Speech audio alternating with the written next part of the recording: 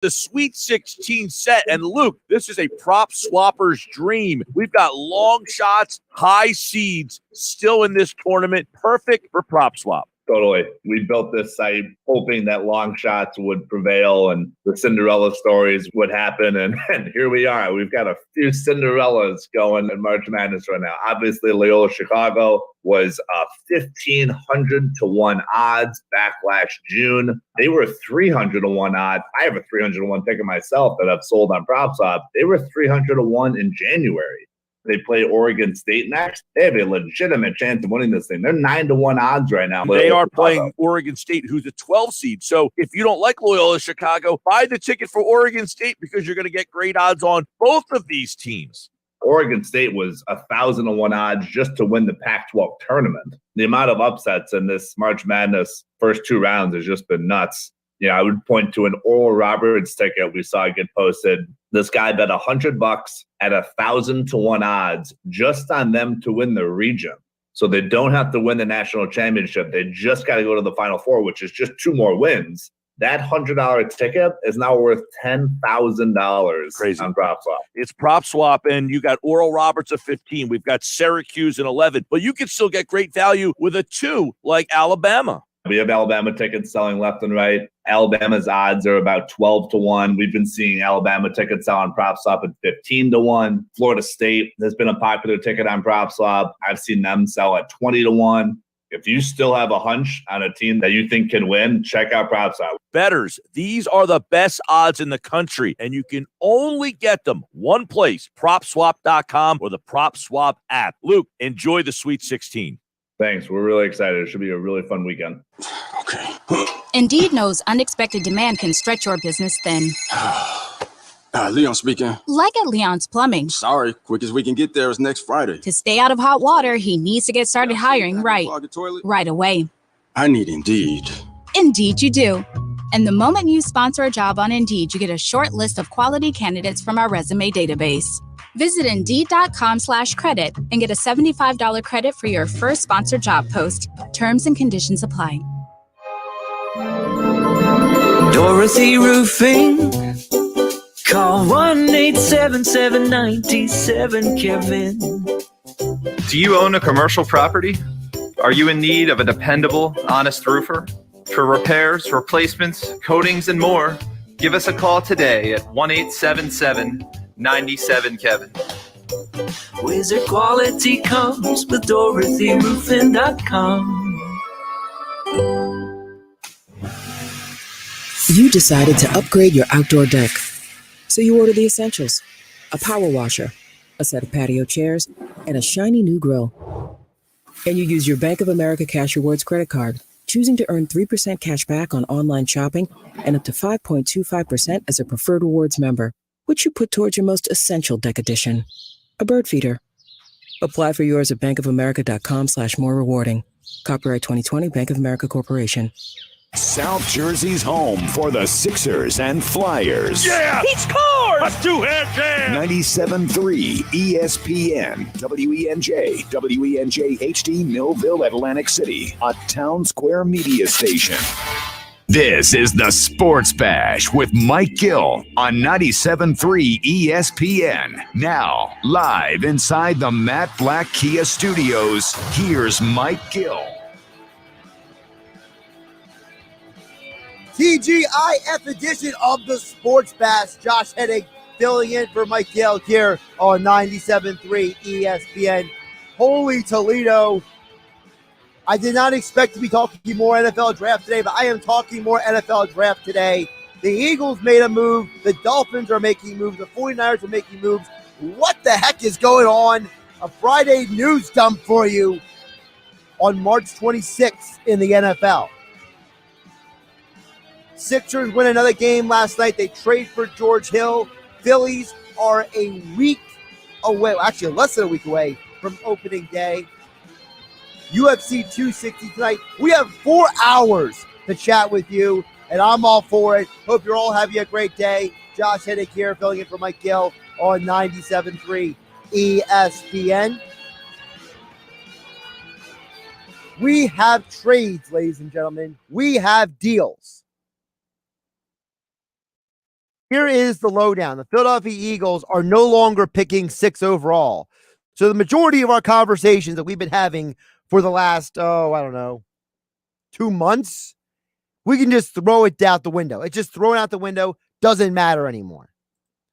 The Philadelphia Eagles are now picking 12th overall. Basically, in a couple different trades today, the Miami Dolphins are basically reshuffling the deck for the entire draft. So the Dolphins first traded the 3rd overall pick to the 49ers for the 12th overall pick and some 3rd round picks, some comp picks, and some 1st round picks in 2022 and 2023. Easy for me to say. Now, immediately the Dolphins got right back into the 1st round. Top 10. Because they called the Eagles and they said, hey, we got a ton of 1st round picks now. You want some? The Eagles said, sure, why not? The Eagles trade the 6th pick. They get the 12th pick now, the Eagles. They also get the Dolphins' 2022 1st round pick.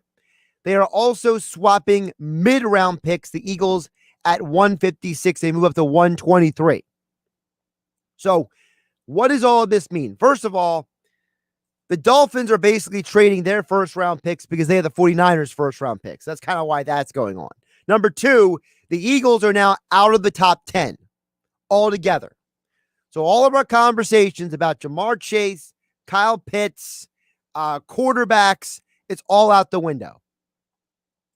What this means is that the Philadelphia Eagles are telling you 2 things. Number 1, they are serious about Jalen Hurts being their quarterback. Number 2, they are serious about building long-term. This was more than just this year. The Eagles could potentially, if Carson Wentz doesn't implode in Indianapolis, this could be 3 first-round picks next year. Not 1, not 2, 3 first-round picks next year. That's the second thing to keep in mind. Number 4, don't overlook the fact that the Philadelphia Eagles now have 12 picks in this draft. I don't think they're done. This is not going to be the last trade they make. They are going to make more deals. I promise you that. They are going to make more trades. This Eagles team jumping all over the place, making deals. The Dolphins, they may be in a top pick, but the Eagles now have extra 1st round picks. The Eagles have a ton of picks in this draft. Remember, 2/3, 2/5. You don't think they're going to move around more trades? They're going to make more deals. It might not all be 1st round picks, but it might be 2nd round picks. You guys heard me talk about before here on 97.3 ESPN. I want the Eagles to get as many picks at the top of the 2nd round as possible. Try to parlay some of these picks now to get back into the 2nd round, because you can get 1st round talent in the 2nd round. Guys like T. Higgins, who had a great season with the Bengals, he was a 2nd round pick. Michael Pittman, who has turned into the number 1 target for the Colts, he was a 2nd round pick. There are a ton of guys in the past who have been picked in the 2nd round who are talented players. We talked about Asante Samuel Jr. earlier. And moving down in the drafts also puts the Eagles into a question of, now they don't have to be in the middle of the quarterback fiasco. Now they can turn around and say, we are solely focusing on building this football team. How do you feel about this? The Eagles are now 12th overall in the NFL draft. They get 1st round picks the next couple of years. They also have a situation where they have more than enough picks. Of course, Football on 4 with NFL insider Adam Caplan coming up at 4 p.m. today, because he will have the latest of all the information, all the insights on what is going on with this, because this is a huge, huge deal. You are no longer 6 overall. More information over at 973ESPN.com. 609-403-0973 is the text board. Also, we are live on Facebook, YouTube, and Twitter, where you can watch the show as we are live in the Matt Black Kia studios. Matt Black Kia, they want to get you approved today. It's Matt Black Kia on the Black Horse Bike in Egg Harbor Township. Visit them online at mattblackkia.com.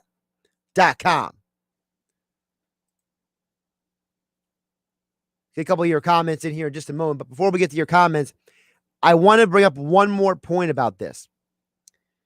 When you start going through the different mock drafts out there, now, obviously, a lot of these mock drafts are based on who was picking previously in some of these spots. But if you are to break down who could be going where, first of all, I think the 49ers trading up is about a quarterback. I don't want to hear the 49ers saying, oh, Jimmy Garoppolo is our quarterback, blah, blah, blah. No, this is about getting a quarterback for the Jets and the 49ers. We've all heard that there are going to potentially be 3 or 4 quarterbacks drafted in the top 4 picks. It seems more likely now. That's the first thing to keep in mind. Second thing to keep in mind. If we are to project out with the Eagles moving down the 12th overall, here are some of the players who could be available in that range. Patrick Surtain, Alabama. J.C. Horn, South Carolina. Caleb Farley, Virginia Tech. Those are 3 cornerbacks. The top 3 defensive backs in this draft are all projected to be in around that range. Jonathan Gannon, new defensive coordinator, defensive backs coach. I don't think that's a coincidence.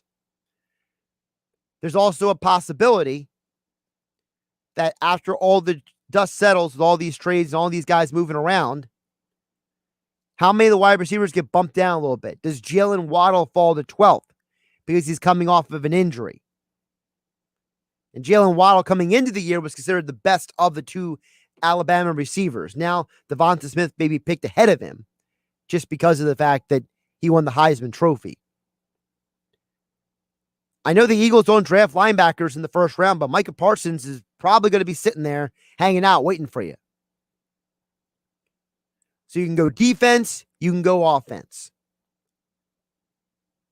And I already see some of you guys commenting on the text board and on Facebook, YouTube, and Twitter. Yes, you are now behind the Giants and the Cowboys. That's pointed out here by Nowhere. I think it's less about the Giants and the Cowboys than it's about the Eagles are targeting. I think the Eagles have intel that they know that a certain group of players are going to be available at 12th overall. I think that's what this is about. Do not overlook the fact that the Eagles, listen, you got a lot of teams wanting to move up for these quarterbacks. This is a quarterback-hungry league, and they're not all going to pan out. So when you look at, for example, Trey Lance, big pro day. He looks great. Fine. He looks great in shorts and a t-shirt. Somebody fell in love. Remember Dave Gettleman said he saw Daniel Jones and he fell in love? GMs and coaches fall in love with players all the time. So what you're hoping is that the Giants and the Cowboys fall in love with somebody ahead of you. I know Caleb Farley is considered by some to be the best corner in this draft. I am very, very nervous about the multiple back injuries, him taking off for an entire year. Is he an injury-prone guy? He may have all the physical tools, but if the Cowboys pick him at 10th overall, I'm not exactly sweating that. Now, the Giants have already signed a cornerback and a wide receiver. There's a possibility they may not go after either one. Do they go after the offensive tackle Darrisaw from Virginia Tech at 11th overall, leaving the Eagles to choose between Surtain and Horn? Also, as I said, one of the Alabama wideouts may drop to you because this draft is just going nuts. This is going to go absolutely nuts because now San Francisco is sitting all the way up at 3rd. Huge deal. So if the Jaguars get Trevor Lawrence. The Jets, we assume, will take a quarterback unless they trade out too. We keep hearing the chatter about Zach Wilson. 49ers are third, probably Justin Fields. What do the Falcons do? Do they get the quarterback Trey Lance, who is the project? Or do one of the other two quarterbacks drop to him? Because now there's talk that the Jets are in love with Trey Lance, the guy who's started total of 17 games? That's exciting. I'm not big on Trey Lance. I haven't been. So for the Eagles to drop all the way to 12th, I know it looks strange because they are behind the Cowboys and the Giants, but there has to be some specific reason why. And I'm starting to wonder, is it because your defensive coordinator is a defensive backs coach? Just a possibility. By the way, shout out to Jeff Bone and Pookie, Josh Stewart, all watching on the YouTube stream. We are live on Facebook, YouTube, and Twitter here on the Sports Bash on 97.3 ESPN. Also get to your text messages as well, 609-403-0973. I do want to address this one message on the YouTube channel. Raheem on YouTube says, Howie needs to be fired. Okay, so let's fire the guy who just acquired you potentially 3 first-round picks next year. You're walking into the draft with 12 picks overall. You're probably going to be making more deals. You're going to be getting inexpensive talent. You want the old saying is you want as many shots at making the right pick. You don't want to just make one good pick and then hope for the best. Come on. I think how we were talking about for 2 months. What if the Eagles trade down? Well, they just traded down. Now everybody hates it. Not everybody. I mean, at least one guy hates it. How does he need to be fired? I think we need to see what the Eagles actually do before we sit there and determine who should or shouldn't be fired. How about we let the offseason play out?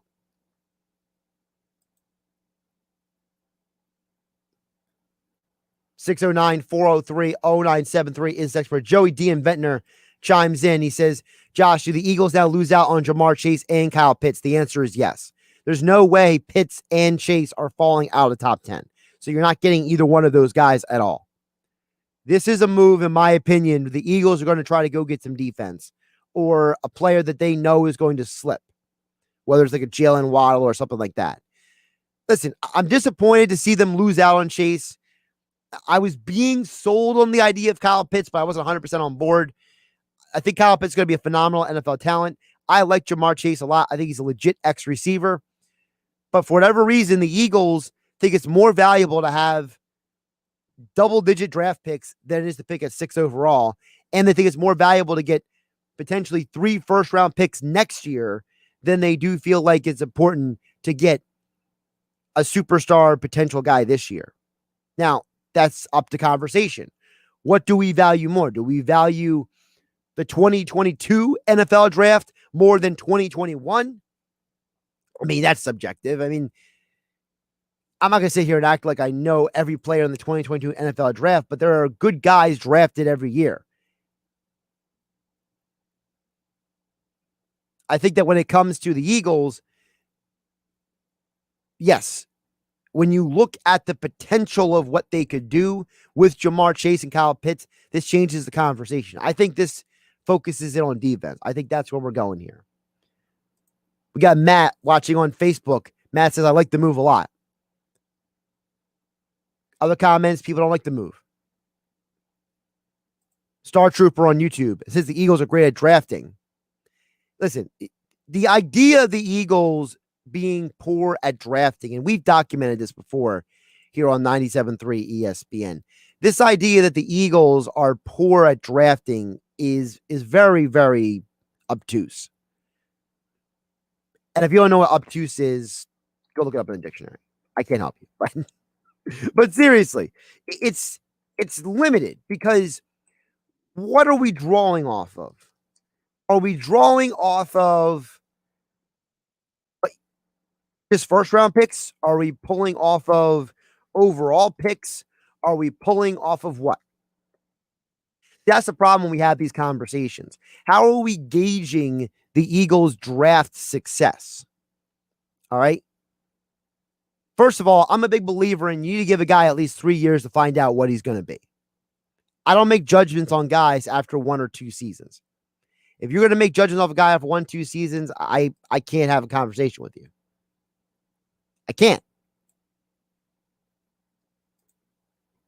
So if you're the Eagles and I'm going to make a judgment on you, certain guys, I just can't. I just can't sit here and make a judgment on Andre Dillard yet. What is Andre Dillard? I have no idea what Andre Dillard is.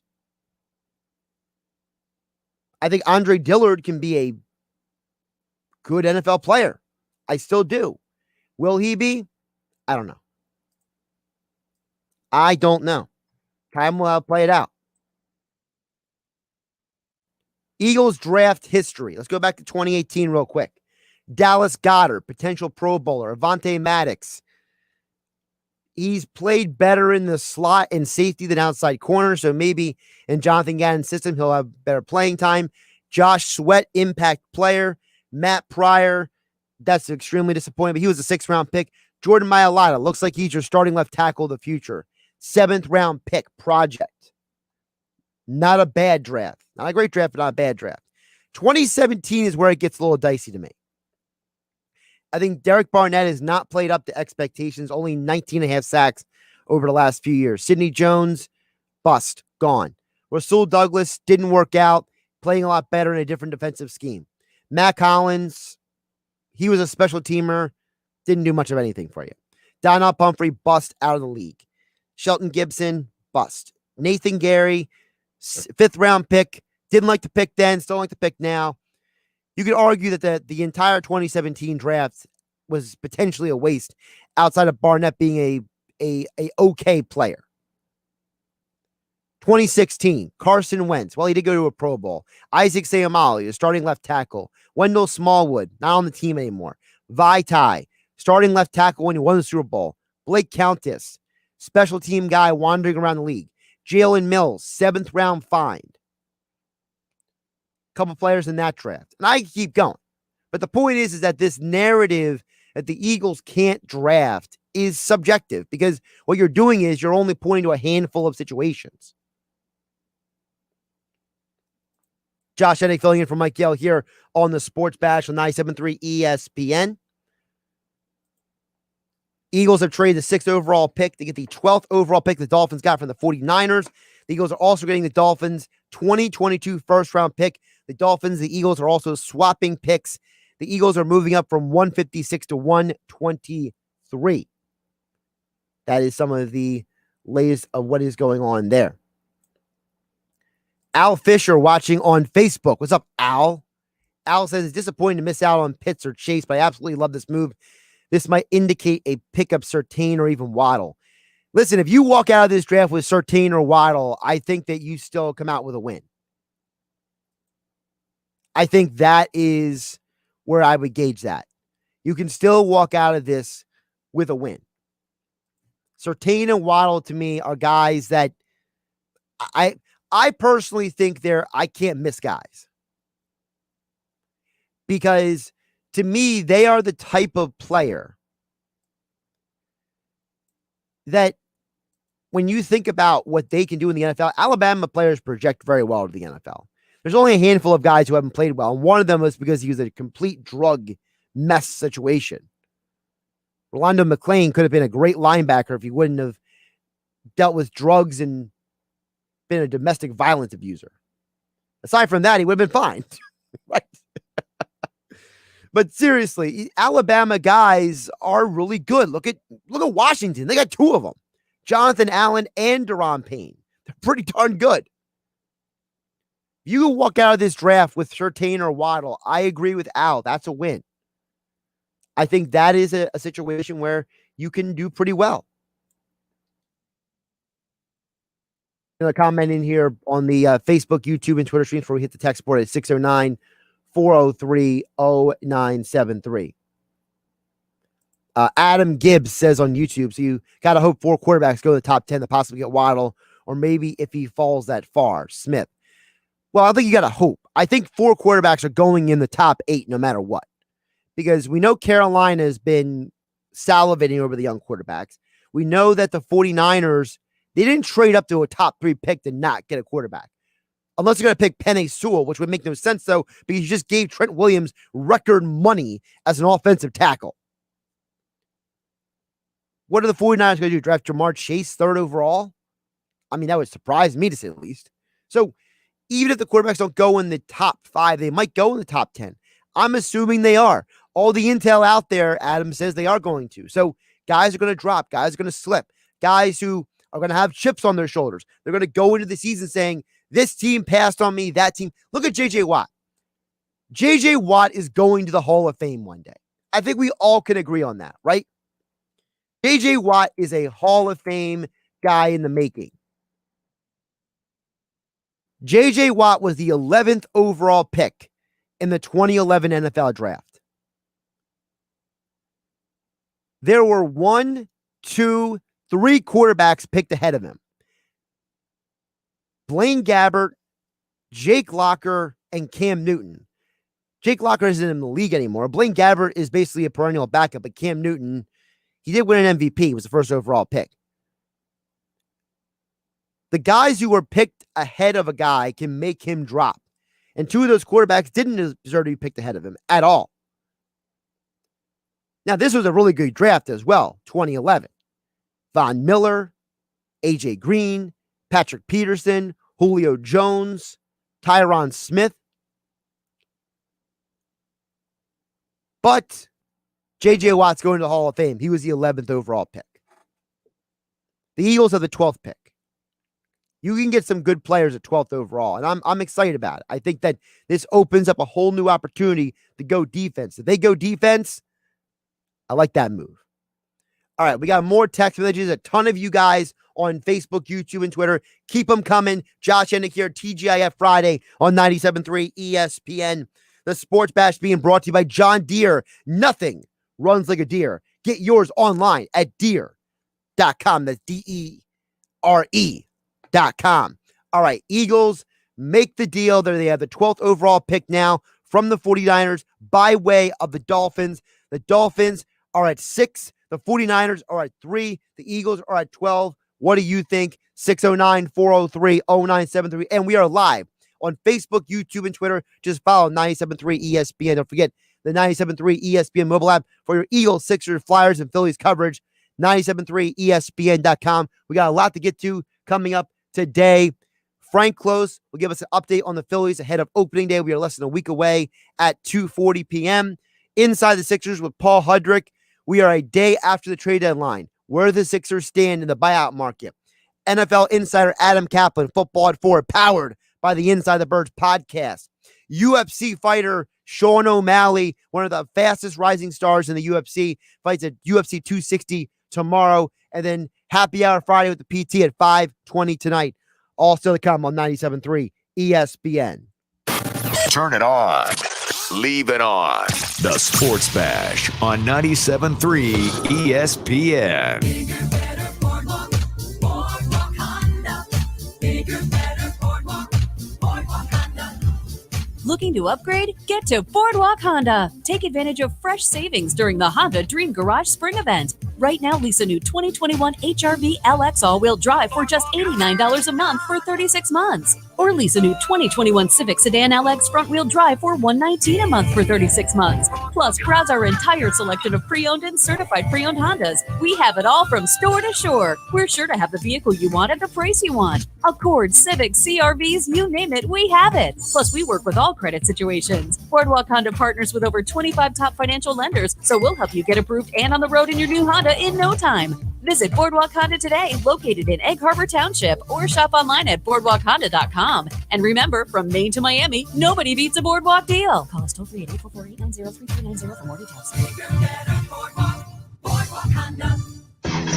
This is Renee. Happy to be here. She's not some influencer. She's more of a groundbreaker, turning her 4-acre lot into a little slice of heaven behind the wheel of a John Deere 1 Series tractor.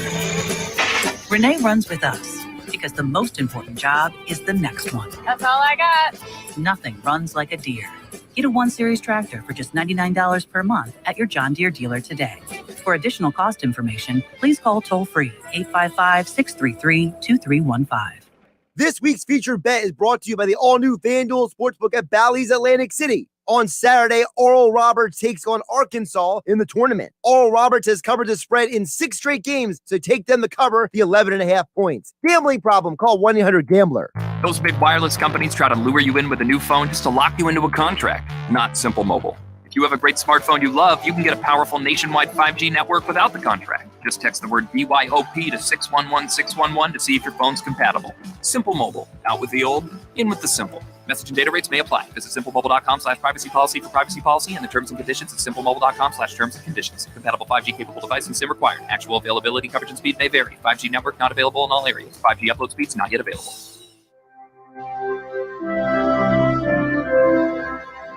This is Cape May County Commissioner Len Desiderio. We are making progress in the fight against COVID. Please get tested and quarantine if you are positive to prevent the spread. Testing remains very important to our efforts. Everyone is frustrated by the slow supply of vaccine, but we are working with the state to get more doses to Cape May County. And we thank you for your patience. Make sure you are registered with the state at covidvaccine.nj.gov or call 855-568-0545 for personal assistance. COVID has used up so much of our patience, but we need just a little more. Thank you for all of your hard work. Now we have to finish strong, safely together. Indeed knows unexpected demand can stretch your business thin. Leon speaking. Like at Leon's Plumbing. Sorry, quick as we can get there is next Friday. To stay out of hot water, he needs to get started hiring right away. I need Indeed. Indeed you do. And the moment you sponsor a job on Indeed, you get a short list of quality candidates from our resume database. Visit Indeed.com/credit and get a $75 credit for your first sponsored job post. Terms and conditions apply. Hey, it's me, your cousin, from Boston. I'm on the radio doing ads for Sam Adams. Now I'll be known as the Sam Adams guy instead of the dude who fell in the quarry. Sam Adams Boston Lager is crisp and refreshing, which is why I bring a 6-pack wherever I go, except the movies anymore. Sam Adams, from Boston with love. Here's the legal part. Watch how fast I can read. The Boston Beer Company, Boston, Mass. Drink responsibly. Now, is that 30 seconds? Are we even close? What do you get when you talk to a Dell Technologies advisor? You get someone who understands there's an art to listening. Sure. Who's able to hear more than what's being said and can provide tailored small business solutions that make you feel truly heard. I understand. Let's get started. For advice on everything from laptops to the cloud and solutions powered by Intel vPro platform, call an advisor today at 877-ASK-DELL. You can watch the Sports Bash live now on Facebook, YouTube, and Twitter. Search 97.3 ESPN or visit our website, 973ESPN.com. Josh Hennig filling in for Mike Gill on a TGIF Friday on 97.3 ESPN. A lot of reaction flowing in right now about the Eagles moving down in the draft. I got a lot of texts, a lot of messages to get to. We'll get to them right here on the Sports Bash on 97.3 ESPN. All right, I'm gonna try to rapid fire some of you guys because some of you guys I can't get to all of you right now, but we're gonna get to as many of you as possible. I'm gonna start on the text board though really quick. Cole from LBI chimes in. I like this move from Howie. You guys get Eagle fans 3 first-round picks next season when there should be a full college season to scout players. Teams loading up for next year is smart. Excellent point by Cole. This year's draft is a bit of a mosh-mish mess because when you think about it, there are a bunch of players that didn't even play this year. Micah Parsons, Caleb Farley, Penei Sewell. It's hard to evaluate players when there's a messy NFL college season. We don't even know what the prospects from the year before are because you have an entire draft class of players from 2020 who got no preseason this year. How am I supposed to fully evaluate a player if I don't have a full tape of evaluation? The Eagles potentially having 3 first-round picks next year means that they are going to have a regular year to evaluate college talent. It's a great point by Colin LBI. Another text at 609-403-0973. Angel and Violence says, according to ESPN, last total 5 years of picks, only one player Pro Bowler drafted by the Eagles. Now, here's the thing. You mentioned the last 5 years. I mentioned this earlier. I understand the stat, and the stat is true. Or ESPN would have put it out there. But you're including the 2020 NFL draft. You're including 2029. Andre Dillard missed a year with an injury. You have Miles Sanders, who maybe if Doug Peterson wasn't so stubborn, they would have used him better. I think we all believe that J.J. Arcega-Whiteside's just not going to work out. But last year's guys, Jalen Reagor missed time with an injury. Jalen Hurts and Davion Taylor and Kevon Wallace were all supposed to be guys who were not supposed to be impact players immediately, but for a year or two from now. So if you want to go 5 years from 2018 and back, that would be 2018, 17, 16, 15, 14. Now, in that time frame, here's a problem with that stat. Howie Roseman wasn't drafting some of those players. The 2015 and 2014 drafts are clearly Chip Kelly picks.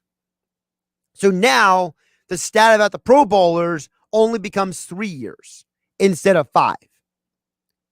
Because when we go back to Howie Roseman's draft in 2013, when he picked Lane Johnson and Zach Ertz, Pro Bowlers. Boom.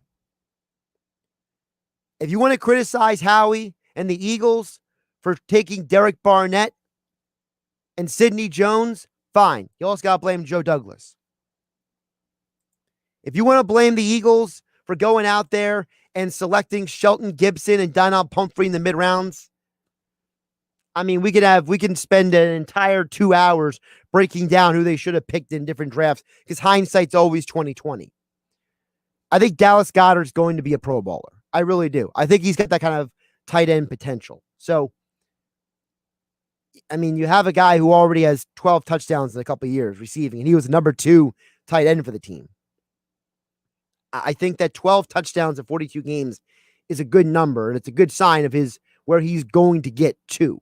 So, for me, I understand the stat, but I feel like some of the numbers are fudged because we're kind of creating stats at this point to try to fit a narrative. All right, let's get to some of your comments on Facebook, YouTube, and Twitter. All of you guys watching on the show. Again, if you want to watch the show, go to 973ESPN.com or follow us on Facebook, YouTube, and Twitter. Now, I want to address the one really quick. Star Trooper on YouTube says there's a report the Eagles try to get number 3. So here's the context of that. Ian Rappaport from NFL Network. Now, I'm going to read you both of his tweets because there's 2 different tweets. At 1:35, Rap Sheet reported, the official icon. I'm having to read off my phone because apparently it's not showing up on his regular Twitter feed, which I find very suspicious. I wonder if he might have scrubbed it. You know, sometimes these guys who are, a little too sensitive, they scrub things at times. But I'm going to read you the 1:35 tweet before I read you the 2:03 tweet. Ian Rappaport. Verified checkmark. The Eagles tried to trade up to number 3, but they would only do it for Zach Wilson, source said. Instead, they got back out, get an extra first rounder, and continue to build. Now, a half hour later, Ian Rappaport then, for lack of a better term, cleaned up what he was saying. And here is what he cleaned up. Rephrasing an earlier tweet for clarity. Because this is what happens sometimes. And guys put out tweets to try to be the first person, and they maybe got to clean up the information. 2:03 p.m. Early on in the draft process, I think that's what I meant, process, not prospect. He's typing a little too fast. The Eagles felt Zach Wilson was a strong prospect for where they are, they felt moving back and collecting future first rounders was a better way to build a team. First of all, they're right. The Eagles have way more problems than quarterback. Quarterback is not solving you having 4 wins last year. You would have won a couple more games last year if you had a better quarterback, but you had a billion injuries on the offensive line. Your linebackers were Alex Singleton and nobody, except for TJ Edwards for 2 games. Roddy McLeod tore up his knee, ended for the year. They had numerous injuries in the secondary. This team needs depth. They need talent. So Zach Wilson was never going to solve these problems. Now, I talked with Andrew DeCecco yesterday. Him and I both agree we don't think Zach Wilson's potential is better than Jalen Hurts. So the Eagles may have felt Zach Wilson was a strong prospect. Doesn't mean they were ever going to draft him. So that's where that came from. John on YouTube says getting 3 picks next year says they're hedging their bet with Jalen Hurts. If he disappoints, they have 3 picks to move up for a quarterback. That is true as well. You're preparing if something doesn't go well. On YouTube, Derek chimes in. I'll take Surtain all day. I'm with you, Derek. I love Surtain's talent. I love his potential. I think Surtain has a chance to be an amazing cornerback in the NFL. Let's get one more in here before we get the break here. We have Frank Klose coming up on the other side to get more into the state of the Phillies. Jeff Bonin Pookie with a uncommon opinion here. He says, I trust Howie. Just hope he doesn't forget about the offensive line and our whole defense. I'm telling you, Jeff, I'm wondering if this pick is specifically about defense. They may be trading down just because they need defense. Do not be surprised if they walk out of this with a cornerback in the first round and then maybe a wide receiver in the second round or vice versa. Let me ask you guys a question. There's no right answer to this, so I'm not going to judge anybody if they disagree or agree. If the Eagles walk out of the first 2 rounds with Patrick Surtain and Asante Samuel Jr. with their first 2 draft picks, how do you feel about that? Chew on that. We'll get to that a little bit later in the show. Your thoughts on that.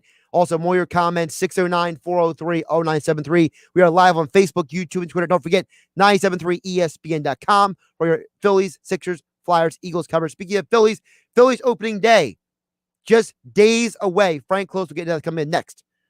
What are the Phillies doing with the final roster? Frank Klose will tell us.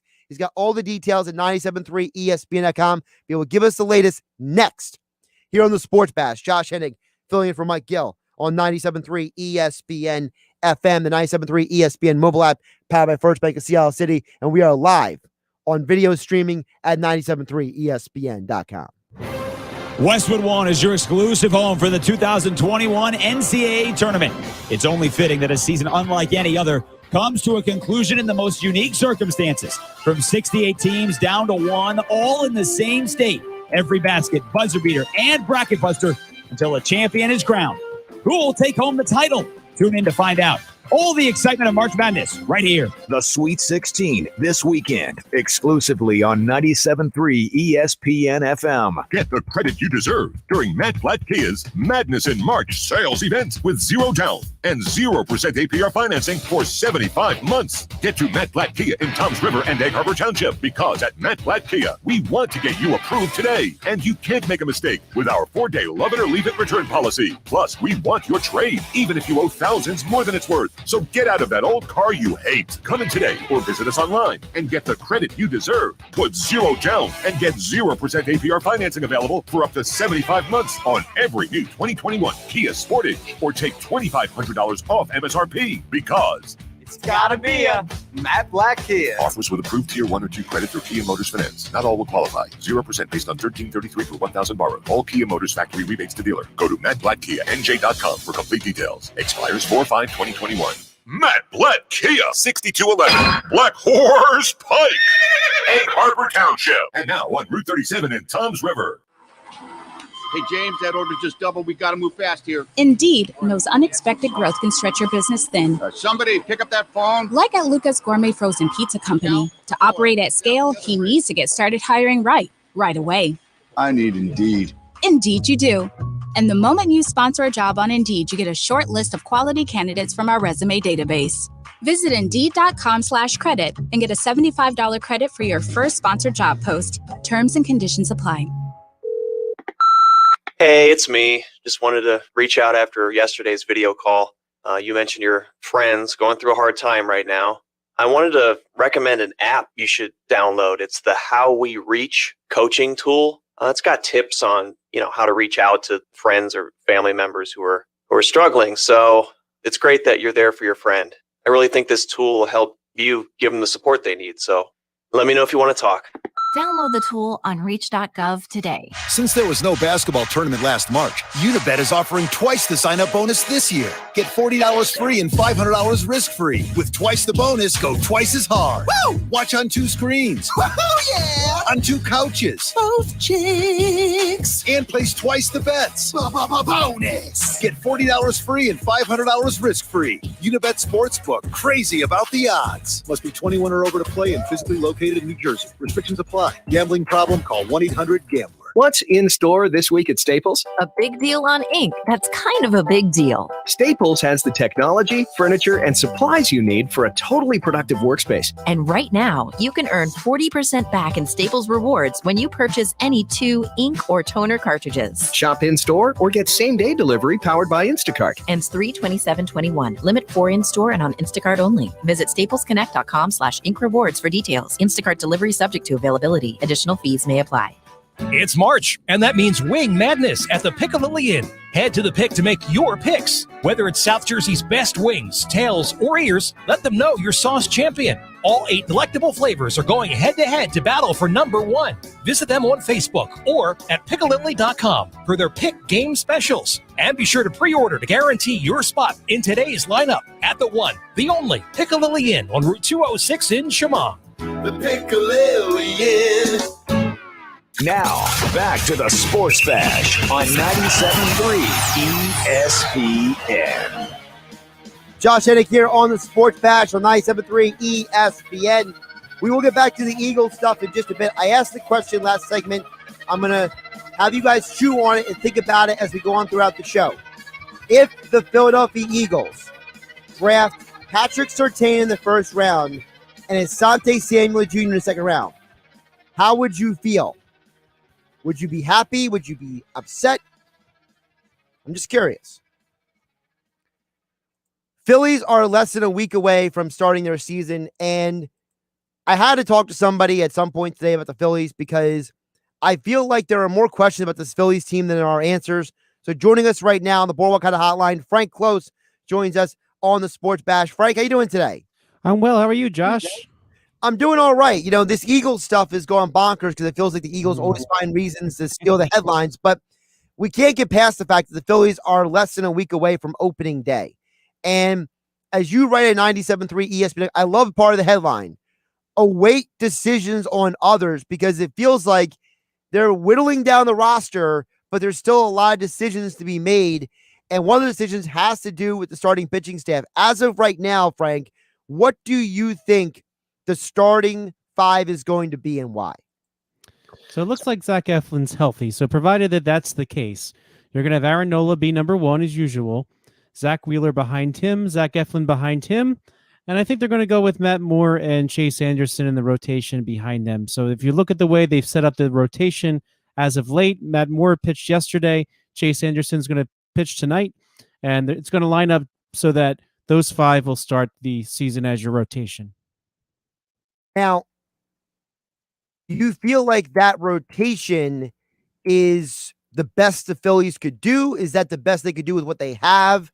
Could they have done maybe something differently during the offseason heading into spring training? Because I feel like some people are like, okay, that's a good rotation. Other people might be like, that's not enough. I think the biggest mistake the Phillies made, and this is pre-Dave Dombrowski, so it's kind of hard to fault him for this, but I don't understand why they brought Vince Velasquez back. He would have been an easy non-tender option. He's going to cost them $4 million. Right now he's hurt, but even if he wasn't, he has no clear role. He's not a starter. He's not really a bullpen piece. They've never really tried that, even though they've had all these years to do so. So I think that kind of handcuffed them, because instead of having maybe Chase Anderson and Vince Velasquez, maybe then you're in the range where you can spend money on a James Paxton or a Jake Odorizzi. I think that was the biggest mistake of the offseason, bringing Vince Velasquez back for that amount of money. That $4 million would have gone a lot further, and it's going to affect some decisions right now because Tony Watson is a lefty in the bullpen, and the Phillies might like to have him, but since Jojo Romero and Jose Alvarado are doing pretty well this spring, they might pass on Watson, and I think that will be a mistake, but they might be handcuffed now because they spent all that money on Velasquez, and they're afraid to spend $3 million on Tony Watson because then they won't have any money later in the season to add something at the trade deadline. So I think this Velasquez re-signing really did create a kind of a, I don't even know if it's a log jam, but it screwed up a whole lot of things, in my opinion. Right. It created a situation they could have avoided, is what you're saying. Correct. And I really thought for sure they would non-tender him, and yet they gave him a contract. Supposedly there was trade interest beforehand. Some other teams checked in, and they might have been able to unload him. And the problem is they can't even trade him now because he's hurt, and there's really no update on him to suggest that he's ready to rock and roll at the beginning of the season. That could change, but he might not even be able to help the Phillies. Frank Klose joins us here on the Boardwalk kind of hotline. Phillies are just days away from opening a season. Full coverage of the Phillies as they get their roster finalized over at 97.3 ESPN.com. Frank's latest is about the Phillies releasing players, awaiting decisions on others. I don't think anybody's surprised about Ivan Nova being released or Hector Rondon per se, but who could be the next casualty after those two guys are gone? Because as you write on the website, they have until Saturday. Well, tomorrow is Saturday, so it's not like there's like this huge time frame here. We should know tonight about Brandon Kinsler, who's probably going to make the team. I expect Matt Joyce to make the team as a bench bat. He's been very successful in that in his career, and he's had a very nice spring. But also, but Tony Watson seems to be on the bubble, and just for the reasons I just said, they do have some other arms that are looking good this spring, and it's just a matter of money. I mean, the Phillies did spend what it took to get JT Realmuto back.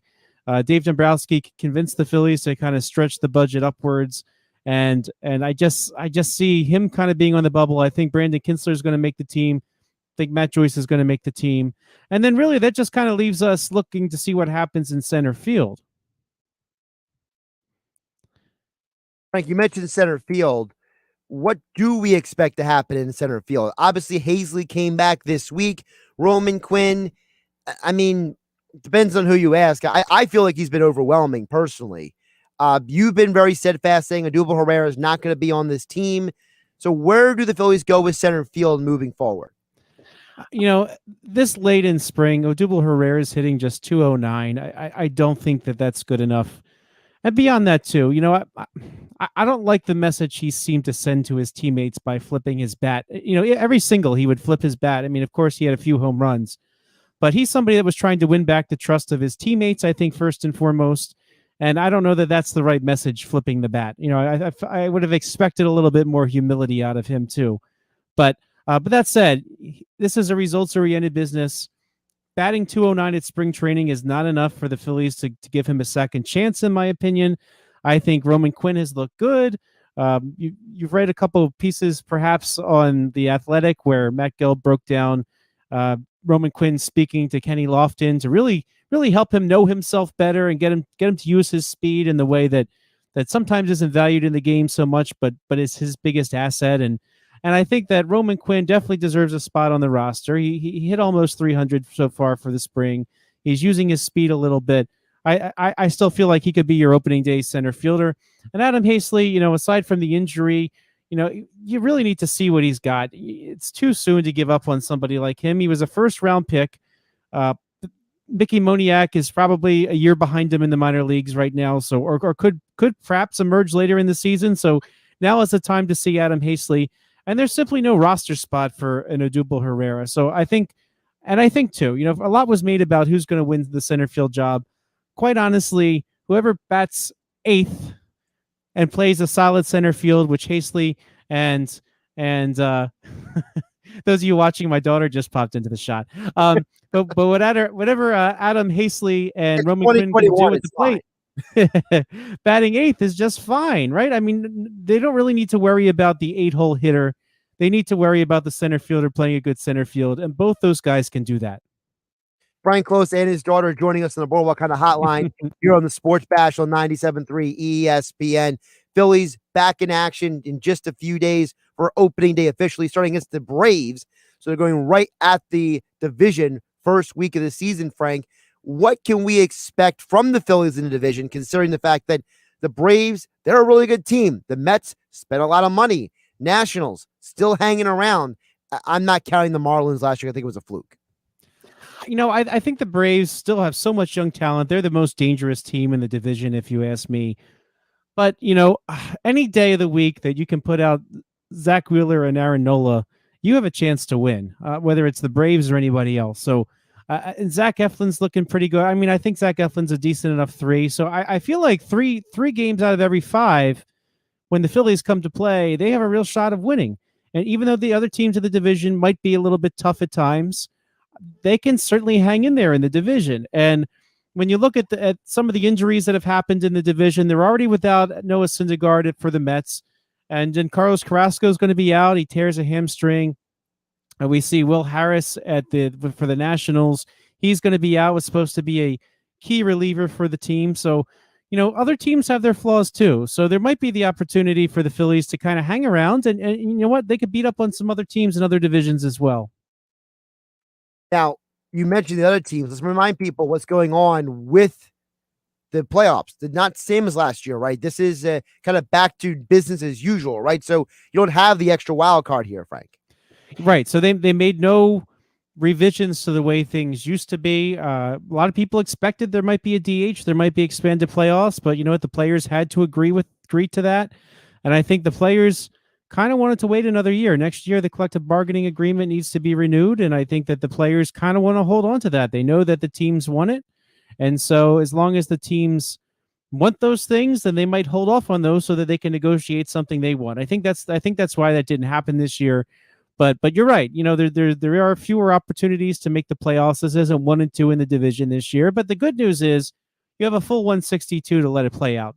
So last year, the Phillies, they kind of fell flat was when they got towards the end. They were playing doubleheader after doubleheader. Some of their veterans got banged up in a way that the Marlins, who you just mentioned, you're not that impressed with. Their youth is what kind of kept them going.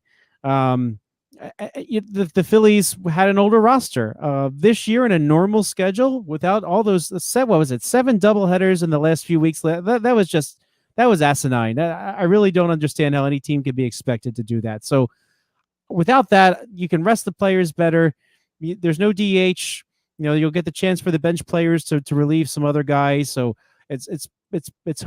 hopefully Brad Miller will be able to come back and from this oblique soon. He might be ready for opening day, but guys like that are going to need to get at bats here and there and all over the place. Matt Joyce once in a while, and that's how the Phillies are going to make this work.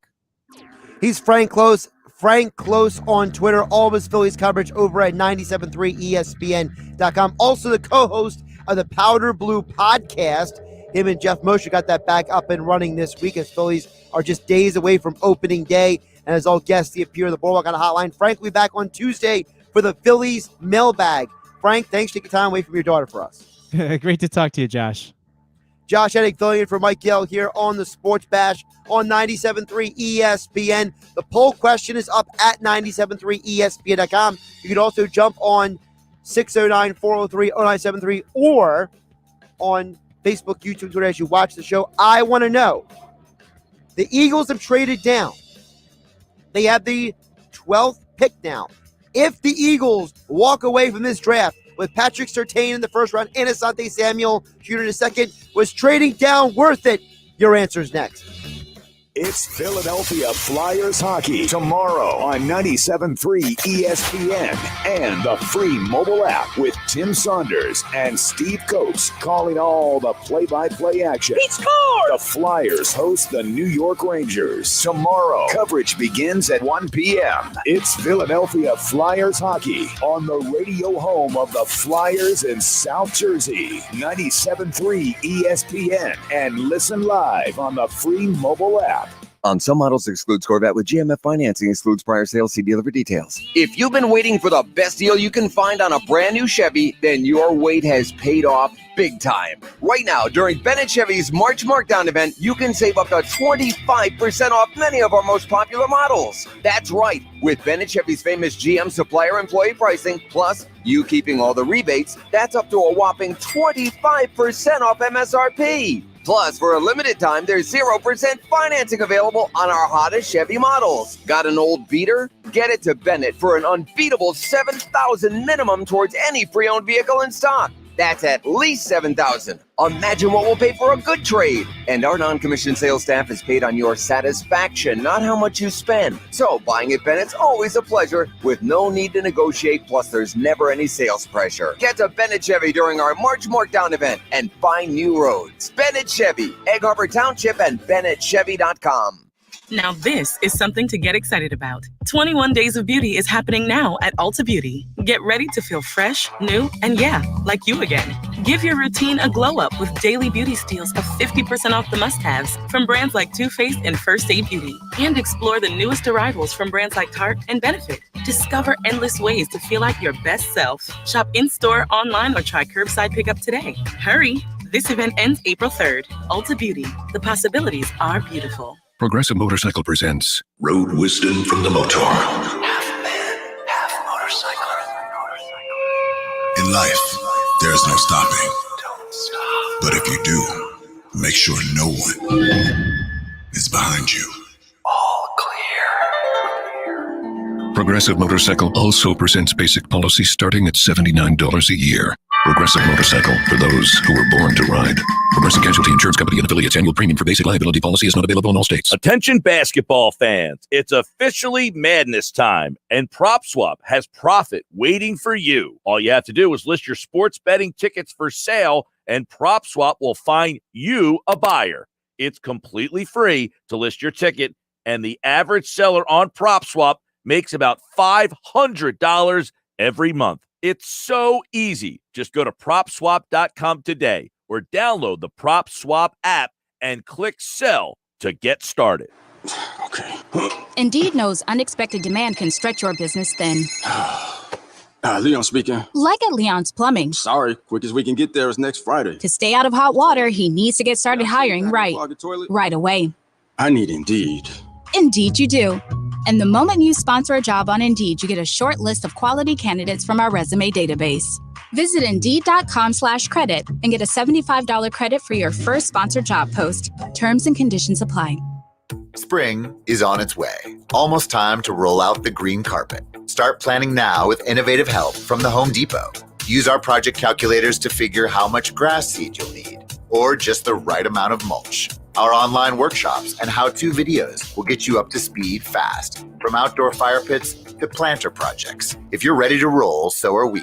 Download our mobile app to get started. Bring on spring with help from the Home Depot. How doers get more done.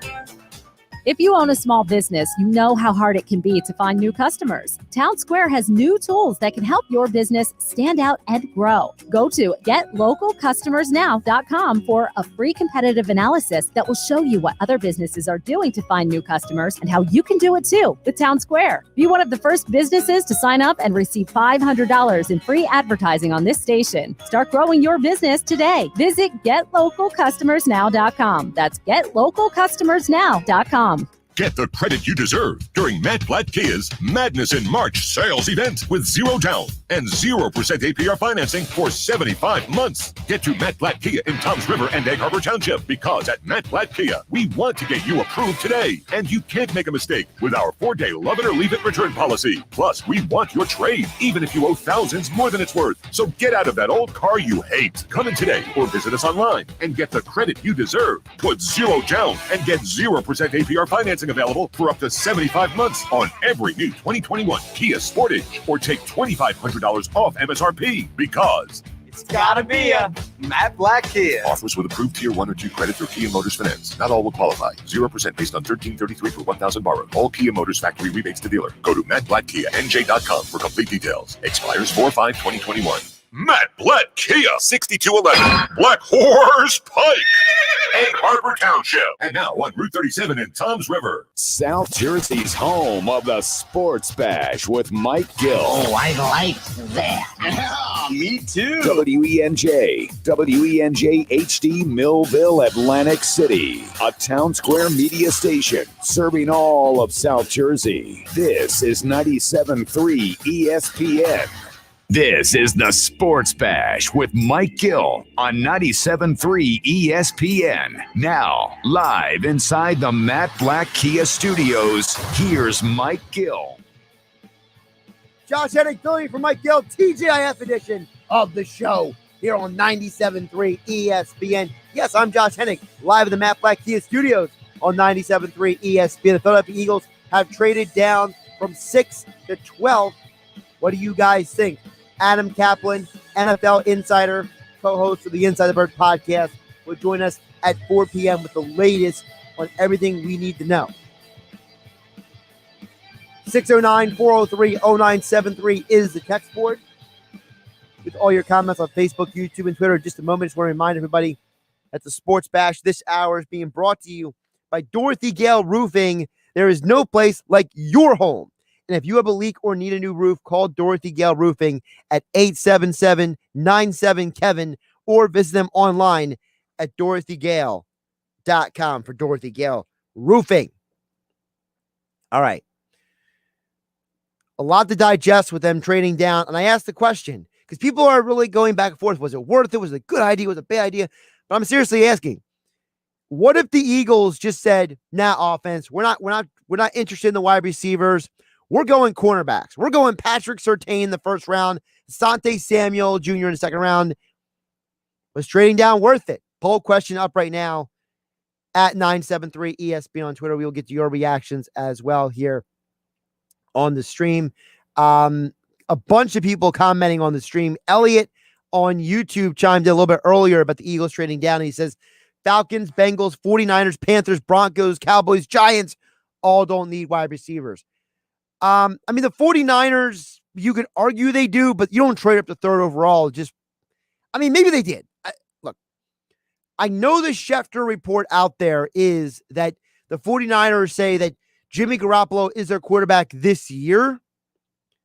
So I'm not going to throw out the window the idea of them drafting a wide receiver like Jamar Chase. I don't foresee a scenario where you trade up the top 3 in the draft to pick a wide receiver. I just don't see that happening. But you're right about the other teams. So there's a possibility the wide receiver could follow the Eagles. Michael Lenhart chimes in on Facebook watching the show, says, I like the trade down, but do you think Howie has another move up his sleeve considering he wanted Zach Wilson? And this is, Michael, I'm glad you asked this question because we started about this a little bit last hour.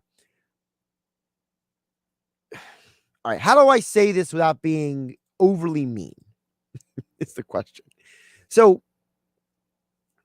Ian Rappaport has a history of getting Eagles news wrong. There have been multiple times in the last few years he has reported things about the Eagles and ended up being completely not true.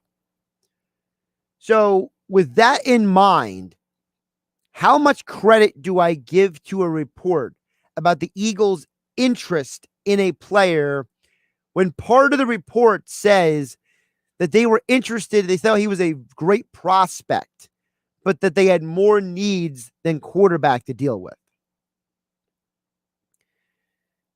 Again, I'm not trying to, spit on the guy. I'm not trying to bury him, but there is something to be said about the fact that Ian Rappaport has gotten things wrong, and you don't trade down the 12 if you really wanted Zach Wilson. If you really wanted Zach Wilson, you would have called the Jets. You would have called the Dolphins directly and said, I want to move up. You wouldn't have traded down the 12. So I think at this point, you don't have enough draft capital to trade back up to top 3, especially with the 49ers and Jets. I think the Jets and 49ers are staying put. I think the Jets end up eventually trading Sam Darnold, actually. That's what I think. I think Darnold might be on his way out the door with the Jets. Jeff Bonin Pookie asks, what are we doing with Ertz? What are you doing with Ertz? He's getting probably traded. The Eagles gave Ertz and his team permission to get out, to to go and look for a trade. All right. So it's one of those deals where he's probably going to be traded at some point. I'm assuming before the draft, because before the draft makes the most sense.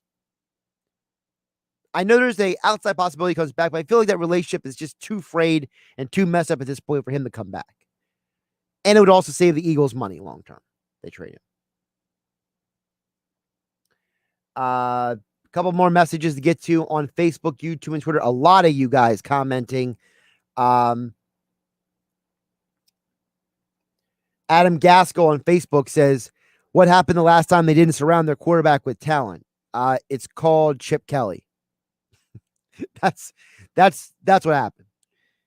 Because Carson Wentz, remember, in 2019, when everybody got injured, he still had a really, really good December. He carried that team to a postseason berth.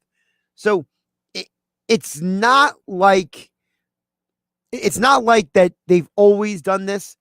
Chip Kelly kicked Deshaun Jackson, Jeremy Maclin, LaShawn McCoy out of town in favor of Riley Cooper and Jordan Matthews. That wasn't Howie Roseman running the organization then. So I have more faith in the Eagles building around Hurts with Roseman than I did with what they were doing in 2014 and 2015, when I still don't know what Chip Kelly was thinking. So the fact that his ego was so huge, he couldn't get along with people. Again, the Eagles are trading back to 12th overall from 6th overall. They get a first-round pick next year. They get pick swap later in the draft with the Dolphins. So they are getting some draft capital out of this. 609-403-0973 is the text board. Also, we are streaming live on Facebook, YouTube, and Twitter. A ton of comments to get to here. Inside the Sixers with Paul Hudrick coming up in 12 minutes.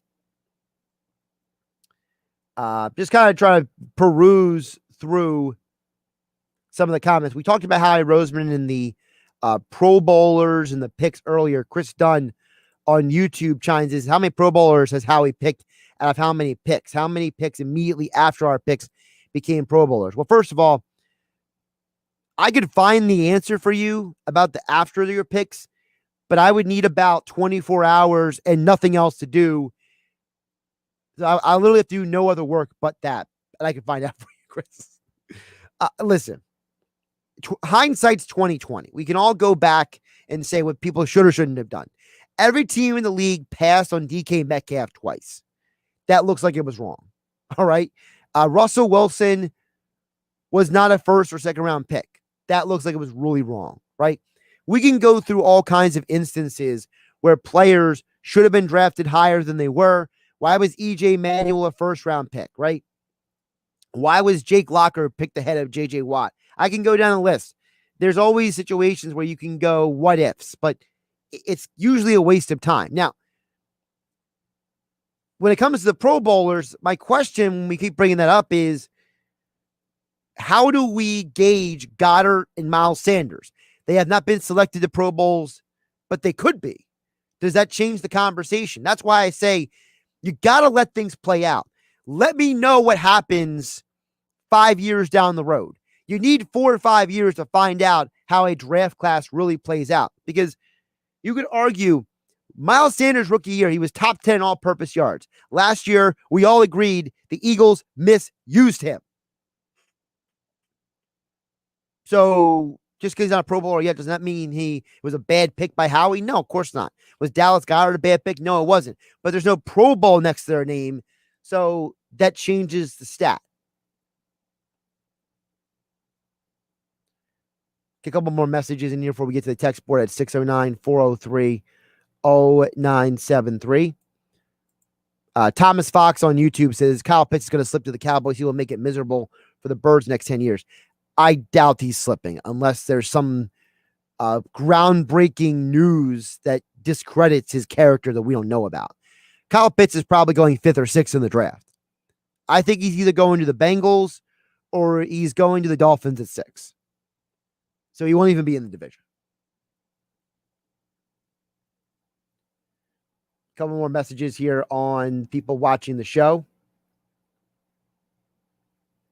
Oh my goodness, so many comments from you guys. I love this feedback. I'm trying to get to all of you guys as possible. B. Lizzle says Howie will grab a Pac-12 corner. Oh, that's funny. I like that. I don't even think there's a good Pac-12 corner draftable in the first round, honestly. To me, the best cornerbacks are Horn, Farley, and Surtain in no particular order, and none of them are Pac-12. So, but that is funny. It's a good job by you, B. Lizzle. You know, part of the reason why the Eagles have drafted so many guys at Pac-12 is because one of their best scouts is actually the Pac-12 scout. He's one of the senior scouts on the staff. And the majority of the guys you've seen who were drafted not in the Pac-12 were the Joe Douglas, Andy Weidel guys they brought with them to the Eagles organization. And the majority of the Pac-12 guys are the scouts who were here before Chip Kelly got here. So that's part of the reason why that happened. So just a little insight. Brandon Gibson says Micah Parsons is in play now.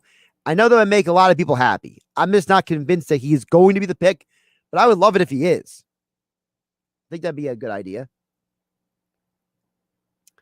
Nowhere says the Eagles drafted Derek Burnett instead of Jonathan Allen. LMAO. Well, here's the problem, Nowhere. At the time, you didn't need a defensive tackle. At the time, you had Fletcher Cox, you had Timmy Jernigan. The next year, you signed Javon Hargrave and Malik Jackson next couple of years. You didn't need Jonathan Allen. You needed a defensive end. That's why you picked Derek Barnett. And there's a lot of conversation that Derek Barnett was a quote-unquote Joe Douglas pick. Like Donald Pumphrey was considered a Joe Douglas pick. Whether that's true or not, we don't know. But at the end of the day, Jonathan Allen, the situation, that was something that was outside of the Eagles' control. You can't just load up on position just because. There's this idea that you should always pick best player available. In my opinion, I don't know if best player available is always the best idea because you don't want to log jam at a position and certain guys never get a chance to play.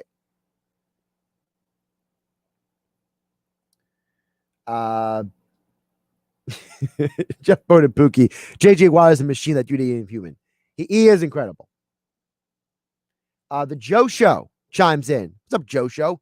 Says, I love everything Howie's doing. Now he needs to prove himself to the fans in the draft. I mean, I don't know if I love everything Howie's doing, but I do agree with you. He does have to prove something in the draft. Joe Show goes on to say, I was really hoping the Eagles would get Devonta Smith. I don't think that'll happen now. Who the heck would we get at 12? Well, I mentioned earlier, maybe Patrick Surtain, Micah Parsons, J.C. Horn, Caleb Farley, although I personally don't want Caleb Farley because he's coming off of some back injuries.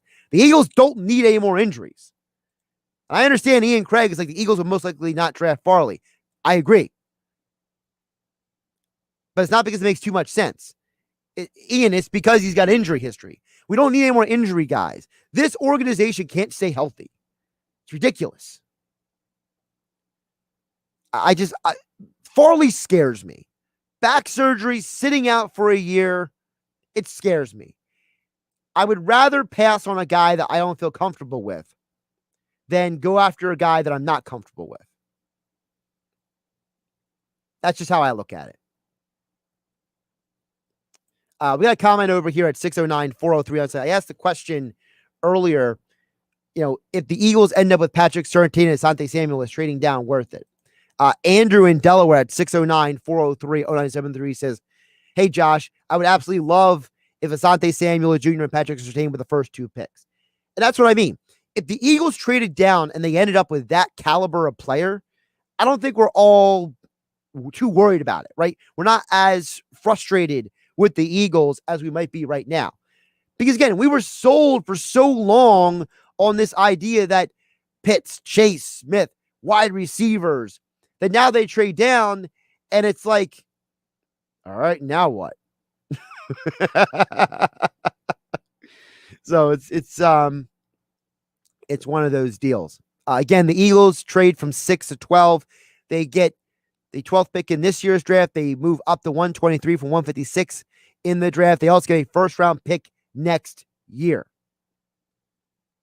A couple more comments on. There's so many comments from you guys. I gotta pick up and let.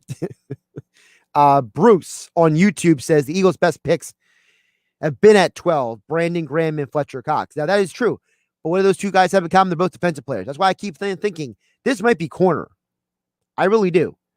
Because when you drafted Brandon Graham, you desperately needed a pass rusher. When you drafted Fletcher Cox, you desperately needed defensive line. So I do think that there is something said for this could be defense. And remember, Jonathan Gannon, your new defensive coordinator, his background with the Vikings and the Colts, he was a defensive backs coach. So if his background is defensive backs, you have to think they're insisting on going after defense. At least that's my takeaway from this. One more comment in here. David, watching on Facebook, says, finally a move that I loved. Top 11 picks, 4 quarterbacks, possibly 5. Penei Sewell and maybe even Northwestern's offensive lineman. Pitts, maybe a quarterback and maybe a D lineman. Goal should be to get one of the top 3 wide receivers, and one of them will get there. And we will have another first rounder next year, pick swaps in the 4th. This was a great deal for a team that is far away from one player away. Listen, you could, if you end up with Jalen Waddle, this might be a win too. Okay, if you end up with Micah Parsons, if you end up with Patrick Surtain, J.C. Horn, this could be a win on so many levels. I agree. I don't think this team is one player away. We act like this team is, the quarterback. Patrick Mahomes is the best quarterback on planet Earth. Patrick Mahomes went to the Super Bowl, had no one to block for him, and he looked like he couldn't do anything. One player cannot win everything for you. I don't care who the quarterback is. There's a reason why Brad Johnson and Trent Dilfer have Super Bowl rings on their finger and Dan Marino doesn't. What if Zach Wilson gets drafted? He has a 20-year career and never wins Super Bowl because he's on some okay teams. Was that pick worth it? I don't know. By the way, Manny agrees with me. He thinks it's going to be defense. Now, he goes J.C. Horn or Micah Parsons. I don't know about J.C. Horn, though. Is J.C. Horn really a corner or is he a safety long-term? I got the feeling that guys like him and Samuel could eventually become safeties later on. They'll elongate their careers. Sports Bash here on 97.3 ESPN being brought to you by Matt Blatt Nissan, the all-new Matt Blatt Nissan on the Black Horse Pike in Egg Harbor Township. Visit them online at mattblattnissan.com. Yeah, Matt Blatt Nissan. All new. All right. Take a break from the Eagles talk for a little bit. Get into the Sixers. NBA trade deadline came and went yesterday. George Hill's the guy. No Kyle Lowry. You didn't use the trade exception. You still have that as an asset for the offseason. All that and more. Paul Hudrick inside the Sixers next here on 97.3 ESPN FM. The 97.3 ESPN mobile app. It's free. Thanks to First Bank of Seattle City. We never stop talking Eagles and NFL. It's football at 4. Every day at 4 p.m. on the Sports Bash with Mike Gill on 97.3 ESPN and the free mobile app. Dorothy Roofing. It's a heart and a brain thing. Call 1-877-97-KEVIN. Wizard quality comes with DorothyRoofing.com. Oh, yeah, it's on at Matt Blatt Nissan. The all-new Matt Blatt Nissan is receiving a special allocation of new Nissans, and we need your trade. So get out of that old car, truck, or SUV and into a brand new 2021 Nissan Murano. $5,000 off MSRP, plus 0 down and 0% APR financing for 60 months on new in-stock Nissan Sentras and Altimas. Matt Blatt Nissan on the Black Horse Pike in Egg Harbor Township next to Home Depot wants to approve your credit today so you can drive a new Nissan with 0 down payment and 0% APR financing. Plus our fast-track checkout online at mattblattnissan.com. So bring any trade to Matt Blatt Nissan on the Black Horse Pike in Egg Harbor Township or at mattblattnissan.com. On approved credit, negative equity will be refinanced into new vehicle. All factory rebates and incentives to dealer. Not all will qualify. 0% APR financing based on $1,333 per $1,000 borrowed. Murano 8 to choose. Offers can't be combined. Call 888-731-5030 for all the details. It's on at Matt Blatt Nissan on the Black Horse Pike, Egg Harbor Township. Oh, yeah, it's on at Matt Blatt Nissan. Spring forward at Banana Republic Factory with 50 to 70% off everything. Shop season favorites, from colorful dresses to easy tops from $19.99. Find your nearest store or shop online, only at Banana Republic Factory. Shop 50 to 70% off almost everything at Gap Factory. Get 60% off select jeans and dresses. Shop the sale through March 28th at Gap Factory and gapfactory.com. It's such a beautiful night. Look at the stars. They're amazing. Did you know 20% of stars have planets orbiting them capable of sustaining life? How did you know that? You must spend a ton of time reading. Not at all. I use Blinkist. Blinkist? Yeah, it's an app that takes key insights from over 4,000 nonfiction bestsellers and gathers them into 15-minute blinks for you to read or listen to. With Blinkist, you can learn the main points of an entire book in just 15 minutes, as opposed to days or weeks. What kind of books? Nonfiction books in over 27 categories, from personal development to history, management, investing, philosophy, and more. Books like A Beautiful Mind, The 4-Hour Workweek, Freakonomics, and Sapiens. Blinkist makes it easy to learn about pretty much anything. Like the stars? Even the stars. Right now, radio listeners get 25% off plus 1 free week when you go to Blinkist.com/live. To get the special offer, go to Blinkist.com/live. That's BLINKIST.com/LIVE. Indeed knows unexpected demand can stretch your business thin. Leon speaking. Like at Leon's Plumbing. Sorry, quick as we can get there is next Friday. To stay out of hot water, he needs to get started hiring right away. I need Indeed. Indeed you do. And the moment you sponsor a job on Indeed, you get a short list of quality candidates from our resume database. Visit Indeed.com/credit and get a $75 credit for your first sponsored job post. Terms and conditions apply. You skipped the New Year's sales, waited out the weather in February, and lucky you, the deals at Sport Hyundai just got way better. For starters, there's 0% financing and no payments for 90 days. After that, very small payments, just $109 for an Elantra SE. The loaded value edition is only $10 more. Just a couple Hyundai spring upgrade specials at Sport. Get offer details at sporthyundai.com, where Hyundais really do cost less. You can watch the Sports Bash live now on Facebook, YouTube, and Twitter. Search 97.3 ESPN or visit our website, 973ESPN.com. Josh Hennig filling in for Mike Gill here on the Sports Bash on 97.3 ESPN. Inside the Sixers, we talk Sixers every day here on 97.3 ESPN. Our Sixers coverage being brought to you by Trifecta Therapeutics in Glassboro, South Jersey's premier sports rehabilitation and physical therapy center, treating the pros and the Joes. Visit them online at trifectatherapeutics.com. Joining us right now on the Boardwalk Honda Hotline, it is Paul Hudrick, our Sixers insider over at 97.3 ESPN.com. As the NBA trade deadline comes and goes, and Kyle Lowry is not a Sixer, but George Hill is. So, Paul, how much of a surprise was it to you that Lowry stayed with the Raptors?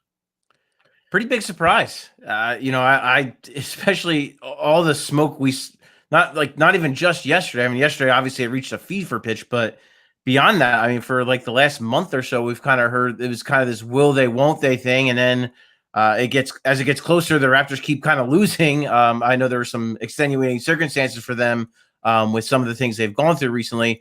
Then you see Norman Powell get traded. You see the Raptors making moves to clear roster space, and you're like, okay, this looks like it's going to happen. The Sixers are in, then they're out, then they're in, then they make the trade for Hill, then they're out, then they're in. It kept going back and forth. But I'm surprised. I don't know if anyone, if you saw Masai Ujiri, the Raptors president, his comments, basically it sounds like they overvalued him and he knew they overvalued him. And that's why it seems like a deal ultimately didn't get done. Well, the deal that did get done, and you wrote about it over at 97.3 ESPN, Daryl Morey now has optionality, as you call it, now in the future after the George Hill trade. Let's talk about George Hill real quick. This is a guy who's played in the league for a while, pretty good outside shooter, veteran point guard. In my opinion, this stabilizes the bench a lot. Oh, 100%. And when we talk, the optionality word is one that Daryl used, I don't know, like 10 times when he talked to us last night. And it's a word that his protege, Sam Hinkie, liked to use an awful lot too. And, what I wrote in that article is basically the idea of, optionality now and then optionality later. And by optionality now, I just mean George Hill can do a lot of things. As you mentioned, he can shoot the basketball. He handles the basketball well. He makes good decisions. He does not turn the ball over. He is a strong defender on and off the ball. He's smart. He's got veteran savvy. You're adding a guy who can just kind of do a little bit of everything and who's been in these high pressure, big situations in playoff games, you can't, understate that. You can't undervalue that. That's a real thing. And, having a guy like him, it just gives you this to me. And I think Doc really strongly indicated this is he's going to come off the bench. They're going to keep the starting five as is. And I think that's the right move. Starting five has played well. Keep it as it is. But when you close games now, if Seth Curry is getting hurt in a defensive matchup, well, we can go to George Hill and close the game with him. If Danny Green is having an ineffective shooting night, well, we can go to George Hill because maybe he's got a little something going.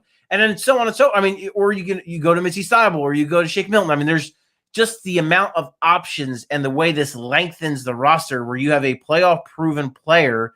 And listen, yeah, he's not Kyle Lowry. He's not a star. He's not an all-star. He's not going to come in and kind of can change the complexion of the team, but he makes the team better. To be able to throw a guy like that in a game for 20 minutes a night, maybe in the playoffs, and to have him be able to close games with the versatility he has, with his ability to shoot the basketball, with his ability to defend and not turn the ball over. It's not the sexiest trade in the world, but it's one that makes them a better team. And I think you'll see it in the playoffs that he will make them a better team. And I bet the Milwaukee Bucks, who had him the last 2 years, they would love to have him right now. I bet. Yeah, a couple of things you said. That number one, you mentioned getting a team better. I was looking at Bobby Marks a couple of days ago on the Sports Bash with Mike Gill. He said, listen, if you have a chance to get better, you always should take that option. And the other thing is, you mentioned about it's not the sexy pick. I mentioned this the other day. People get so enamored with the flashy thing. They get so enamored. It's like, what's the car on the cover of Motor Trend? It's the Lamborghini, right? It's the flashy car. But people don't talk about how expensive it is to maintain that Lamborghini. Or if you see a car pull up, like when I used to go when I was younger to Atco Raceway, when you see the cars pull up, the fancy moped, the Honda Civic has got all the tricks and gadgets on it. Everyone freaks out about it. Then you get the plain car with the Hemi in it, and that blows it away on the track. It's got about 150 more horsepower. Give me quality over the flash. That's how I look at it. I need quality because guess what? Flashy doesn't always win championships. Dominique Wilkins, great dunker, never won a ring. Yeah, it's about price. Like everyone's got to have their walking away point. You can't sell the farm for everything. And I think that's what Daryl Morey has done here is he's made the team better with George Hill. He didn't meet the Raptors asking price. And guess what? Daryl Morey's not the only one who didn't meet the Raptors asking price. Pat Riley and the Heat didn't want to meet the Raptors asking price, nor did Rob Pelinka and the Lakers. They did not want to meet the Raptors asking price. So this isn't a situation where Morey got outbid and someone else got him. No, the Raptors chose to hang on to him. So, and again, Masai Ujiri himself admitted we value Kyle Lowry more than others because of what he means to our franchise. And I get that. But that's why it didn't happen. It's not a situation where Morey couldn't make the trade happen. And when you look around the league, there was no other, what other move could the Sixers have made? Because Kyle Lowry was not, would Oladipo really have made? I don't know what Oladipo is right now. I really don't. Maybe he goes to Miami and he refines himself and he's great and he helps the Heat out a lot. But I don't know that. I don't know that he's going to be that guy. And to do that, you would have had to given up in a contract. You likely would have had to given up Danny Green. And with the way that guy's playing right now, I don't know that that's a good trade. With this, you keep your roster intact for the most part. Yet Tony Bradley stings a little bit, but the reality of Tony Bradley is he's a third string center once Joel Embiid is healthy. And I don't know, the ability to make the trade you made and not give up a rotational player is huge. You're only adding to your depth. Kyle Lowry would have made them better, hands down. But you would have lost Danny Green. You would have lost Tyrese Maxey probably. You might have lost Matisse Thybulle. And though it's all a factor. And then also, Josh, I think what some people got to look at too, when you're talking about young players and maybe some teams not wanting to give up young players, this isn't baseball where you trade Kyle Drabeck and Travis d'Arnaud for Roy Halladay because you don't know what those guys are going to be. And then they ultimately don't pan out to what you think they're going to be. Like Tyrese Maxey has scored 39 points in an NBA game already. Matisse Thybulle is in your rotation. He is an okay jump shot away from being an NBA starter. Isaiah Joe has had his moments this year, and he could be in the rotation as early as next year. You see what Paul Reed has done as the G League MVP, and he was good last night. these aren't like projections 5 years from now. These are guys that can help you in the foreseeable future. They are young and they are cheap. So those, you don't want to be in a hurry to trade guys like that. So I think it's all a factor. And yeah, the price tag matters. You don't just, again, you have to have a walking away point. And I think Daryl Morey had his, and I think the Sixers are a better team. They didn't get a quote unquote difference maker, but they got a pretty damn good player, and they are better today than they were 2 days ago. Paul Hudrick, our Sixers insider for 97.3 ESPN.com, joining us for Inside the Sixers here on 97.3 ESPN. His latest article talking about Daryl Morey's optionality moving forward right now at 97.3 ESPN.com. George Hill is the man the Sixers walk out of the trade deadline with. Now, moving forward for the Sixers, and a lot of people have questions about the buyout market. I felt like every other question I got from about 3:30 to 5:30 yesterday was, what about this guy? What about that guy? So, according to most reports, it looks like that LaMarcus Aldridge is going to the Heat. Okay, I'm hearing a lot of stuff that Andre Drummond, he's probably going to maybe the Lakers, I guess. But one question I get asked a lot: Boogie Cousins. If I had $1 for every Boogie Cousins question we got asked yesterday, I probably could have gone to a movie and gotten a popcorn and a soda and still had some change left over. So, is Boogie Cousins a legitimate option? And if he's not, who are some legitimate buyout options for the Sixers? Well, I want to start this by saying there was a weird situation that was kind of developing before I got on with you, where Mason Jones, who was a player that was on Houston this year, and they waived him, and he apparently tweeted out that he was joining the Sixers and then quickly deleted the tweet. So I don't know the situation there. I don't know if that's a 10-day contract situation. I don't know if they're waiving someone else in order to sign him. I don't know what that's about, but it appears that Mason Jones will be a Sixer. If he is not taking up that last open roster spot, if there's another move to be made, and Daryl Morey kind of hit it at possibly a big being the guy that they would look at. Boogie Cousins, listen, as a third string center, like, why not, I guess? He can't move anymore, flat out. He cannot move defensively, but he can shoot the basketball pretty well. He's a pretty good passer for a big man. In a pinch, you could dump it to him in the post. He's still got touch around the rim. Does he want to come here and be a third string center and maybe chase the ring? Possibly.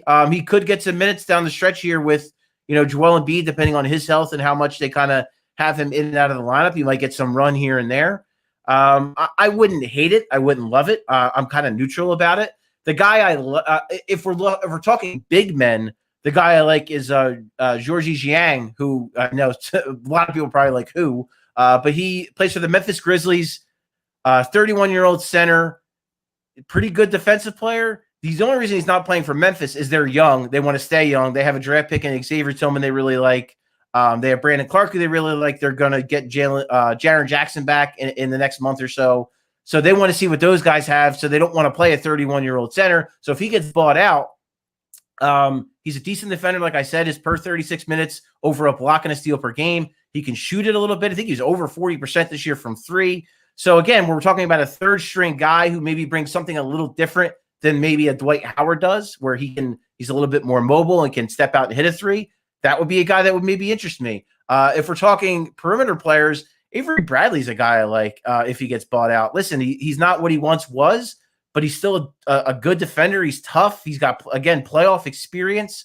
You need all the help on the perimeter you're going to, you can get when you're facing a team like the Nets in a possible 7-game series. So he's a guy I wouldn't mind having as kind of an insurance policy veteran perimeter guard defender. So that's what I would be looking at. But yeah, apparently Mason Jones, that would be a name that you're going to have to look at because he appears to be on his way to the Sixers one way or another. I'm literally, while you were talking, trying to look up Georgie Jang's name. And I realized that I have no idea how to spell his name. He's like Basketball Reference. Yeah, he is the guy from Louisville. I was going to figure out trying the guy from Louisville, but then I realized I have no idea how to spell his name. So that was an interesting experience I had. Therefore, it's like Grogui, and then his last name is Dieng. Does that sound right? Feel good? Maybe you nailed it. You got 10 for 10 there on the scoreboard, man. It's too much time spent on this stuff, Josh. That's all that is. That's okay. Listen, we all have things that we dive a little bit too far into, so it's all good. All right, you got Georgie Jang locked down, and I remember who played for Alabama 10 years ago in football. So it's all good. It's what we do. Paul Hudrick joining us here on the Boardwalk Kind of Hotline here on 97.3 ESPN. A couple quick things after that. Last night, weird game. Okay. Dwight Howard kicked out of the game, which I thought was frivolous, in my opinion. All these technicals, Sixers basically found every way to lose the game until they found ways to win the game. And I guess we just need to give Danny Green a ring every night because he gets his championship ring and he goes, 8 for 12 from 3 last year? And he said last night that he's still waiting for his Raptors ring. Hey, Raptors, can we get that ring like game 1 of a playoff series? So he just like goes off for that game or something. I mean, hey, that's not bad. Yeah, no, I to me, he looked like a guy who, as much as he is a veteran, he's been through this. He's changed teams before. He's gone through all this stuff in his career. He looked like a guy who definitely had a little bit of weight lifted off his shoulders last night. I think that's definitely fair to say, knowing that he's still going to be here and he gets to see this season through. Going up against your former team, that's never a bad thing, especially with what he kind of incurred last year with the Lakers. If people don't know how bad that kind of ended for him there, it was kind of ugly with the fan base there at the end. And some people taking sports just far too seriously. I know we all love sports, but some people going a little bit off the deep end there. But yeah, I mean, he's been good since the break, Josh. I mean, he really has been on both ends of the floor. His shot is falling. You're seeing defensively his value, what he adds. The break, I guess, did him some good. Maybe he got his legs fresh. He's really only had like one bad shooting game since the break. He's been really good overall. And that's when you talk about, again, we just, not to belabor it, but when we talk about a possible Kyle Lowry trade, if it would have cost you Danny Green and Matisse Thybulle, you would have been in a lot of trouble defensively. How are you going to replace those two guys? That's literally your second and your third best perimeter defender. You can't. That's not something you easily replace. So yeah, I mean, for me, Danny Green, the only way I was trading him was in a Kyle Lowry deal. There was really no other deal I saw where I would have been comfortable including him. He's been. Again, excellent since the break. He was great last night. They do not win without him. But the fourth quarter, it was just, I thought they just kind of took their foot off the gas after they really dominated the third. And it happens. It's a long season. They're on the road in LA. Trade deadline. It was probably a really long day for a lot of guys. They lose to, a couple of their teammates that I'm sure they've gotten close to. Some of their names might have been in trade rumors. So it's a long day for guys. I just think it's a result of they took their foot off the gas for a little bit. The Lakers went on a run, but ultimately they win the game, and that's really, Josh, all that matters. That is true, absolutely. So now moving forward, do we have any idea of when Joel Embiid will come back? I feel like that's the thing that's kind of gotten forgotten about in all this, because you mentioned that starting lineup, they are incredible when all 5 are together, but there's one guy missing right now, and that's that guy Embiid. Yeah, and Josh, just real quick, I mean, how good they've been without him. Oh my goodness. It's the best stretch since, a couple years ago during Ben Simmons' rookie year when they won 17 games in a row and Joel Embiid got hit in the face by Markelle Fultz and missed a bunch of time. It's the best they've played without him since then. It's been a really nice run. As far as where he is right now, I'll look at my phone right now. I see nothing. So we're still waiting on an update. Today was, I believe, 2 weeks from which he was supposed to be reevaluated. So we'll see. I would say I would doubt you're going to see him tomorrow. I would in LA against the Clippers. I doubt you would see him Tuesday in Denver. He's not with the team right now. He's back. He's home getting treatment.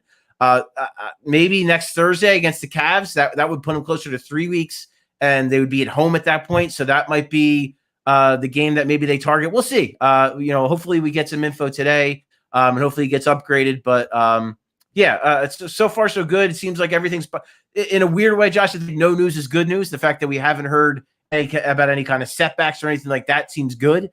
So that's what I'm going to go with for now. And if I hear anything, I will certainly send that out on the Twitter sphere for you guys to find. That's at Paul Hudrick on Twitter, our Sixers insider over at 97.3 ESPN.com. He has his latest article about Daryl Morey's optionality moving forward inside the Sixers. He'll be back on Monday with Mike Gill. And of course, don't forget, coming in for a landing is the podcast. I love the conversation with you and Zoomoff on that pod. That was a great episode there. Great content there. But before I let you go, one thing you and I have in common that nobody else here has in common, and that is Zack Snyder's Justice League. Now, first of all, my other podcast, Mutant Blitz Podcast, shameless plug, I did a full review on there, but I feel like I want to ask you real quick, because I know you're a huge Batman guy. I thought that I appreciated Zack Snyder's vision being fleshed out. That was kind of like my big takeaway. Yeah, it's really long. It's 4 hours, but I want to know what your thoughts are, because I know that you're really big into that stuff like I am. So I have to admit off the top, I didn't finish it. I just haven't had a chance, like flat out. It's 4 hours long. So I just part by part. Is that how you're doing it? Yeah, I mean, kind of. So I'm literally, I think I'm in the last chapter right now, which is the long, I believe. So I still got like an hour to go. But yeah, I think that's a good point, dude. Like, Zack Snyder being able to see his vision, it's just so much less hokey. So I'm enjoying that. I'm enjoying that there was no cyborg development in the first one, in the initial one, and now there's tons of cyborg development. I like that there's not as much, like, we already know a Wonder Woman story. We already know Batman story. We already know Superman story. Let's get the other guys like some love here, and let's like let them get a little bit of an origin here. So I liked that. But yeah, I mean, it's clearly better. Zack Snyder's, I think, if he got the chance, would have been so much better. I'm anxious to watch the rest of it, but yeah, I'm a much bigger fan of this version than the previous one for sure. All right, well, do me a favor, because I know you're a very busy guy, but whenever you do finish it, hit me up. Let me know what you think of the rest of it, because I think there's a specific moment that you haven't seen yet that I think is a huge deal with the movie. I'm not going to tell you. I think I know what you're talking about, and I'm already anticipating it and excited for it. I think I know what you're talking about, because this was the thing I wasn't expecting. This was a moment that like, I knew about some of them, because obviously Zack Snyder has put like half the movie on Twitter, it seems like. This was one scene that I didn't expect to see, and I was pleasantly surprised. So I'm looking forward to your full feedback when you're finished watching. Okay. Sounds great, man. I will do that as soon as I finish it up. I will be. You'll be one of the first text messages I send out. All right, sounds good. He's Paul Hudrick at Paul Hudrick on Twitter, host of Coming In for a Landing podcast. As all guests, he appear on the Boardwalk on the hotline. Paul, have a good weekend. You as well, man. Thank you. Josh Hennig here on the Sports Bash on 97.3 ESPN and our Sixers coverage here on 97.3 ESPN, being brought to you by Trifecta Therapeutics in Glassboro, South Jersey's premier sports rehabilitation and physical therapy center, treating the pros and the Joes. Visit them online at trifectatherapeutics.com. We'll get back to your messages, 609-403-0973, Facebook, YouTube, and Twitter. We have a line of messages to get to with all you guys coming up here on 97.3 ESPN. Don't forget, coming up, top of the hour, football at 4, NFL Insider, host of the Inside the Birds podcast, Adam Caplan, with the latest as the Eagles move from 6th to 12th in the NFL draft. We'll get his perspective and all of the things going on around that coming up here in less than 16 minutes from now on 97.3 ESPN FM and the 97.3 ESPN mobile app, powered by First Bank of Seattle City. Westwood One is your exclusive home for the 2021 NCAA tournament. It's only fitting that a season unlike any other comes to a conclusion in the most unique circumstances. From 68 teams down to one, all in the same state. Every basket, buzzer beater, and bracket buster until a champion is crowned. Who will take home the title? Tune in to find out. All the excitement of March Madness right here. The Sweet 16 this weekend, exclusively on 97.3 ESPN FM. Check out what's new at the Spring Style event at JCPenney. Shop the season's freshest looks for men, women, and your home sweet home. JCPenney. On some models, excludes Corvette. With GMF financing, excludes prior sales. See dealer for details. If you've been waiting for the best deal you can find on a brand new Chevy, then your wait has paid off big time. Right now, during Bennett Chevy's March Markdown event, you can save up to 25% off many of our most popular models. That's right. With Bennett Chevy's famous GM supplier employee pricing, plus you keeping all the rebates, that's up to a whopping 25% off MSRP. Plus, for a limited time, there's 0% financing available on our hottest Chevy models. Got an old beater? Get it to Bennett for an unbeatable $7,000 minimum towards any pre-owned vehicle in stock. That's at least $7,000. Imagine what we'll pay for a good trade. And our non-commissioned sales staff is paid on your satisfaction, not how much you spend. So buying at Bennett's always a pleasure with no need to negotiate, plus there's never any sales pressure. Get to Bennett Chevy during our March Markdown event and find new roads. Bennett Chevy, Egg Harbor Township, and BennettChevy.com. If you own a small business, you know how hard it can be to find new customers. Now, Town Square Media has new tools that can help your business stand out and grow. Go to getlocalcustomersnow.com for a free competitive analysis that will show you what other businesses are doing to find new customers and how you can do it too with Town Square Media. Be one of the first business owners to sign up and receive $500 in free advertising on this station. Start growing your business today. Visit getlocalcustomersnow.com. That's getlocalcustomersnow.com. Hey, we get it. You don't want to be hearing a Progressive commercial right now, so let us tell you something you do want to hear. You are intelligent. You make all the right decisions. You were smart before smart was cool, and you made it cool again. You have a wealth of knowledge, and you are so very clever. I bet you already knew I was going to say that, you genius. There, don't you feel better? You'll also feel better when you hear you could save big when you switch to Progressive. But I'm pretty sure you already knew that, too.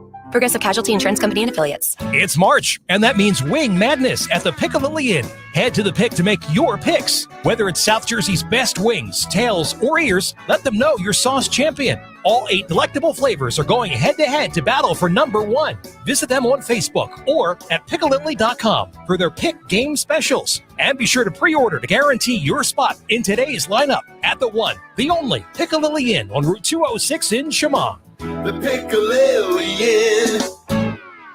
Set your sights on spring at the JCPenney Spring Style Event. Hurry in and save now on the season's newest looks in apparel and home. Get up to 40% off select women's and men's spring fashion and dress your best everywhere you go. Need a home refresh? Enjoy up to 40% off home brands you'll only find at JCPenney. Use your coupon for an extra 20% off and bring it all home. So fresh and so new. There's lots to love at JCPenney. Offers and coupon valid through 3/31. Exclusions apply. See store or jcp.com for details. And paid for by OpenShar Concepts. Attention firefighters, members of the military, and airport workers. For decades, first responders and firefighters at military bases and airports used a chemical-based foam to fight fires. Studies have shown that chemicals used to make aqueous film-forming foam, or AFFF, are highly toxic to humans and have been associated with several types of cancer. If you or someone you know was exposed to AFFF and were diagnosed with any of these cancers, including kidney, bladder, prostate, pancreatic, lymphoma, leukemia, testicular, and neuroendocrine, then you should call us immediately because you may be entitled to significant cash compensation. Call us at 800-319-2417. Our experienced attorneys will fight to get you the compensation you deserve, and you pay nothing unless we get a recovery in your favor. Time is limited to file a claim, so call us now, 800-319-2417. Operators are standing by 24/7, so don't wait, 800-319-2417. That's 800-319-2417. Again, 800-319-2417. Was 2020 full of dings, dents, and scratches? Using your tax refund at Mako can help. Refresh your ride with your refund at Mako to undo a little bit of last year. Head to Mako.com to get a free online estimate today. Better get Mako. Now, back to the Sports Bash on 97.3 ESPN. Josh Hennig filling in for Mike Gill. TGIF Friday on 97.3 ESPN. Adam Caplan, NFL Insider, top of the hour. UFC fighter Sean O'Malley at 4:40 p.m. Happy hour at the PT at 5:20 p.m. Got a lot to get to, just a little time to get to it all. And, of course, your guys' thoughts and comments, a lot to get to. Again, the big Eagles news. The Eagles go from 6th overall to 12th overall in the NFL draft. I asked you guys earlier, how do you feel about the trade? What if they end up with Patrick Surtain and Asante Samuel or Jalen Waddle or Micah Parsons? There's a lot of options they got. Let's get to some of your guys' comments as you guys are watching on YouTube, Facebook, Twitter. A lot of different comments here. I want to get to some of you guys as best as possible. A lot of you guys have comments on here. Dave chimed in on Facebook a little bit earlier. He says, 12 pick could be Parsons after his workout. Waddle will be there. We need a wide receiver if we're going to give Hurts a fair chance to succeed. Got to see what we have in him. Now, you can also get a wide receiver in the second round. Listen, if you walk away with Patrick Surtain in the first round and a quality wide receiver in the second, you saw something good working there. So I'm definitely not going to dismiss that at all. A couple more comments. People are watching. on Facebook, YouTube, and Twitter here on 97.3 ESPN. By the way, TJ, I'm not going to pull up your message, TJ, because I understand you were trying a text. It's 609-403-0973. I don't know what 8900 is. It sounds like a hotline number. Jeff Bonin Pookie says, I wouldn't mind if we don't get a receiver. We have Ward, Rager, Fulgham. We need somebody to complement Slay. Listen, I'm a big believer in having a complete football team. And if this team ever wants to win a championship in the next few years again, they got to have a full football team, not just one or two positions. So I would love to see them get some help when it comes to the defensive side of the ball. A couple more messages here to get to as you guys are watching on Facebook, YouTube, and Twitter. Let's see here. David chimes in. Says, if by any chance the Eagles are set on drafting for defense in the first round, then I like the idea of them trading back again. If Alabama quarterback happens to be still there, they might be able to get even more picks and one of the top corners, even Parsons. Yeah, I think you got to watch about the Mac Jones situation. Apparently, there are some teams that are way higher than him than others. Like apparently, the Patriots and the Panthers, according to reports, are really, really high on him. So there's a possibility that this team might look at him and say, listen, can we get this guy? If the Eagles sitting at 12 and the team's desperate enough, maybe you can take advantage of the situation.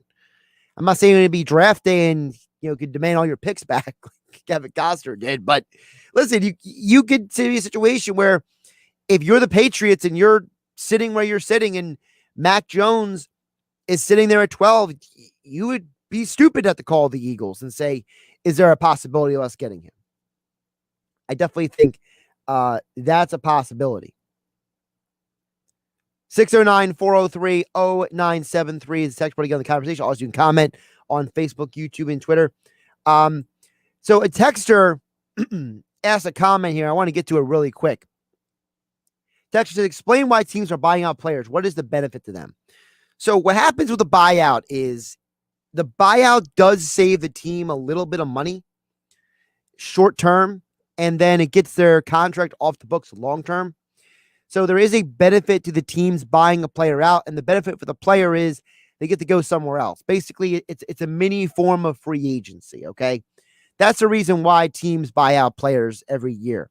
Because one, it gives the team a little bit of financial flexibility in terms of available cash. It gives the player an opportunity to go somewhere else. So it's kind of a win-win for both sides. But typically to get a buyout, what the player does is their agent figures out how much money they can get on the open market. So let's say you're a player that's making $10 million, right? You're making $10 million. Your agent says you can make about $4 million on the open market. So you agree to take just $6 million in the buyout. So the team that you left is going to save $4 million because you know you get the $4 million somewhere else. That's usually similar to how it works. Not literally, but that's the reason why buyouts happen in the NBA. And realistically, the only reason why there are buyouts in the NBA is because of the way the financial contracts are set up. All right, the way the financial contracts are set up, it puts them in a position to have that kind of player flexibility. All right, we got a lot to get to. 2 hours still to go. Adam Caplan, Football at 4, powered by the Inside the Birds podcast. UFC fighter Sean O'Malley fighting at UFC 260. And don't forget my FanDuel Sportsbook picks of the weekend. I'll give you those as well today and tomorrow. I'll be on for an hour tomorrow for Sports Bash Saturday till the Flyers at 1 p.m. on 97.3 ESPN. Speaking of the Flyers, Pete Thompson at 5:20. I wonder how frustrated PT is right now with the Flyers. He must be losing his mind. These Flyers are just really, really playing rough to watch. More Eagles talk next. Adam Caplan, 97.3 ESPN. Hey, South Jersey, this is Billy Schwein. Tune into The Locker Room every Saturday and Sunday from 10 a.m. to noon on 97.3 ESPN. Each weekend in The Locker Room, you will get passionate sports talk from a fan's perspective, along with interviews with some of the biggest names in sports. That's every Saturday and Sunday from 10 a.m. to noon in The Locker Room with me, Billy Schwein, on 97.3 ESPN and the 97.3 ESPN mobile app, because nothing could be finer than talking sports with a Schweiner. Health Update with Robin Stoloff. Learn more, live better. What do pickles, vinegar, sauerkraut, yogurt, kombucha, and sourdough bread all have in common? Yep, they're all fermented. And that means they all have major health perks. Fermented foods are beneficial for gastrointestinal health, which can support healthy digestion, weight management, and even mood and mental health. Since more than 70% of our immune system resides in our GI tract or gut, the probiotics in fermented food can increase our immune health. Start with a staple, sauerkraut, made from just salt and cabbage. It's full of probiotics and vitamins. It promotes good bacteria in our gut microbiome. The best choice, raw sauerkraut in the refrigerated section. Our gut health is vital to our physical and mental health, so let's make it a priority to eat more fermented foods. I'm Robin Stoloff for Health Update. Health Update with Robin Stoloff, empowering you to live a healthier life. This week's featured bet is brought to you by the all-new FanDuel Sportsbook at Bally's Atlantic City. On Saturday, Oral Roberts takes on Arkansas in the tournament. Oral Roberts has covered the spread in 6 straight games, so take them to cover the 11.5 points. Gambling problem? Call 1-800-GAMBLER. Get the credit you deserve during Matt Blatt Kia's Madness in March sales event with 0 down and 0% APR financing for 75 months. Get to Matt Blatt Kia in Toms River and Egg Harbor Township, because at Matt Blatt Kia, we want to get you approved today. And you can't make a mistake with our 4-day love it or leave it return policy. Plus, we want your trade, even if you owe thousands more than it's worth. So get out of that old car you hate. Come in today or visit us online and get the credit you deserve. Put 0 down and get 0% APR financing available for up to 75 months on every new 2021 Kia Sportage, or take $2,500 off MSRP, because It's gotta be a Matt Blatt Kia. Offers with approved Tier 1 or 2 credit through Kia Motors Finance. Not all will qualify. 0% based on $1,333 per 1,000 borrowed. All Kia Motors factory rebates to dealer. Go to mattblattkianj.com for complete details. Expires 4/5/2021. Matt Blatt Kia, 6211 Black Horse Pike, Egg Harbor Township, and now on Route 37 in Toms River. If you own a small business, you know how hard it can be to find new customers. Now, Town Square Media has new tools that can help your business stand out and grow. Go to GetLocalCustomersNow.com for a free competitive analysis that will show you what other businesses are doing to find new customers and how you can do it too with Town Square Media. Be one of the first business owners to sign up and receive $500 in free advertising on this station. Start growing your business today. Visit GetLocalCustomersNow.com. That's GetLocalCustomersNow.com. Research shows that people remember radio ads with repetition. So to help you remember that Liberty Mutual Insurance Company customizes your home insurance so you only pay for what you need, here's a repetitive ad. Okay. Research shows that people remember radio ads with repetition. So to help you remember that Liberty Mutual Insurance Company customizes your home insurance so you only pay for what you need, here's a repetitive ad. Only pay for what you need at libertymutual.com. Liberty, liberty, liberty, liberty. Finding great candidates to hire can be like, well, trying to find a needle in a haystack. Sure, you can post your job to some job board, but then all you can do is hope the right person comes along, which is why you should try ZipRecruiter for free at ZipRecruiter.com/free. ZipRecruiter doesn't depend on candidates finding you. Its powerful technology identifies people with the right experience and actively invites them to apply to your job. You get qualified candidates fast. So while other companies might deliver a lot of hay, ZipRecruiter finds you what you're looking for. The needle in the haystack. 4 out of 5 employers who post a job on ZipRecruiter get a quality candidate through the site within the first day. ZipRecruiter, the smartest way to hire. And right now, you can try ZipRecruiter for free. That's right, free. Just go to this exclusive web address, ZipRecruiter.com/free. That's ZipRecruiter.com/free. ZipRecruiter.com/free. South Jersey's play-by-play home for the Eagles, Touchdown! Sixers, It's good! and Flyers. Oh, big save by Carter Hart. 97.3 ESPN, WENJ, WENJ HD, Millville, Atlantic City, a Town Square media station. 97.3 ESPN presents the Sports Bash with Mike Gill. It's time for Football at 4 with Adam Caplan. I have real confidence that our football operations can once again create a dominant football team. Powered by the Inside the Birds podcast. Now, live from inside the Matt Black Kia Studios. It's Football at 4. Football at 4 on a very important day for the Philadelphia Eagles. Adam Caplan joins the Sports Batch each and every Friday. I'm Josh Hennig, filling in for Mike Gill here on a TGIF Friday on 97.3 ESPN. As the Philadelphia Eagles, they made a trade. And it's not a trade I think a lot of people thought would actually happen maybe this soon. To get into that and more, joining us right now, as promised, Adam Caplan on the Boardwalk Honda Hotline. Adam, how you doing this Friday? Josh, I'm good, man. Yeah, the Eagles shook it up a little bit. So the Niners, so the Dolphins, I'm liking it. I'm liking that they did this. I know fans want Pitts, and by the way, it's not a done deal that he's going to be gone by 12. But Eagles certainly did something that I thought might happen, and I agree with your assessment. I didn't think it would happen now, but as I learned with the Carson Wentz trade up in 2016, remember that trade with the Browns happened in March. In 2016. I think people have forgotten about that. So, Adam, give us a little bit of a background about why this deal went down so people have a better understanding of what's going on here. Yeah, so, Josh, the word around the league is this is a little bit deeper first round. Every year, if you talk to general manager personnel or high-end personnel people, they'll tell you that each draft has either between 12 and 15 true first-round picks. Yes, 32 picks have to be made in the first round, but the overall, this draft is actually a little bit deeper. It's probably 15 to 18 guys who you would legitimately say should be first-round picks, and after that, the rest of them should be second-round picks, but they're not because you have to use your first-round pick unless you trade it. Someone's going to make it.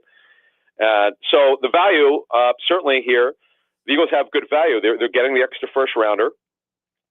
By the way, it's Miami's first-rounder, which theoretically might be one in the 20s, but nevertheless, it's a first-round pick. They're going to have their own, and plus, as you know, they're going to have potentially the Colts first round pick if Wentz plays 75% of the snaps, or play 70 and also they make the playoffs. So there's a very good chance if Carson Wentz stays healthy this season, they're going to have 3 first round picks for 2022. And this, no matter what the Eagles might think, is a semi rebuild. That's just the way it is. That's the way that teams look at it around the National Football League who grade their roster. Now, with all that being said, Adam, a lot of people want to know, what does this, if it does mean anything about Jalen Hurts? Yeah, well, it now, barring a trade up, if a quarterback drops, he's going to be the starter this season. I mean, that's exactly what it tells me. That was my reaction when Jeff Mosher and I talked off the air, right when the Eagles announced the trade. It helped solidify that because we're 5 weeks away, Josh. Okay, we're not 2 weeks away. We're not 1 week away. Nobody knows what any team's going to do other than what's going to happen at 1. And I'm almost certain Zach Wilson's going at 2. Where the Jets trade out or they make it, that Zach Wilson's going at number 2, almost certainly.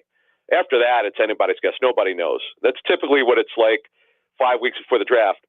A week to 2 weeks before the draft, I could probably tell you 8 out of the 10 first round picks, where at least who they'll be. Where we may not get the right team, but we're going to tell you by value how the league sees it, and it's almost certain by then how the league sees it. But you got to get through injury situations. By the way, we had. How funny is it that the BYU Pro Day happens today, and these trades go down? Just the timing is hilarious. Oh, the timing is priceless. That's to say the least. Adam Caplan, Football at 4, powered by the Inside the Birds podcast. The next one will drop Monday morning with all the extra intel with Adam and Jeff Mosher at Inside the Birds podcasting network. Adam, now you mentioned Jalen Hurts. Aside from this draft pick, one more question on the pick specifically.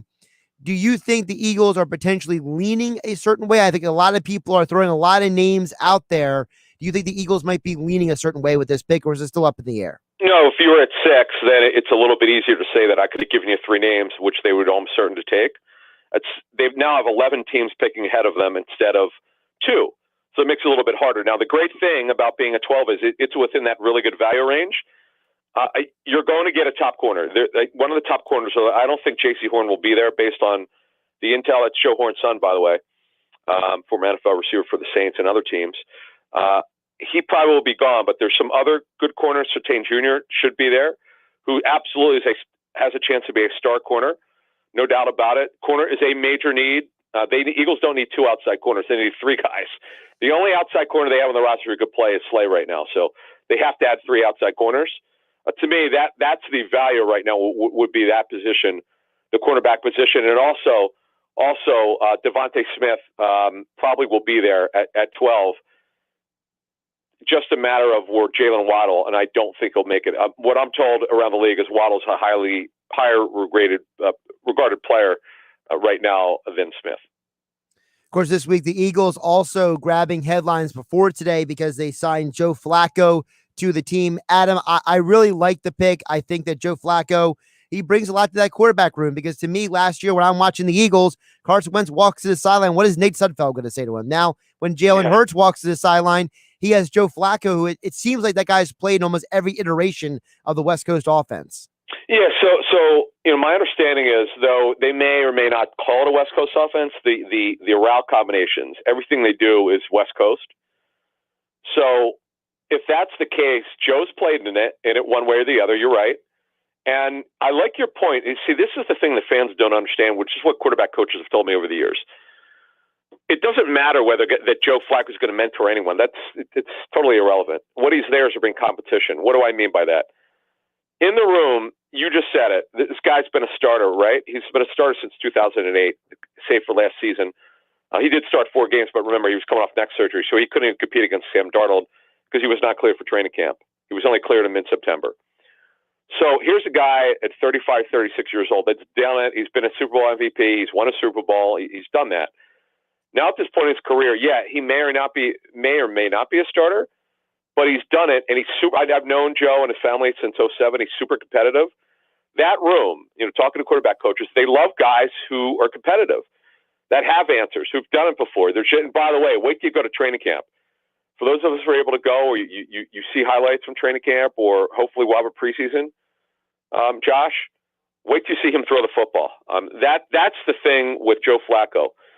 And assuming Jalen Hurts is the starter, I still believe he's going to be, that training camp will be very interesting between the two of them because Hurts, obviously, he's got a lot of pressure on him to be the guy for the future.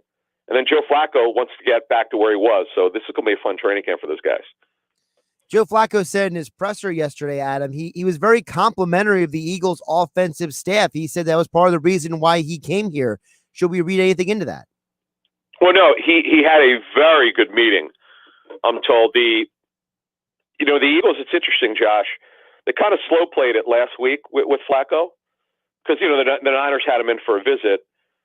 And it's interesting. So I don't know. If you would have asked me Monday what was going to happen, I would have said he probably was going to go to the Niners. But he would have that visit with the coaches later on. He would actually saw them. I'm told he got in the building late Monday morning and had his visit with the coaches, and it went really well. And they kind of know what they're getting with Joe Flacco. And look, the Eagles have not had anyone who could throw the ball like this ever, really, quite frankly. Jaws had a good arm. Randall Cunningham had an absolute rifle, but this is elite when term comes to arm strength. People have that elite moniker with Flacco, which is comical, but it just made sense. And by the way, one of the reasons why they probably slow played it, Jacoby Brissett got $5 million last week, okay, for one season with incentives. Joe Flacco got less than that. He got $1.5 million. I put the terms out today. He gets just a little bit over $4 million incentives, which he doesn't get any of it unless he earns it. But he's going to get $3.5 million this season. That's actually low and backup. That's actually not the median number. It's a little bit lower than the median number now for veteran, got very experienced quarterback. So I think people need to back off of saying that's too much money. That's not correct. Yeah, and as you pointed out on the Inside the Birds pod on Thursday morning that dropped, this ain't Chase Daniel money over here. This is bargain basement. That was great. That's a great point by Jeff because that guy Chase Daniel. No offense to him, but he's got obviously a very good agent. He's made more money for doing less than maybe another former Eagle quarterback, Sam Bradford. Adam Caplan joining us, Football at 4, powered by the Inside the Birds podcast. Adam, the draft is 5 weeks away, so remaining positional needs, one of them is quarterback. I mean, Jalen Hurts, Joe Flacco, but maybe late in the draft they get a third guy? Yeah, well, remember, right now, Josh, they've got 11 draft picks. You can't go to training camp with 2. You have to have at least 3, and Eagles have taken 4 many times before. So they'll add at least 1. And yeah, you could get a mid-rounder. You can get anywhere from 3 to 5. You know, if there's a guy that the coaches like, that's the way that they'll lean. They need a number 2 running back. Boston Scott is a change-up. He is not a number 2 running back. He's an excellent third back. He can handle a little bit of third down work, but he is a third NFL running back. They need a 2 with size. That's what they're going to be looking for. They need more receiver. They're going to draft a receiver, depending whether it's the first or second round. They're going to draft a receiver. After they trade Zach Ertz, they'll need 2 tight ends. They need developmental offensive linemen. They probably need 2 of them, a center and a guard. 2 defense tackles. They need 1 to 2 DNs. They need 2 to 3 linebackers. They need a safety. As I said earlier, 3 outside cornerbacks. And of course, you mentioned they have 11 picks. Was it 2 in the 3rd round, 2 in the 5th round? The swap with the Dolphins obviously moves them up. So yep. I would assume to say it wouldn't be surprised if Howie moves around on draft day as well. Sure. And I remember one thing I do want to mention about all these needs. I sat in John Lynch's office. He's the 49ers GM. I'm going to say 3 years ago. We were talking about roster building. He said, "Hey, I want to show you something." And he shows me this laminated card that says you cannot solve every issue in one offseason. And that is so apropos for the Eagles. They are a team that's in a semi-rebuild. They have a lot of needs, as I just outlined. They're 5 weeks away from the draft, Josh. As you said, they have 11 picks. They're in a position here to, if they keep them all. Now, I don't know that they will. But even if they only have 9 picks, if they can nail this draft and get 5 to 6 impact play, when I say impact, guys are going to wind up either starting or at least 3 guys who start and the rest are key backups over the years, then in the end, they've done a very good job in this draft. Adam, before we let you go, also the Eagles this week, they've lost a couple players to the free agency. Vinny Curry goes to the Jets. Jalen Mills goes to the Patriots, a couple staples of the defense for the last few years. Cam Johnson to the Texans. How do you believe the Eagles will fill some of those voids? Will it just be through the draft, or do we expect maybe some more movement in free agency as well? Yeah, I would expect a free agent linebacker at some point, a free agent corner, and they're all going to have ties to Jonathan Gannon, whether they're from Minnesota or the Colts. That's going to happen. Now, I'm not saying it's going to happen today or tomorrow or in a week, but by training camp, they all have added guys, because it all comes down to money, Josh. And the Eagles are very tight against the cap here. It's going to come down to money, but they're going to get they're going to add a DN at some point. They're going to add a linebacker, and they're going to add a corner, and then the rest will come in the draft. Now, guys are still out there. Nate Sudfeld, don't expect him back. Quinn Clement, don't expect him back. Josh Perkins, don't expect him back. These are guys who are free agents. He was non-tenor as a restricted free agent. Richard Rodgers, he did a good job last season. Jason Peters, don't tell Mosher this. No, I'm just kidding. He's not coming back. He gave it the business, man. People loved it. Nate Gary, who visited the Niners earlier this week. Now, both of their backup slot corners, actually, Nicole Roby-Coleman was technically a starting slot corner. He's unsigned, and Quavon LeBlanc. One of those guys might return. They have to solve whether Avonte Maddox is going to be their slot corner this season. He should be. There's no reason why he shouldn't be. But that's something the new coaches will have to decide in the coming days and weeks. He's Adam Caplan, football and forward, powered by the Inside the Birds podcast, at Caplan NFL for your Eagles and NFL coverage. The next edition of Inside the Birds with more detailed information this Monday, 6 a.m. Jeff Mosher, Adam Caplan. As all guests, Adam appeared here on the Boardwalk Honda Hotline. Great stuff today, Adam. Thank you. Josh Hennig here on the Sports Bash affiliate for Mike Gill on 97.3 ESPN. Football and 4 being brought to you by Dr. Lyle M. Back. For everything from skincare to cosmetic surgery, go to iloveLyleBack.com or call 856-MAKEOVER for Dr. Lyle M. Back, proud sponsor of Football at 4. So a lot of stuff we just touched on there with Adam Caplan. I'll get to your guys' reactions to all of it over here, 609-403-0973, and all of you watching on Facebook, YouTube, and Twitter. So a couple things real quick. Number one, Adam mentioned about the fact that this deal does not preclude them from making any other deals. I think that is a big, big part of it. That's why I keep coming back to my question about if the Eagles walk out of this with 2 cornerbacks. Now, Adam suggested that they're not set on a specific position at 12th overall. He mentioned a lot of names could drop to them. He mentioned Patrick Surtain. He mentioned that J.C. Horn might not be there now. It's a very interesting change because coming into the offseason, if you would have asked me back in January, I would have said J.C. Horn is probably late teens, early 20s. But now Adam is saying there's a possibility that J.C. Horn goes before the Eagles even get to him at 12. That would be a very interesting change. If that drops Patrick Surtain into your lap, that's juicy. And it's nothing against J.C. Horn or Patrick Surtain, one way or the other. It's just how people evaluate them. Really quick. So J.C. Horn played for South Carolina. South Carolina had a really ridiculous year. They had one of those seasons where you were kind of just like scratching your head half the time because South Carolina had a bad year. They fired their head coach. They had a rocky year. They were supposed to have a good year, and it just went down south fast. So J.C. Horn didn't get the amount of attention he typically would in a regular college football season because of the way COVID-19 impacted college football schedules. So him rising up the board seems to have a lot more to do with people getting more film on him, his pro day, things like that, than anything else. I'm honestly surprised if J.C. Horn goes ahead of Patrick Surtain, not because I think he's a bad player, but because I just think that it's always hard to evaluate guys when it comes to them being on a bad or a mediocre team. They weren't a bad team. They were a mediocre team. I mean, they were one of my picks a couple times this year, and they made us some money on our FanDuel Sportsbook picks. But so J.C. Horn goes ahead of Surtain, and Surtain falls to you. Something to keep an eye on. He mentioned Devonta Smith.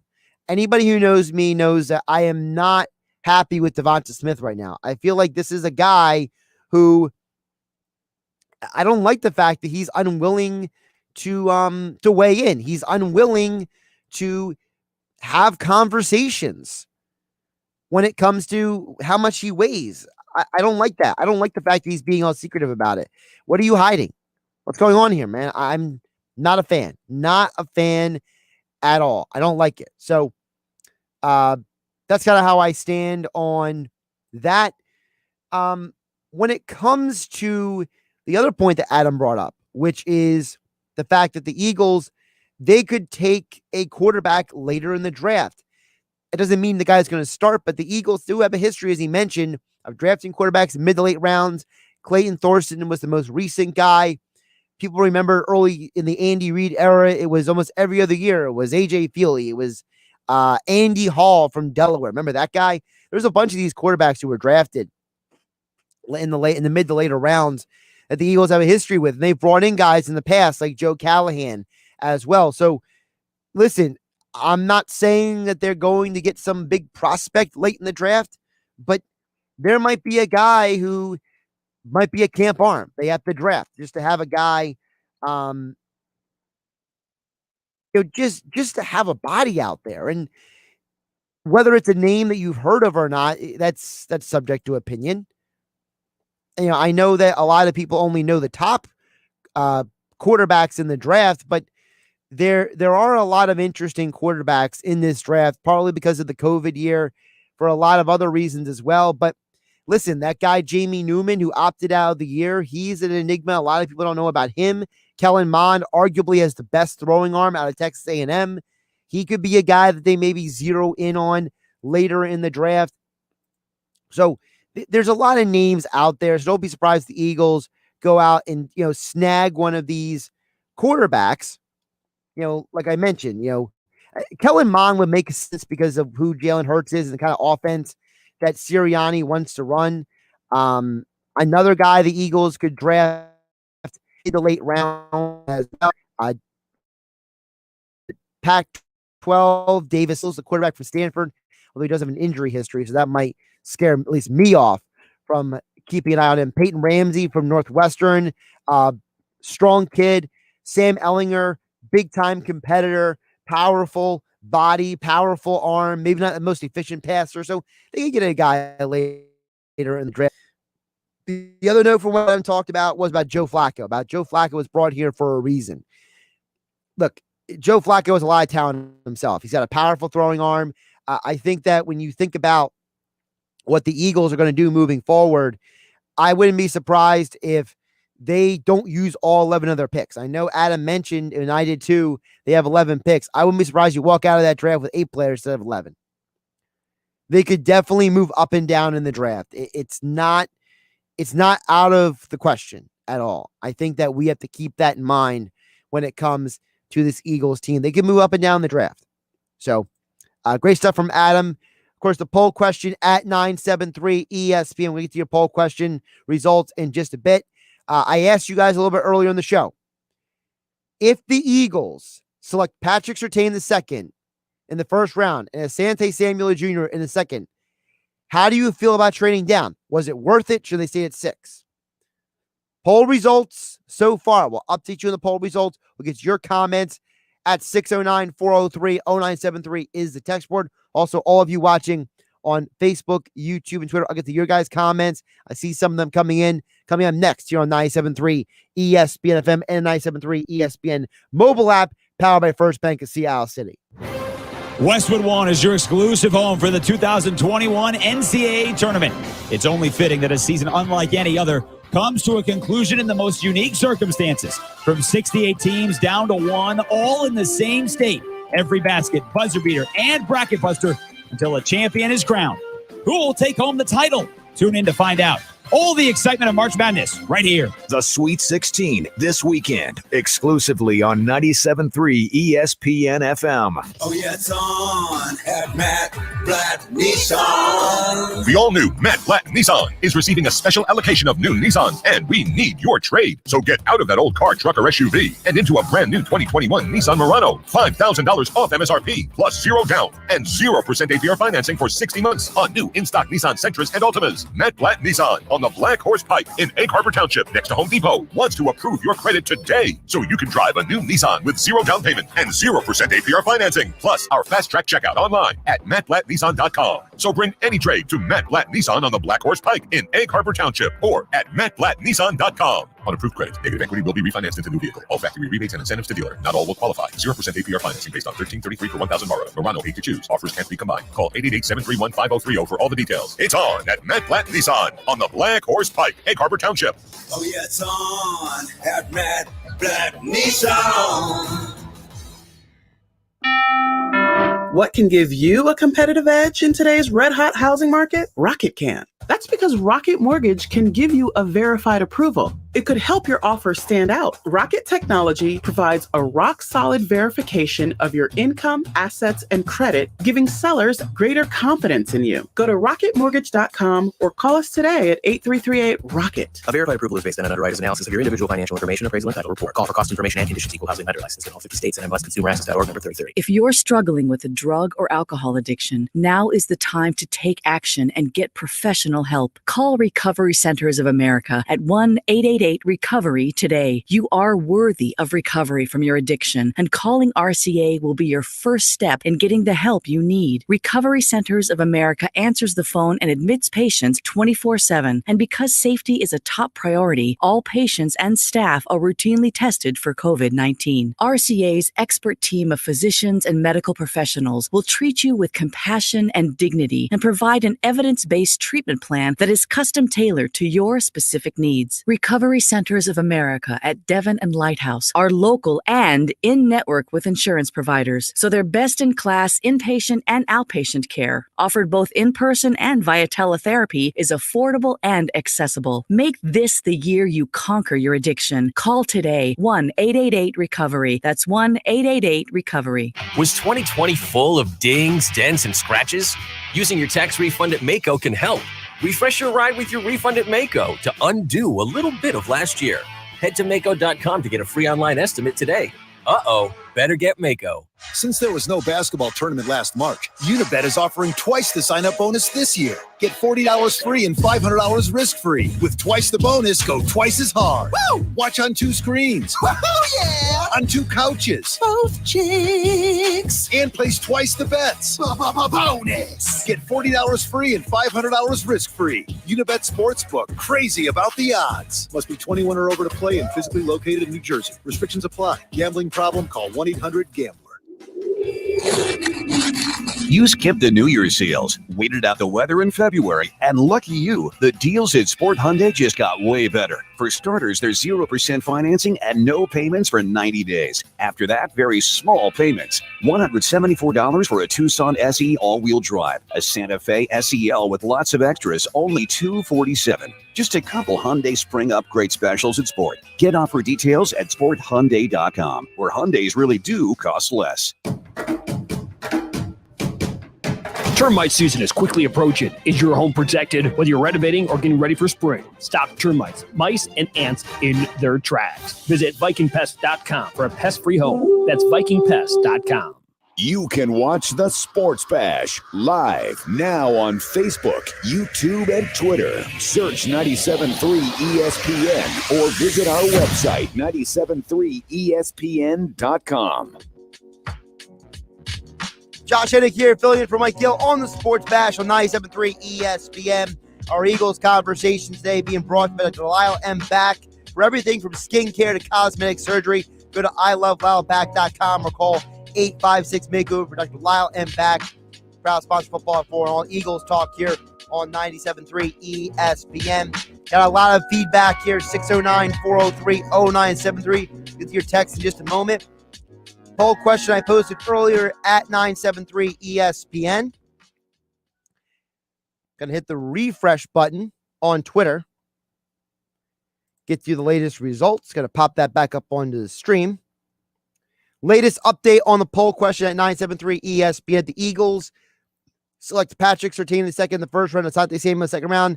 How do you feel about the Eagles? Was trading down worth it? Or should they have stayed at 6 overall? 53% say trading down was worth it. 46% say they should have stayed at 6 overall. Listen, it's one of those deals where I think it just comes down to where you stand. I think a lot of people have a lot of different varying opinions about what the Eagles should or shouldn't have done. I'm finding that some people are just really unhappy because of the fact that, look, it's one of those deals where people look at the Eagles and they have expectations. They have positive and negative. They think they can and can't do certain things. There's a perspective on that 6 overall pick. It seems like the perspective people had on that pick didn't match up with the Eagles' perspective on the draft is. We're not in those rooms. We're not talking with the scouts. We don't know all the details. So it's one of those deals that I think that it's a lot of conjecture, obviously. That's why I'm asking the questions that I am, because I'm kind of trying to think outside the box for you guys, because I think that this deal has certain signs to me. And one of those signs is you have a defensive coordinator who has a history when it comes to coaching defensive backs. You've already signed Anthony Harris, who he's worked with. I wouldn't be surprised if they're going to Jonathan Gannon and be like, what makes sense for your defense? And when they hired Sirianni, it was, what do you want the defense to look like? And that's impacting what they're doing here. 609-403-0973 is the text. We'll also get to your comments on Facebook, YouTube, and Twitter as you watch the show at 973 ESPN. You want to watch the show, just go to 973ESPN.com and just click on Watch the Sports Bash. Of course, I'm Josh Hennig. Mike Gill will be back on Monday for the show. Couple comments coming on the text board so far. Texter chimes in and says, can a team tight to the cap like the Eagles sign a free agent for a veteran minimum 1 year, but fully guaranteed year 2 or future years for much more money, since the cap situation will be more? The simple answer to that is yes, Texter, but I'm going to give now the slightly longer explanation. So there's a handful of ways you can structure contracts so that they don't affect the salary cap now. They affect it later. One of those ways is giving somebody a big signing bonus up front. Another way is to build all the guaranteed money into roster bonuses in years 2, 3, and 4. Another way you can do it is when they restructure contracts, they put what they call dummy years on there. So, for example, when Jalen Mills signed his contract, all that money was not guaranteed. It looked really big on the surface, but it wasn't all guaranteed money. Some of those years, it technically Jalen Mills, let me put it up here. Jalen Mills' deal is actually closer to a 1-year contract than is anything else. Here it is. So it's 4 years, $24 million, but it actually works as only 1 year guaranteed at 6.5. So if Jalen Mills doesn't play well enough, the Patriots only end up paying 6.5 of that $24 million. So yes, the Eagles, even though they are tight to the cap, they can sign guys on a 1 year deal with a second year that's avoidable, third year that's avoidable, where the money, it's basically you can either have a player option, you have a team option, you can have non-guaranteed money, you can have roster bonuses, you can have workout bonuses, you can have off-season bonuses, you can have different incentives built into the contract.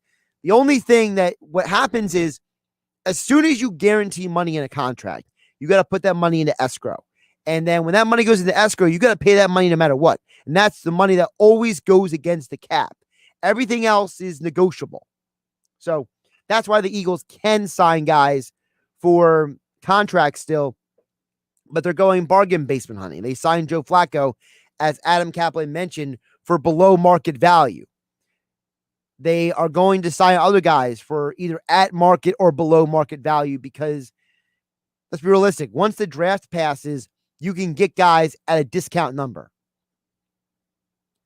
609-403-0973 is the text board.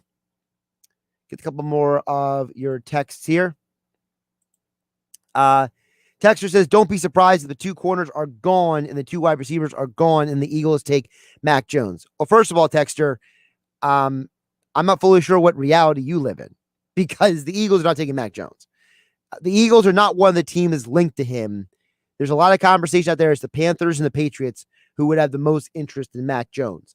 So it's not the Eagles. I've never seen any report anywhere at all the Eagles would have interest in Mac Jones. Also, he doesn't fit what they're doing with the offense here.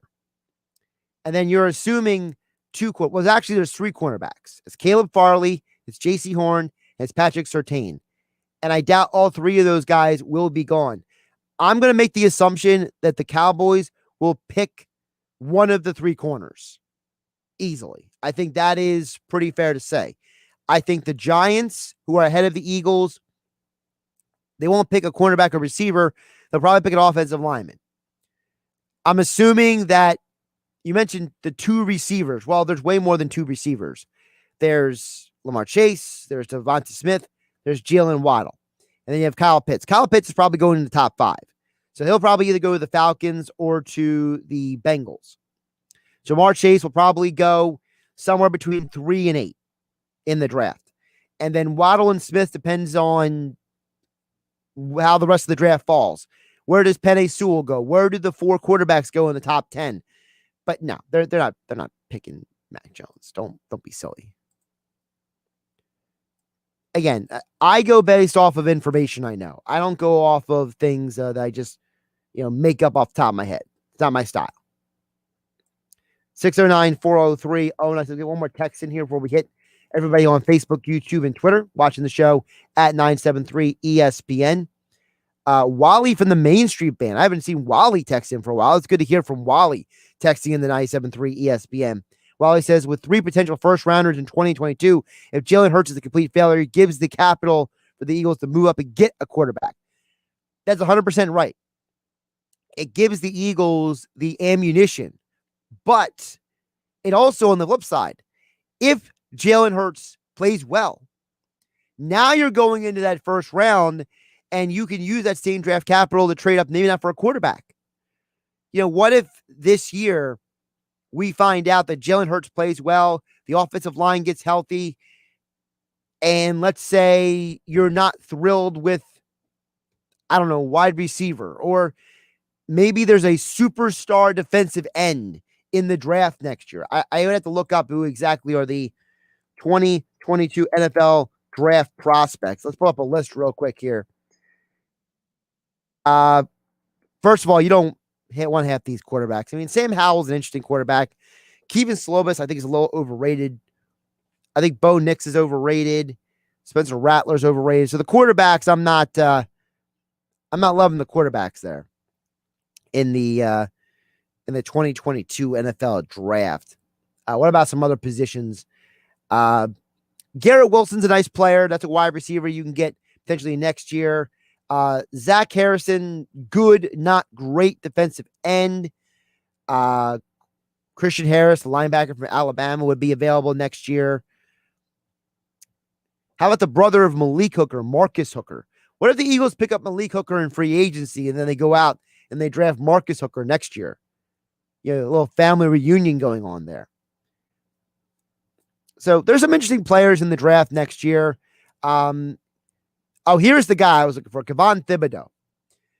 Kayvon Thibodeau, I can almost guarantee you right now, is going to be a top 10 pick next year. This dude is an athletic freak. This dude is one of the greatest athletes I've ever seen play defensive end in college football. I was led on to him by Ian Fitzsimmons a couple years ago. He was a freshman at Oregon. This dude is a monster, 6'5", 250, and he's probably as athletic as Chandler Jones is. So, what if you're the Eagles and use it? Jalen Hurts played great. The receivers played good. The offensive line's fine. We need defensive help. And Brandon Graham's getting older. And Derek Barnett, you just let him walk in free agency. And you use that draft capital. You trade up to get Thibodeau. I like that deal. I like that situation for sure. That is definitely an option for the Eagles to use that draft capital. Let's get one more comment in here. People watching on Facebook, YouTube, and Twitter at 973 ESPN. Jeff Bone and Pookie says, I know we're going to make the world go crazy with our 12th pick. Listen, there's going to be 3 or 4 points in the first round where picks are going to totally change the direction of the draft. Once you get past the first 2 picks, that third pick by the 49ers is going to change everything from there. So that's the first linchpin. The second linchpin is the Dolphins at 6. The Dolphins trade up to 6 for a reason, like the 49ers trade up to 3rd for a reason. So you know that pick's going to change the distance of the entire draft. The next linchpin is the Cowboys. The Cowboys have very, very specific needs. They don't need quarterback. They don't need wide receiver. They don't need running back. Could they use offensive line help? Yes. Cornerback? Yes. Linebacker? Sure. So there's a few positions right there. What if the Cowboys take Micah Parsons?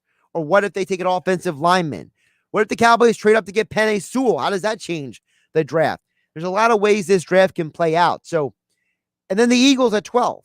The Eagles are a great unknown because no one's really 100% sure what is going on with the Eagles. And as Adam said, we won't know for sure until the draft actually plays out to know what's going to happen. All right.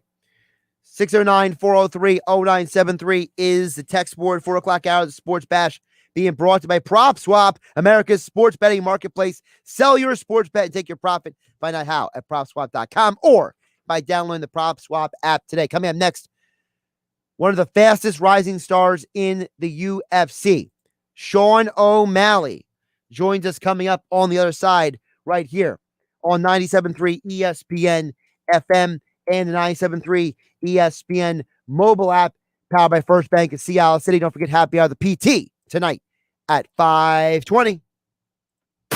Turn it on. Leave it on. The Sports Bash on 97.3 ESPN.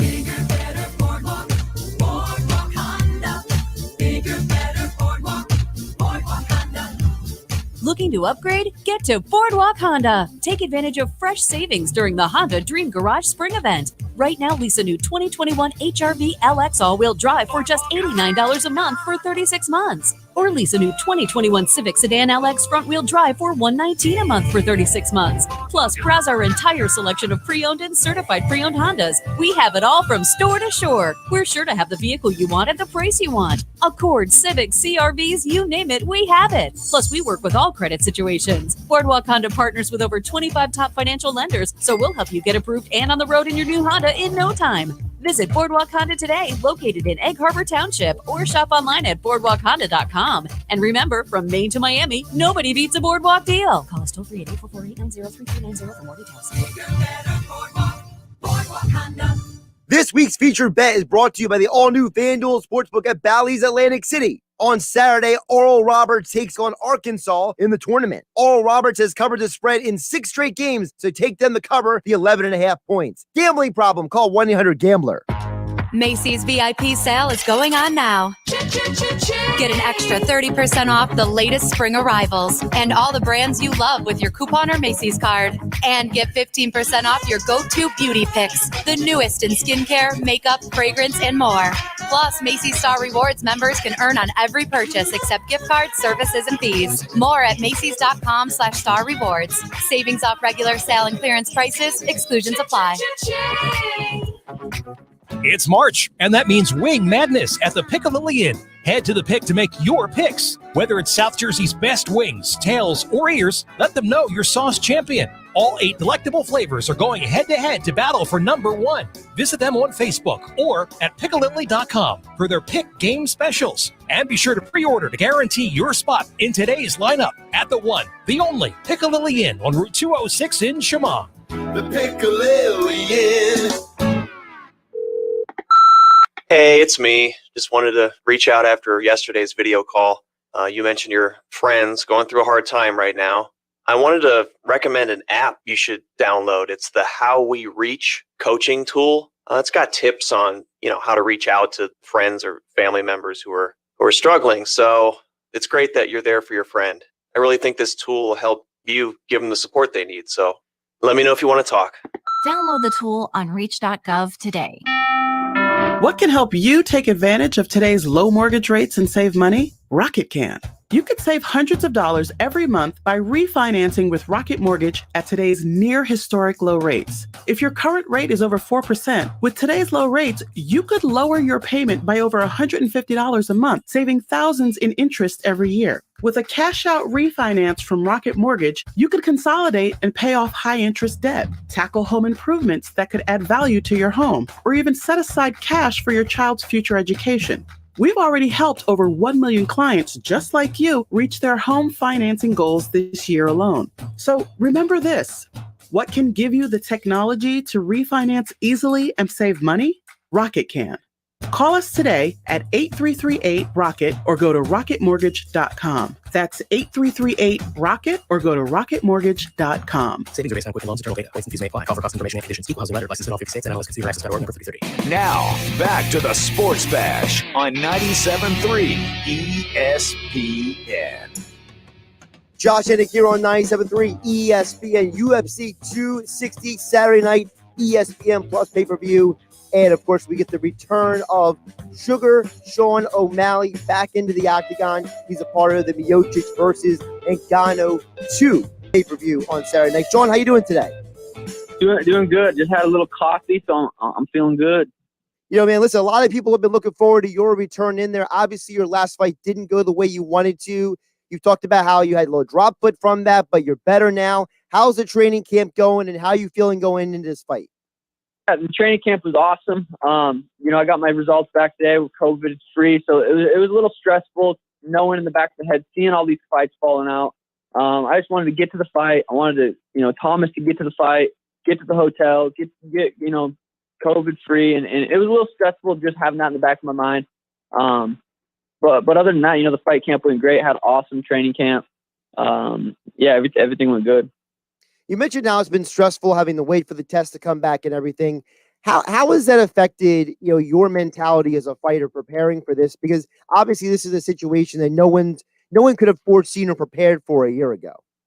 Yeah, I just would remind myself it's out of my control. If it happens, it happens. But it was still lingering in the back of your mind that you could wake up and say, "Hey, the fight's off." So it was. This is my third fight in the COVID, the COVID bubble at the UFC Apex. So it's, I've done it a couple of times, which definitely helped. But I was just hoping Thomas wasn't walking around the airport trying to lick things, trying to get COVID. So, but we're good. Sugar Sean O'Malley fighting on UFC 260 Saturday night. ESPN Plus pay-per-view is where you watch the fights. Sean, you're one of the big up-and-coming fighters in the UFC. A lot of people love watching you fight. But one of the things people might not know about you is that even though you have all these knockouts on your resume, you're a guy with a great grappling background. Talk about how being a well-rounded mixed martial artist has actually put you in a position to have the success that you've had. Yeah. I think the biggest thing, we haven't really seen much of my grappling in the UFC much, but just the confidence knowing, because that was the biggest thing. Even when I got signed, my grappling wasn't where I wanted to be, but I really focused the last 4 years on doing straight jiu-jitsu, understanding jiu-jitsu, wearing a gi, training with Augusto Mendez, who's one of the best grapplers in the world in my weight class, and just kind of falling in love with jiu-jitsu and grappling in general. I hated wrestling. I didn't mind jiu-jitsu. I hated wrestling. Now wrestling practice, just grappling practice live from the feet, is my favorite practice of the week. So just getting the confidence, and then competing at Quintet. I think it was 2019 or whatever it was, December, and choking out Takanori Gomi, going a live or a 8-minute match with Gilbert Melendez, like grappling with these really good guys. And showing where my jiu-jitsu's at, showing me where my jiu-jitsu's at, gives me confidence to go into the octagon and not be worried about, oh no, if I get taken down, I might get held down, I might lose by that. But, now going into these fights, I'm like, I might choke this dude. Like, I'd prefer to knock him out, but I, very well could choke this guy. So yeah, it's my confidence at an all-time high. Sean O'Malley joining us here on the Boardwalk on the Hotline. UFC 260 Saturday night, ESPN Plus pay-per-view, where you can catch all the action. Sean, you've had some changes in your life over the last year. You now have a daughter. How has that changed your perspective as a fighter and on life? Because it really seemed like, you were, going into the fight game, you were rising, and now you have a daughter. And for a lot of guys, that kind of changes their perspective a little bit. Yeah, it's been good. I think, this time last year, I was coming off a win over Jose Quinones. It was a 2-year layoff, and Danny, my wife, had told me she was pregnant right before I fought Jose. So, her first trimester, I fought Jose. Her second trimester, I fought Eddie. Her third trimester, I fought Cheeto, and then a couple months later, Elena was born. So, it's been good. It's been a fun process. I've wanted kids since I was like 12. I remember breaking up with a girl in middle school because she didn't want to have kids. So it's been cool. Elena was definitely an accident, and then Danny just being the best mom ever. It's just so natural to her. And it's cool to see their connection. Learning a lot about breastfeeding, and just watching that whole process has been so informative and awesome. It's really cool to see. So as far as, motivation to win, because I have a daughter, it's not, there's not more motivation. I wanted to win bad before I had a baby. Every single fight I get in there, I want to win. I'm a competitor, and that it hasn't changed. But my perspective on fighting, it's always been before a baby. I just want to take care of my brain. I want to be able to be healthy when I'm older. So my style is kind of, hit, not get hit. And that's how my style has been the whole time. And it's just, it's the same thing. But yeah, I definitely want to take care of my brain and be able to raise Elena. Sean, let's give the folks a little bit of chance to get to know you a little bit more. Obviously, as a UFC fighter, people only know you for inside the octagon, but they might not know you outside. What's the story behind the hair? We got to understand the story behind the hair, man. Yeah. I remember I wanted to do something crazy. This is an entertainment business, and I've understood that before I got into the UFC. I kind of thought about it that way before Conor, but when Conor got into the UFC, and I was like, damn, that is doing it right. He's blowing up. He's wearing this. He's saying that. He's different. So coming into the UFC, I always thought I was different anyway, just because my style of fighting. I'm a skinny dude, and I knock people out, and not just knock people out, like put them to sleep. So I knew I was different anyway, but I'm like, we need to enhance that. We need eyeballs, and the hair was one of them. And honestly, 6ix9ine, the rapper, kind of inspired me with the rainbow hair, and we did that. So this weekend we got, and Danny, my wife, does hair. She I like to say she's a black belt in hair. She's a professional, and so we go into the salon, we sit down, and she gets creative, and it's fun for her. not so fun for me sitting in the chair for 4 or 5 hours. But yeah, the hairs just, stand out. Let's be seen. I want to knock people out, and I want people to remember me. So that's kind of where we get that from. Love it, man. Love it. All right, one more before I let you go. I know you got a busy schedule today. Sean, when you win the fight Saturday night, you're going to get back on your Twitch stream. You're going to get back into your gaming. You're a huge gamer. What's the first game you're going to play after you win Saturday night? Yeah. It's been a long 8 weeks. I haven't been streaming nearly as much. I love gaming with the boys. I've actually met a lot of people, a good friends that I've flew some Twitch subscribers out to my house, sparred with them, hung out with them, brought them to the UFC fights before. So yeah, my Twitch community is huge, and haven't been able to stream nearly as much. But I'm definitely playing some Call of Duty Warzone, probably Resurgence. Right when we get back Monday, I'm gonna hop on with the boys. Now, is that PS or is that Xbox? I play on PC with an Xbox controller, so I'm kind of a lot of people don't like that. They're like, just play with mouse and keyboard, but I've been playing with a controller since I was 4 years old, whether it was the Nintendo, the 64, the whatever it was. So it's I can't get away from the controller, but I play on PC. Nice. That's Sean O'Malley UFC on Twitch TV. He is Sugar Sean O'Malley fighting UFC 260 Saturday night ESPN Plus pay-per-view. One of the fastest rising stars in the UFC. And as all guests, he appeared here on the Boardwalk Honda Hotline. Great stuff, Sean. Appreciate talking to you today. Awesome. Thank you so much. And again, Sean O'Malley, UFC 260 tomorrow night. The headliner is Stipe Miocic versus Francis Ngannou, too. Massive heavyweight fight on that card. And I always give you guys UFC picks every time there's UFC fights. I've been doing it since UFC came back last May. So just a couple updates. So Stipe Miocic is still an underdog on this card, and he is 3-0 as an underdog in UFC title fights. I feel like the only reason why Ngannou is a favorite is because there's a handful of people who just keep betting him every time he fights. Listen, Miocic beat him before. I think he beat him again. I think people are reading way too much into the weigh-in today that Ngannou came in just ripped and shredded, and Miocic came in about 8 pounds lighter than the last time he fought Ngannou. I don't think the weight is going to have too much to do with it because Miocic's speed comes from him not being a bulky heavyweight. Ngannou is just a naturally large guy when it comes to strength and muscle. So Ngannou weighing more and looking ripped and shredded doesn't mean much in the fight if Miocic just takes him down and or knocks him out or whatever happens. Miocic, he's the better, well-rounded fighter. Ngannou he's a flash knockout guy. He's a guy who blasts people and dominates. Miocic is a guy, he can strike, he can grapple, he can do a little bit of everything. So I always give you guys some picks. I think Miocic wins this fight, and O'Malley's definitely going to win his fight. Almeida's lost 3 straight, and 3 of his last 4 losses that he has, 2 of his last 4 losses have been by TKO or knockout. So if you take Sean O'Malley, you combine him with Stipe Miocic over on FanDuel Sportsbook, you sign up, use promo code Hennig on FanDuel Sportsbook.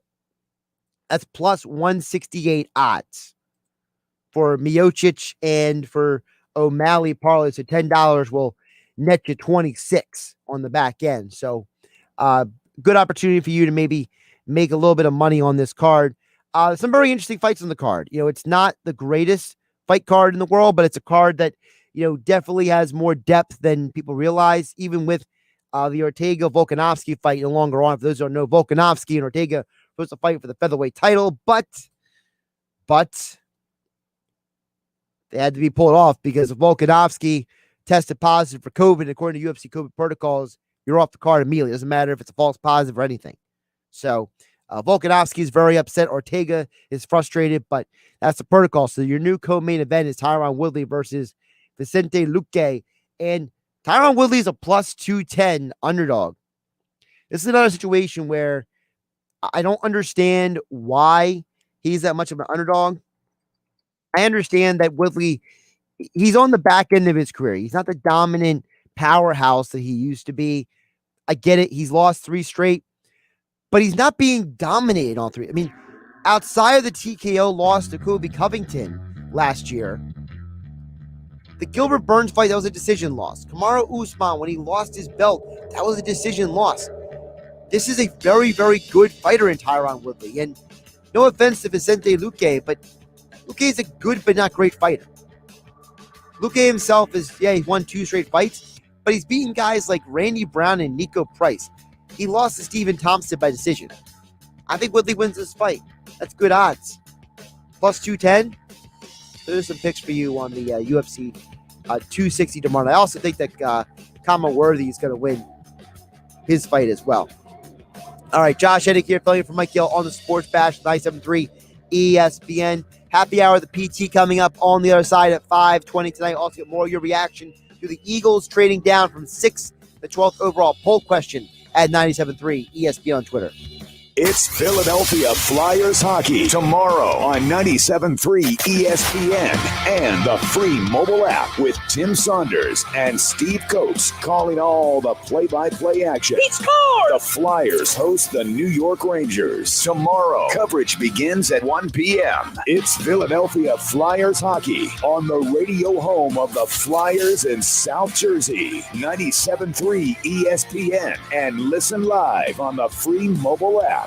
Get the credit you deserve during Matt Blatt Kia's Madness in March sales event with 0 down and 0% APR financing for 75 months. Get to Matt Blatt Kia in Toms River and Egg Harbor Township, because at Matt Blatt Kia, we want to get you approved today. And you can't make a mistake with our 4-day love it or leave it return policy. Plus, we want your trade, even if you owe thousands more than it's worth. So get out of that old car you hate. Come in today or visit us online and get the credit you deserve. Put 0 down and get 0% APR financing available for up to 75 months on every new 2021 Kia Sportage, or take $2,500 off MSRP, because it's gotta be a Matt Blatt Kia. Offers with approved Tier 1 or 2 credit through Kia Motors Finance. Not all will qualify. 0% based on $1,333 for $1,000 borrowed. All Kia Motors factory rebates to dealer. Go to mattblattkianj.com for complete details. Expires 4/5/2021.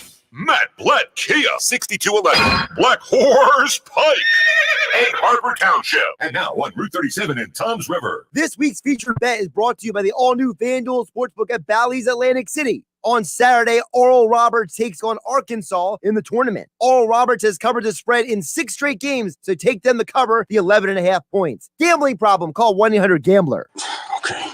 Indeed knows unexpected demand can stretch your business thin. Leon speaking. Like at Leon's Plumbing. Sorry, quickest we can get there is next Friday. To stay out of hot water, he needs to get started hiring right away. I need Indeed. Indeed you do. And the moment you sponsor a job on Indeed, you get a short list of quality candidates from our resume database. Visit Indeed.com/credit and get a $75 credit for your first sponsored job post. Terms and conditions apply.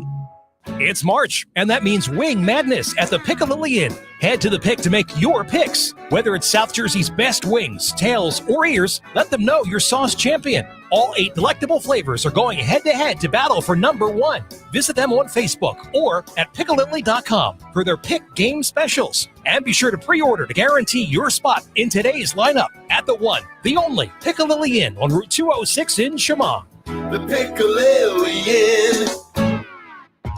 Macy's VIP sale is going on now. Get an extra 30% off the latest spring arrivals and all the brands you love with your coupon or Macy's card. And get 15% off your go-to beauty picks, the newest in skincare, makeup, fragrance, and more.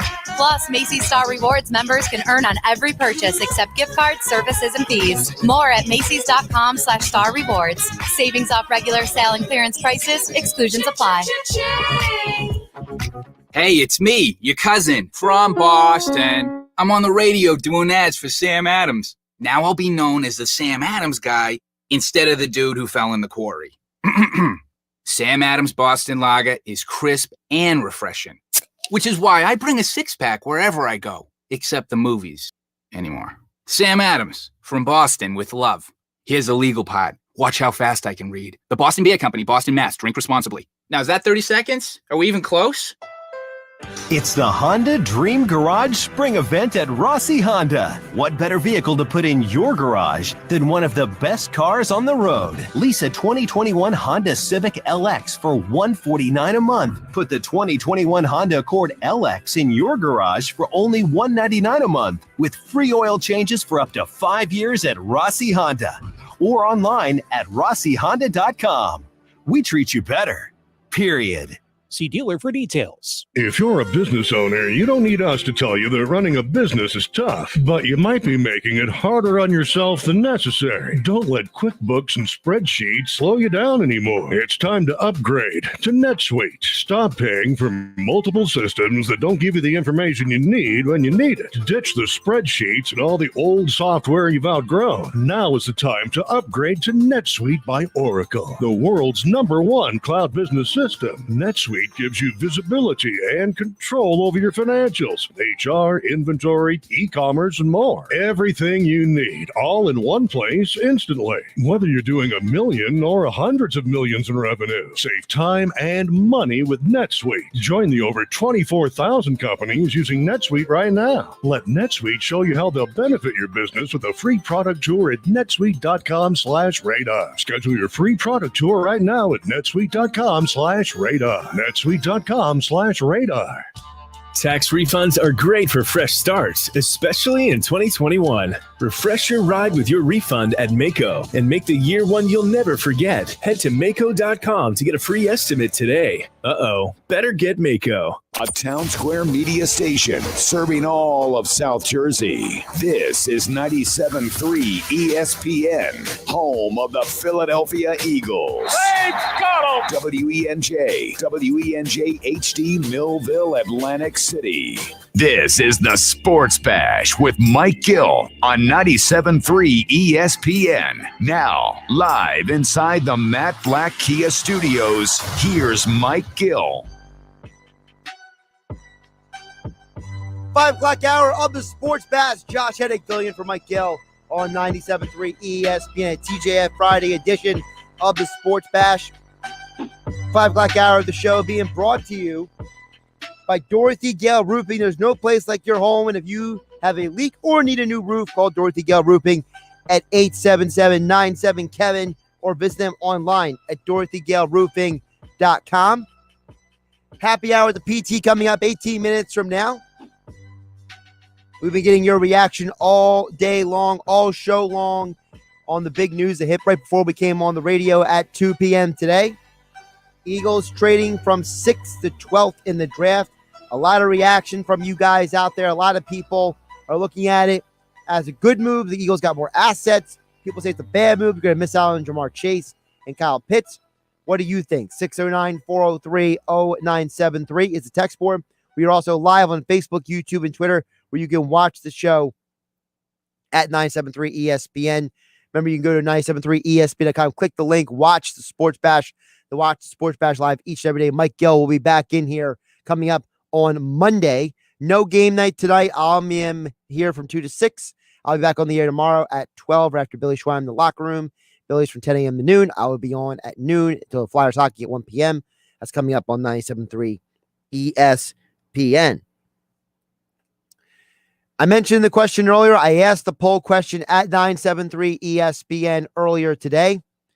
And I asked, listen, people are talking a lot about what do they do at 12th overall. There's a lot of conjecture that Patrick Surtain will be there at 12th overall. So I ask you, poll question at 973 ESPN. Hey, Eagle fans, if the Eagles select Patrick Surtain II in the first round at 12th overall, and then the second round they get Asante Samuel Jr., how do you feel? Was trading down worth it, or should they stay at 6 overall? Well, right now, 55.8% say trading down was worth it. 44% say it should have stayed at 6 overall. Keep the votes coming in at 973 ESPN on Twitter. It's kind of a split issue. Some people are really on board with them trading down. Some people are totally against it. And I'm just saying, one of the scenarios could be you walk out of here with 2 bona fide cornerbacks in the draft. And I think that if they did that, that would be a great move for them. 609-403-0973 is the text board. Text came in here earlier. If I can click the right button, might help. Here we go. John from Cape May says, I love the trade. I love what it gives the Eagles for the future. I like them now to move up in front of the Giants and the Cowgirls, though. Now, John, I don't know if that's possible because I don't know if you have the trade assets to jump up because you would. There's all right, a couple things. One, when it comes to the draft capital you have to move back up, you would have to give up the Dolphins pick from next year. To me, I wouldn't trade that pick. I want all three of those potential picks in the first round. I know the one pick could be conveyed. That's from the Wentz deal. It's a second round pick that could turn into a first round pick if Wentz plays 75% of the games next year. I mean, this upcoming year for the Colts. I don't want to trade that pick. I think the Eagles should just stay at 12 unless they can find a way to maybe trade a player with that pick and move up. Because for me, I think that a texter mentioned this earlier. I think it's an excellent point. This draft got really thrown for a curveball because of the COVID-19 pandemic. The pandemic caused all these college football games to just go away and disappear. And a lot of guys opted out. So there's a lot of guys who are going to play this year in 2021 who are going to benefit greatly from a regular schedule. And I think that having 3 first-round picks next year is valuable. But hey, if the Eagles move back in front of the Cowboys and the Giants, that's fine. I'm not against it, that's for sure. Albert Breer mentions on Twitter that a very interesting point about the Eagles in this draft pick. Okay. You know, we keep talking about what is the situation. Well, I'm going to pop it up here on the screen as you watch on Facebook, YouTube, and Twitter, and I'll read it for all of you listening here on 97.3 ESPN FM. So Albert Breer turns around and says the Eagles hadn't thrown away their Week 17 game against Washington and found a way to win, they would have had the 9th pick rather than the 6th pick. Albert Breer goes on to say, I feel comfortable saying the Dolphins wouldn't turn over a 2022 first-round pick to go from 12 to 9. So people didn't like what the Eagles did the last week of the season. Pulling Jalen Hurts, putting in Nate Sudfeld. But Albert Breer's pointing out, listen, if you would have won that game, which the Eagles were in prime position to potentially win that game, they were not out of it, to say the least, until Sudfeld came in and just imploded. There's no way you're getting that first-round pick from the Dolphins. So that in and of itself is a win for the Eagles, that they get another first-round pick next year. And there's no guarantee the Dolphins are going to be some elite team. They lost some players in free agency. They added some others. I think the Dolphins' offense might be better next year, but will their defense be better? I don't know. Their defense might take a step back, I think, this year. Just because of just the way the league is going to play out. So, very interesting point from NFL insider Albert Breer from SI to add to the conversation. Again, the text board is open, 609-403-0973. Again, the Eagles moving down from 6 to 12 in a trade where the Dolphins get the 6th pick. The 12th pick is technically from the 49ers. The 49ers get the Dolphins pick, which was 3rd overall, which actually the Dolphins got from the Texans in the Laramie Tunsil trade. So, a lot to remember. Keep that in mind. A lot of moving parts. 609-403-0973. 609-403-0973 to get in on the conversation. Also, for all you watching on Facebook, YouTube, and Twitter, you can chime in as well on the stream. Tom in the Villas chimes in on the text board. Says, I'm not a fan of the trade. The Dolphins are on the verge of being a good team. That Dolphins pick next year could wind up being in the mid-20s. That's from Tom in the Villas. You're right, but you're also going to walk in there with 3 first-round picks next year. And having all that ammunition could get you back up into a better spot in the draft. So if you're the Eagles, just to use an analogy, just a scenario for you, not analogy, a scenario. Let's say the Dolphins pick is 25th and the Eagles pick is 15th. And the Colts pick that conveys is 26. You could take those twos in the 21st round picks with your first round pick and move up to 10th or higher in the draft. You could find a team that's high in the draft that needs a ton of players. If you don't want to use 3 first round picks, which you could keep all 3 first round picks and just be like, hey, we're just going to load up on talent. Because getting a first round pick, people act, okay. Now, I'm not saying Tom from the Phillies is this guy, but a lot of people have this misconception about the NFL draft. All right. They have this idea that it's like the NBA draft, and the furthest could be from the truth. You can get talent in any round, that any tier in the NFL draft. People talk so much about Justin Jefferson. He was a 22nd pick. Brandon Ayuk had a very good year for the 49ers, a 25th pick in the draft. Patrick Queen had a very good year for the Ravens, 28th pick in the draft. Clyde Edwards-Helaire, the final pick of the first round, 32nd. Let's go 2 years ago, 2018, the year the Eagles didn't have a first round pick. The picks in the 20s that year. All right. That year, it includes DJ Moore, had a very nice career down with the Panthers. Hayden Hurst. Then he is a guy that the Ravens had, and they traded him and got draft assets for him, and now he's the starting tight end for the Ravens. Calvin Ridley, pretty darn good number 2 receiver down there in Atlanta as well.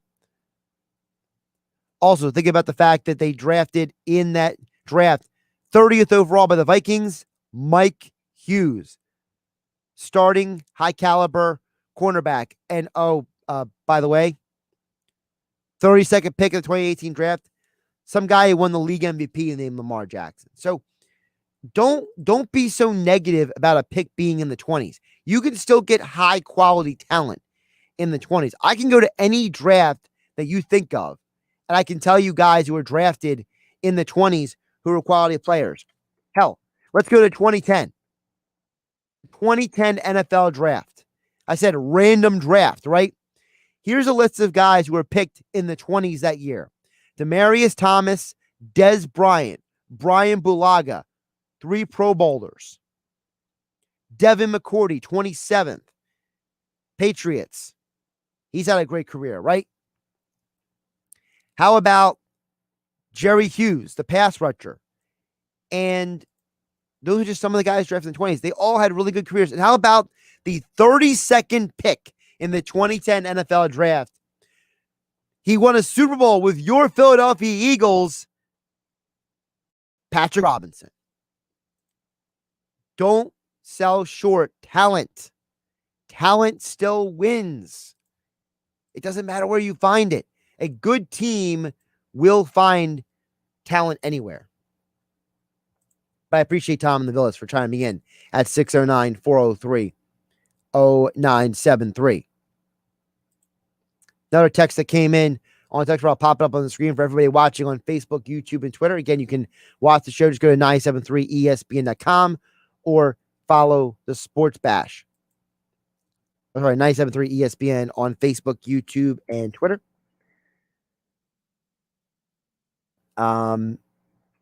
Get this text in here. Just gotta pop it into the stream. There you go. Text says, I think the Eagles would be crazy to package those ones next year to move up in the draft unless it's a slam dunk pick that needs to be made. The Eagles have a boatload of picks next year. A couple things. One, I mentioned earlier that if there is a high caliber star level player, you should trade up. To me, the one guy I mentioned earlier, Kevon Thibodeau of Oregon, that guy to me reminds me a lot of Chandler Jones. If you can get him in the draft next year, you go get that guy. I don't care about the 3 picks. If you can get a game-changing pass rusher like Kevon Thibodeau of Oregon in the draft next year, you go out and get that dude. If Jalen Hurts ends up being a complete, utter failure this year, and you can package those 3 picks and move up and get a quarterback next year, you go get that quarterback. So I don't think it would be crazy at all to package those picks to move up. I think it depends on your situation. I think it depends on who's available. I think that you have to let it play out. I think you got to be open to all options. It's not crazy at all. I heard somebody say earlier this week, and I can remember the person who said it, I would give them credit, but they said that the NFL draft is all about quarterbacks, but not drafting quarterbacks. The NFL draft is about finding your starting quarterback, players who can blitz the quarterback, players who can protect the quarterback, and players who can intercept the quarterback. So in other words, the 4 most important positions in the NFL draft are quarterback, pass rusher, offensive line, and defensive back. So if you're the Eagles and you know that Brandon Graham is getting older and Derek Brown doesn't play very well and Josh Sweat gets injured for the 100th time in his career, and you can go in the next year and you see Kayvon Thibodeau hanging around and you have a chance to package up and go get him, you go get him. Not a crazy idea at all. Look at Washington. You think they won their division because they had 20 quarterbacks last year? No. Washington won their division because their defensive front is comprised of Chase Young, 2nd overall pick, added to Jonathan Allen, Daron Payne, Ryan Kerrigan, Montez Sweat. They have all of those pass rushing monsters up front. So it kind of didn't matter that your quarterbacks was the law firm of Haskins, Heineke, Allen, and Smith. Didn't matter. You had the worst starting quarterback group of any playoff team that made the postseason last year. And you did it because you have that defense. Remember, defense wins championships, offenses sell tickets. Josh Hennig filling in for Mike Gill here on the Sports Bash on 97.3 ESPN. Happy hour with the PT coming up on the other side here on 97.3 ESPN. This hour of the Sports Bash being brought to you by Matt Black Kia. Matt Black Kia wants to get you approved today. That's Matt Black Kia on the Black Horse Pike at Egg Harbor Township. Yes, the one and only Pete Thompson joins the show next here on 97.3 ESPN FM and the 97.3 ESPN mobile app powered by First Bank of Seattle City. Also the latest on the Phillies roster moves, the Sixers, and more right now at 97.3ESPN.com. Hey everybody, it's Billy Schwein for The Locker Room. We have a lot to cover this weekend. The hot Sixers, the fading Flyers. Saturday, we'll talk with former NHL official Paul Stewart about the firing of a ref. Plus, we'll get a preview from Ryan Fenn and the radio voice of the Villanova Wildcats on their Sweet 16 matchup against Baylor. Sunday, the PT, Pete Thompson, joins me as we recap the Sixers Saturday night action. Bill Meltzer of HockeyBuzz.com checks in to talk about the Flyers' problems. All the action starts every Saturday and Sunday from 10 a.m. to noon on 97.3 ESPN. Get the credit you deserve during Matt Blatt Kia's Madness in March sales event with 0 down and 0% APR financing for 75 months. Get to Matt Blatt Kia in Toms River and Egg Harbor Township because at Matt Blatt Kia, we want to get you approved today. And you can't make a mistake with our 4-day love it or leave it return policy. Plus, we want your trade, even if you owe thousands more than it's worth. So get out of that old car you hate. Come in today or visit us online and get the credit you deserve. Put 0 down and get 0% APR financing available for up to 75 months on every new 2021 Kia Sportage, or take $2,500 off MSRP because it's gotta be a Matt Black Kia. Offers with approved Tier 1 or 2 credit through Kia Motors Finance. Not all will qualify. 0% based on $1,333 per 1,000 borrowed. All Kia Motors factory rebates to dealer. Go to MattBlackKiaNJ.com for complete details. Expires 4/5/2021. Matt Blatt Kia, 6211 Black Horse Pike, Egg Harbor Township, and now on Route 37 in Toms River. What's in store this week at Staples? A big deal on ink. That's kind of a big deal. Staples has the technology, furniture, and supplies you need for a totally productive workspace. And right now, you can earn 40% back in Staples Rewards when you purchase any 2 ink or toner cartridges. Shop in-store or get same-day delivery powered by Instacart. Ends 3/27/21. Limit 4 in-store and on Instacart only. Visit staplesconnect.com/ink rewards for details. Instacart delivery subject to availability. Additional fees may apply. It's March, and that means Wing Madness at the Piccadilly Inn. Head to the Pick to make your picks. Whether it's South Jersey's best wings, tails, or ears, let them know you're sauce champion. All 8 delectable flavors are going head-to-head to battle for number 1. Visit them on Facebook or at Piccadilly.com for their Pick Game Specials. And be sure to pre-order to guarantee your spot in today's lineup at at the one, the only Piccalilli Inn on Route 206 in Chemung. The Piccalilli Inn. Hey, it's me. Just wanted to reach out after yesterday's video call. You mentioned your friends going through a hard time right now. I wanted to recommend an app you should download. It's the How We Reach coaching tool. It's got tips on, how to reach out to friends or family members who are struggling. So it's great that you're there for your friend. I really think this tool will help you give them the support they need. So let me know if you want to talk. Download the tool on reach.gov today. Finding great candidates to hire can be like, trying to find a needle in a haystack, but not with ZipRecruiter. Its powerful technology actively finds and invites qualified candidates to apply to your job. So while other companies might deliver a lot of hay, ZipRecruiter finds you the needle in the haystack. See why 4 out of 5 employers who post a job on ZipRecruiter get a quality candidate within the first day. Try ZipRecruiter for free at ZipRecruiter.com/free. That's ZipRecruiter.com/free. Hey guys, are you afraid of taking off your shirt in public? Don't be embarrassed. Just say, I love Lyle back instead with male breast reduction. Many men develop a fullness in their chest as boys that persists and even worsens as they get older. This condition is called gynecomastia, and with simple liposuction, most cases can be effectively treated. Call 856-MAKEOVER today to schedule your private consultation with Dr. Lyle and Back. That's 856-MAKEOVER, or visit ilovelyleback.com. You can watch the Sports Bash live now on Facebook, YouTube, and Twitter. Search 97.3 ESPN or visit our website, 973ESPN.com.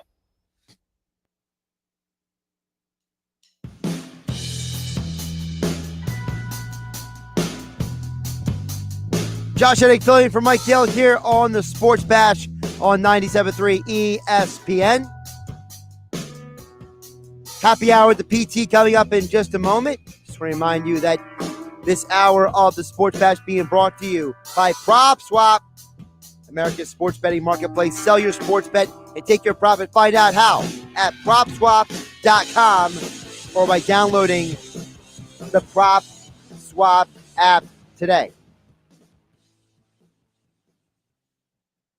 So I don't know if anything's happened today, so I don't know if we have anything to talk about with the PT, but he joins us anyway here on the Boardwalk Kind of Hotline here on 97.3 ESPN. Now, Pete, can you hear me? All right, it looks like we're having a audio problem. Pete told me he might have a little bit of a sound problem on his end. Now we hear Pete rustling around. He's on the video. We can see the PT. But PT cannot hear us. So we are going to pull PT off the screen for just a moment. My recommendation to PT, I got to type it to him, though, because he doesn't, he can't see it. I would tell him to, the only thing I can think of is just that, basically. We're troubleshooting live on the radio. One thing we can do. I'm going to say just unplug the headphones and see what happens. All right, now, Pete, I'm going to ask you to give me a thumbs up if you can hear me, because I can see you in the background here. Nothing. All right, well.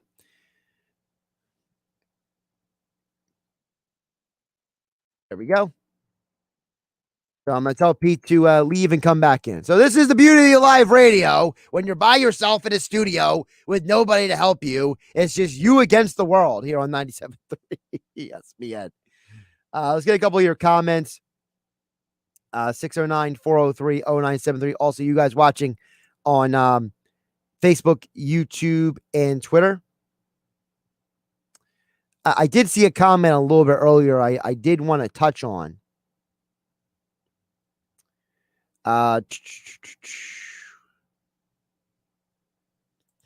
Frank earlier on YouTube says Kyle Pitts is not going to last until 10. So stop saying the Cowboys are going to get him. They needed defensive help more than anything else. Listen, Frank's right. I know that there's a group of people who are like, watch the Cowboys get Kyle Pitts. If you really think Kyle Pitts is lasting until 10 overall, you're not paying attention to anything the experts are saying. Listen, I understand there are some people out there who, no offense, there's some people out there who, for whatever reason, think that because they heard it on another radio station or because they heard somebody mention something on another show that it's gospel or that's truth. Let me tell you something. My job is to be the consolidator of information to present it to you. When Mike Gill comes on the radio each day, when I come on the radio each day, we are doing so with the idea that we are reading and researching and gathering information, and we're bringing all the information we have to you.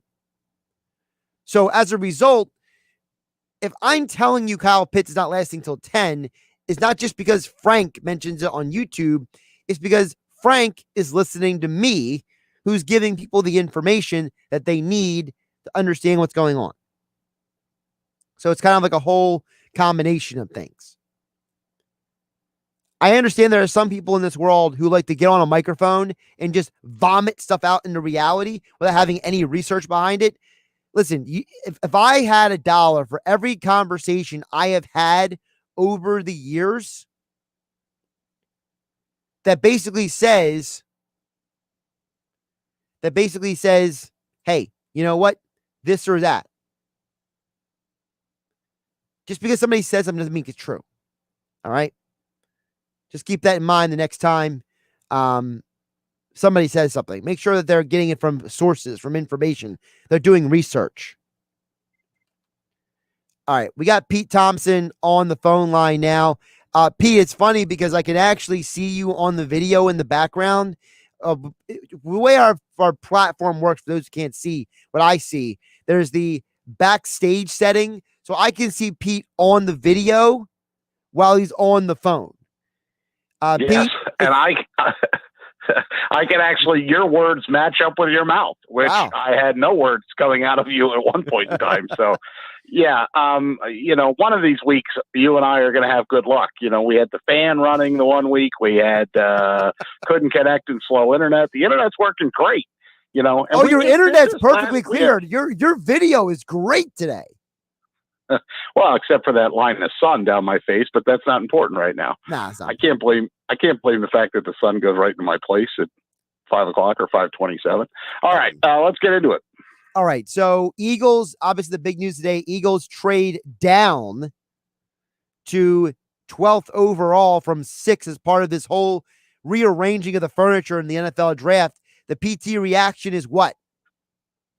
Well, first of all, I miss the days when I'd be doing a 4-hour radio show with you or a 4-hour radio show with Mike Gill, and I knew instantly when stuff was happening because you were refreshing Twitter and stuff. What was that, about 2 o'clock? I was going from one side of the building at work to the other side, and our SRO, Greg Stites, who a security officer, says to me, "Hey, what do you think of all these trades? What's going on with these trades?" And I said, "What trades?" And he's like, the Eagles did a trade. And then I grabbed my phone and I look at Twitter, and we tried together to process, who was going where and where were these pieces going and what was happening. And I said, well, that tells me that there was somebody that they couldn't get above maybe, and that's why they're moving down. So that was my first reaction. And then later on the way out of school, I saw a couple more people talk about it. Mike, who's another security guard, and Brian, and they were having a heated conversation. Not heated, they were having an animated conversation, let's put it that way. An animated conversation about, what necessarily Howie's thought process is on this. I guess, Josh, the general consensus is that they weren't going to get the BYU quarterback, so let's move down and get as many picks as we possibly can. So I'm glad you brought that up because somebody mentioned that earlier in the show, and I want to clear that side of the conversation up because people keep bringing that part up. So first of all, the person who reported the Zach Wilson stuff was Ian Rappaport, the same Ian Rappaport who has gotten multiple reports about the Eagles wrong in the last few years, okay? Yeah, that's true. Yeah. Now, 30 minutes after he made the initial report that the Eagles that they were trying to trade up to 3 to get Wilson. 30 minutes later, he put out this recorrection tweet. And all of a sudden, nobody can refresh his feed and get the original tweet unless they go to the back door on somebody's Twitter feed. So basically, he's like, well, I didn't mean the Eagles wanted Zach Wilson. I was just saying that they thought he's a great prospect. So that whole thing, I'm throwing out the window. I think that whole thing about Zach Wilson, the BYU quarterback, is bunk because Rappaport's not backtracking 30 minutes later all of a sudden if he's like, oh, well, I'm serious. Well, obviously you weren't. Yeah. Well, and that just tells you how fast things evolve. And, if you, are you reporting the right narrative? Somebody must have got to him or somebody said like, no, you're not correct there. Look, at the end of the day, regardless of whether they're trying to move up or what they were trying to do, this kind of secures Jalen Hurts, right, as definitely the starter. And that jives with what Jeffrey Lurie said, which is let's do everything we can to make Jalen Hurts comfortable and give him everything he can have to succeed. And it sure seems like that's the case now. At least that we know 5 weeks out. Pete Thompson joining us for Happy Hour at the PT on the phone line here on 97.3 ESPN. Josh Hennig filling in for Mike Gill on the Sports Bash. Pete, now I asked the question earlier. I'm going to reappropriate it for you. So this trade puts them in a position where they could legitimately go cornerback with the first 2 picks. So if the Eagles were to walk out of this draft with Patrick Surtain II in the first round, Asante Samuel Jr. in the second round, was trading down worth it to you? That's my poll question for the day. For me, it would be, because obviously they've been severely depleted at corner. You can never have enough good corners and shutdown corners, and I'd be okay with that. Whether it's Surtain, whether it's J.C. Horn, whether it's Caleb Farley, those are the top 3 guys. But then you're right, you're not going to get all 3. You might get one of them, and then Asante Samuel. I love the pedigree players. I heard somebody today. I didn't know that Joe Horn's son is playing football and pretty damn good. I love anybody that is pedigree. I remember when there was some talk that the Eagles were going to go for the Runyon son as a lineman, and they didn't, of course, and he ended up with Green Bay, and I think he had a pretty good year. I like pedigree. More often than not, guys that are the children or the legacy guys. Now the book's still out because you could throw back at me, well, Jalen Reagor's a pedigree, and what has he done yet? Not much yet, but I like that. I think look, because it's such a crapshoot. And I got to tell you, to when you're asking me what my reaction is, my initial reaction was dang, because we're Eagles fans. We want the bright, shiny prize. You want Jamar Chase. You want Kyle. Look, I started off, and you'll remember this, Josh, I started off wanting Devontae Smith, right? Then I started to become comfortable with the fact, well, maybe it'll be Jamar Chase because Devontae Smith is going to go to Tua, right? Then Gill and all the guests got me all excited about Kyle Pitts. And then I really was all in on Kyle Pitts. And now, there's maybe still a chance that Kyle Pitts could be around, but I think conventional wisdom says no way, right? So you want the nice, shiny prize. And wouldn't it be typical Philly fan if they get like corner, and they just, in some funny daily news headline that Billy Schwein pays money to read, has some corny thing about how they blew it, But to me, I'd be okay with that. Yeah, well, remember the last time the Eagles had 2 bona fide corners, their names were Sheldon and Lito, and before that was Troy and Bobby. I think getting 2 corners actually has a good history. And by the way, somebody brought this up earlier. The last 2 times the Eagles had the 12th overall pick, they picked Brandon Graham and Fletcher Cox. Yeah, they didn't do so bad on those last 2 times that they had the picks, right? I mean, a 12 pick overall. That's the thing is that, there's going to be a lot of disappointment that, and I understand that, right? At 6, you got the idea that at 6, you're going to get an impact player. At 12, you're not so sure, right? But like the last 10 picks that were picked at 12, let's just go backwards. Henry Ruggs, okay, Rashawn Gary, Vita V, Deshaun Watson, although he's got his issues right now, he worked out fine. Sheldon Rankins, Danny Shelton, this guy Odell Beckham, ever heard of him? Yes, Fletcher Cox, that was in 2012, DJ Hayden, and then Christian Ponder. I mean, look, not every 12 is a winner, right? But I mean, those are the last 10 picks or last 10 years of who went number 12 overall in the draft. Yeah, and I mentioned this earlier. People always like to talk about, well, you got to have this or that pick, right? And I love to use the J.J. Watt example, okay? J.J. Watt was picked 11th in the 2011 NFL draft. Now, there were some very good players picked ahead of him. Obviously, Cam Newton won a league MVP, Von Miller, A.J. Green, Patrick Peterson, Julio Jones. But that's not the point. The point is you can still find talent later in the draft. And by the way, Jake Locker and Blaine Gabbert were picked ahead of him too. So being at 12th overall doesn't preclude you from getting a very talented player, because talent is everywhere in the draft. It's about who you pick, not where you pick. Yeah, and the fact that they could end up with 3 first-round picks next year says to me, too, that this is a decision that could be more long-term impact, and trying to build things up long-term. I mean, look, the Eagles will never use the word rebuild, ever, right?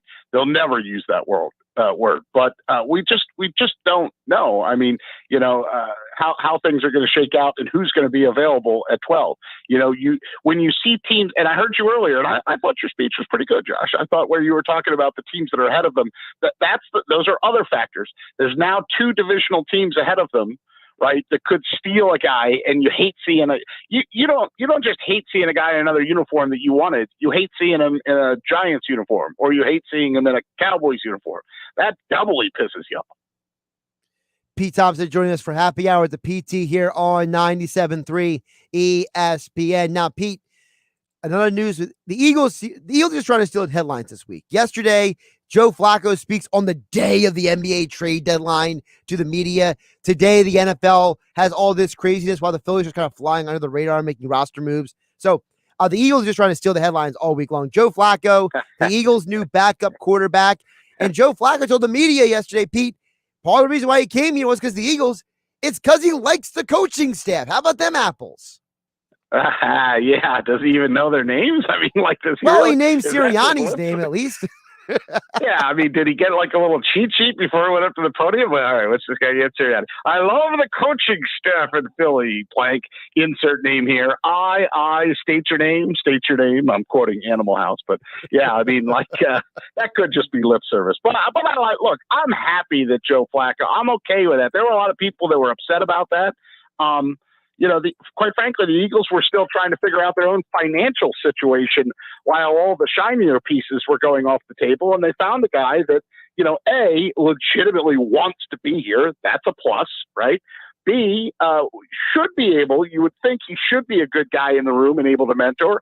And he's probably thrilled to, be out of the Jets situation, or, he was never really happy when he was in Denver. I mean, do people forget that Joe Flacco was the Super Bowl MVP? Do they forget that Joe Flacco threw for 40,000 yards? Now, listen, I do not want Joe Flacco in the game. The guy is there for a reason in case Jalen Hurts gets hurt.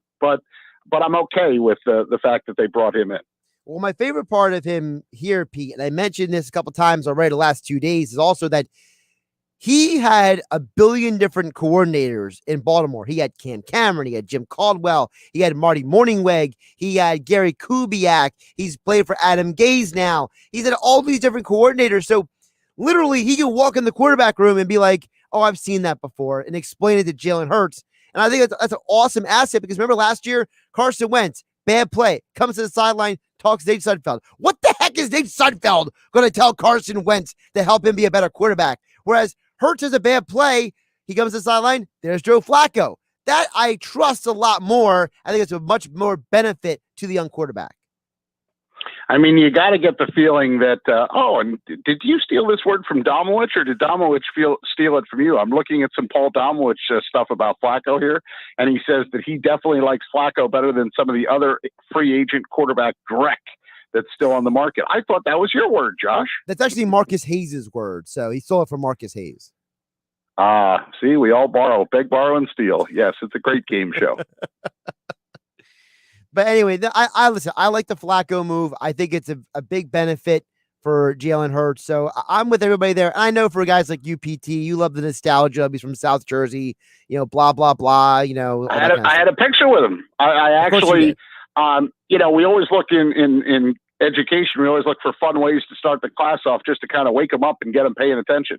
And I gave my students a choice. I said they could either hear a story about food, or they could hear a story about sports. Now, the secret is I didn't tell them which one that I was going to tell them both anyway, but I made them think that they had a choice, right? So some chose food, some chose sports.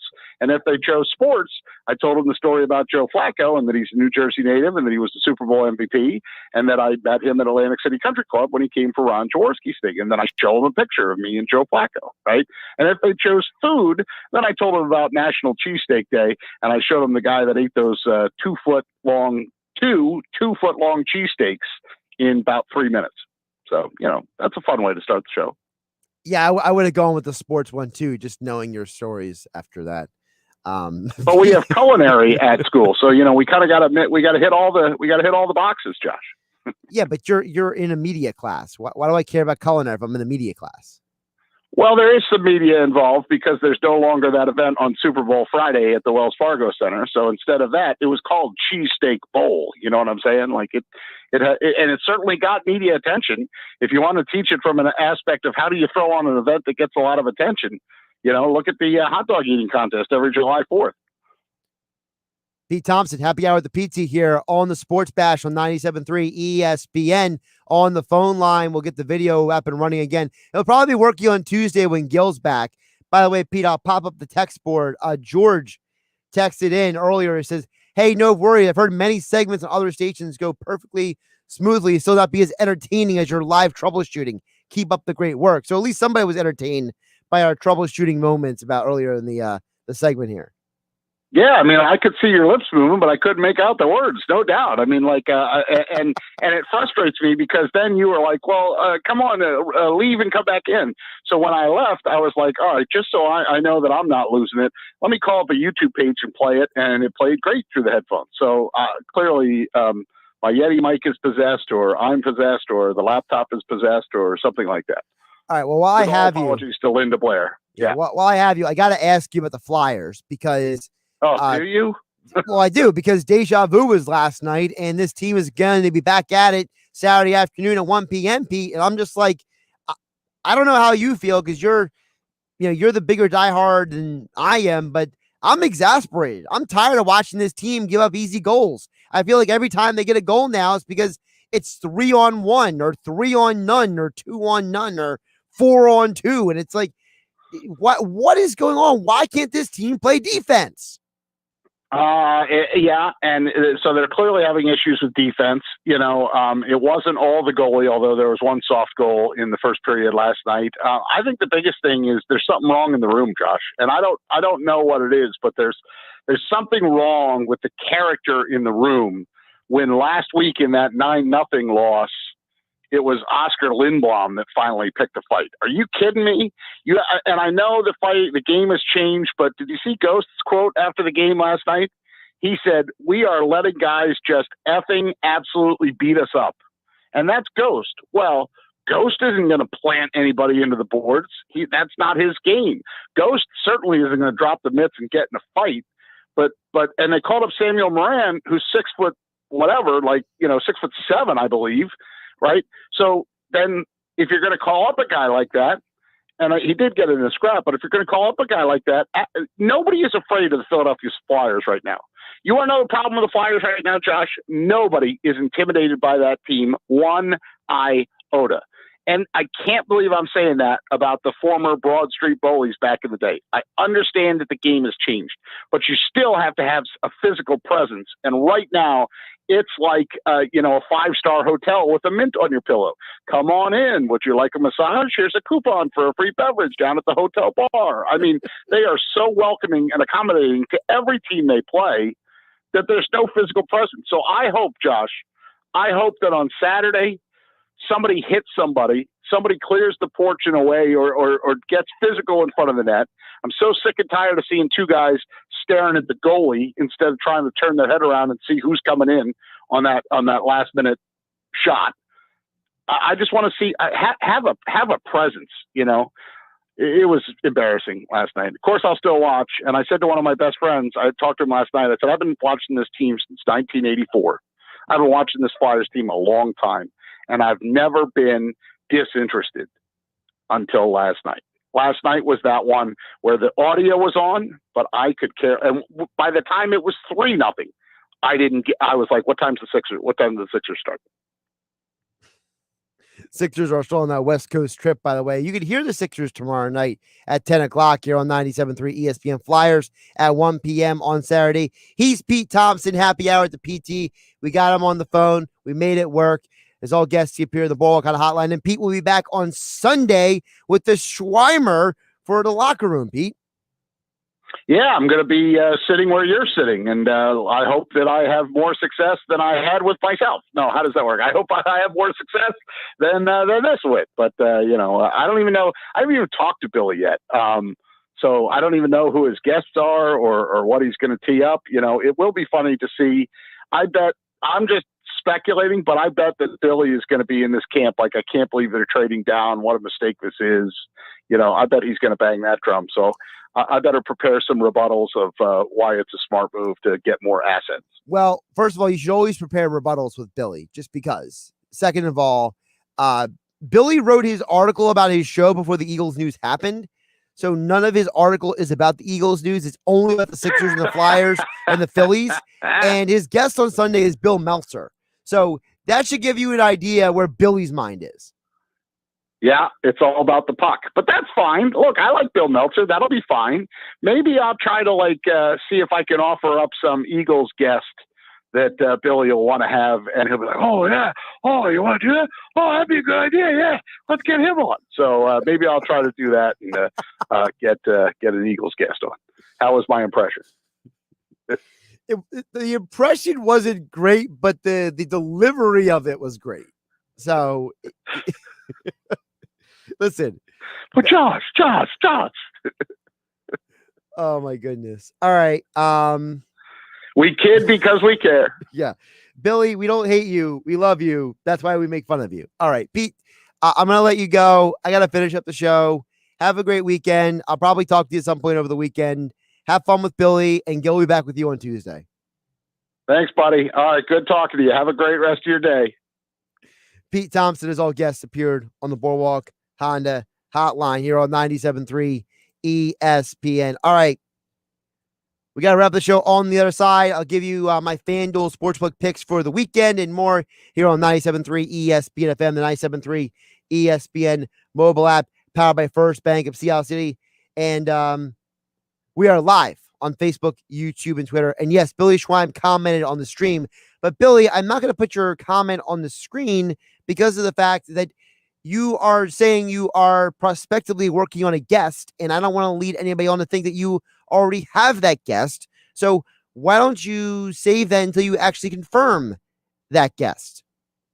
How about that, Billy? At least we know Billy Schweim's watching or listening to the show. I like to know that Billy actually cares enough to watch and listen. Josh Hennig here, Philly from Mike Gill on 97.3 ESPN. Billy Schweim in the locker room tomorrow at 10 a.m. It's Philadelphia Flyers hockey tomorrow on 97.3 ESPN and the free mobile app with Tim Saunders and Steve Coates calling all the play-by-play action. He scored!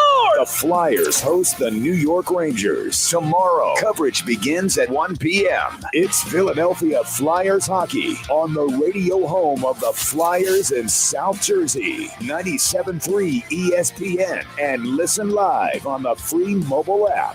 On some models, excludes Corvette with GMF financing, excludes prior sales. See dealer for details. If you've been waiting for the best deal you can find on a brand new Chevy, then your wait has paid off big time. Right now, during Bennett Chevy's March Markdown event, you can save up to 25% off many of our most popular models. That's right. With Bennett Chevy's famous GM supplier employee pricing, plus you keeping all the rebates, that's up to a whopping 25% off MSRP. Plus, for a limited time, there's 0% financing available on our hottest Chevy models. Got an old beater? Get it to Bennett for an unbeatable $7,000 minimum towards any pre-owned vehicle in stock. That's at least $7,000. Imagine what we'll pay for a good trade. And our non-commissioned sales staff is paid on your satisfaction, not how much you spend. So buying at Bennett's always a pleasure with no need to negotiate, plus there's never any sales pressure. Get to Bennett Chevy during our March Markdown event and find new roads. Bennett Chevy, Egg Harbor Township, and BennettChevy.com. Finding great candidates to hire can be like,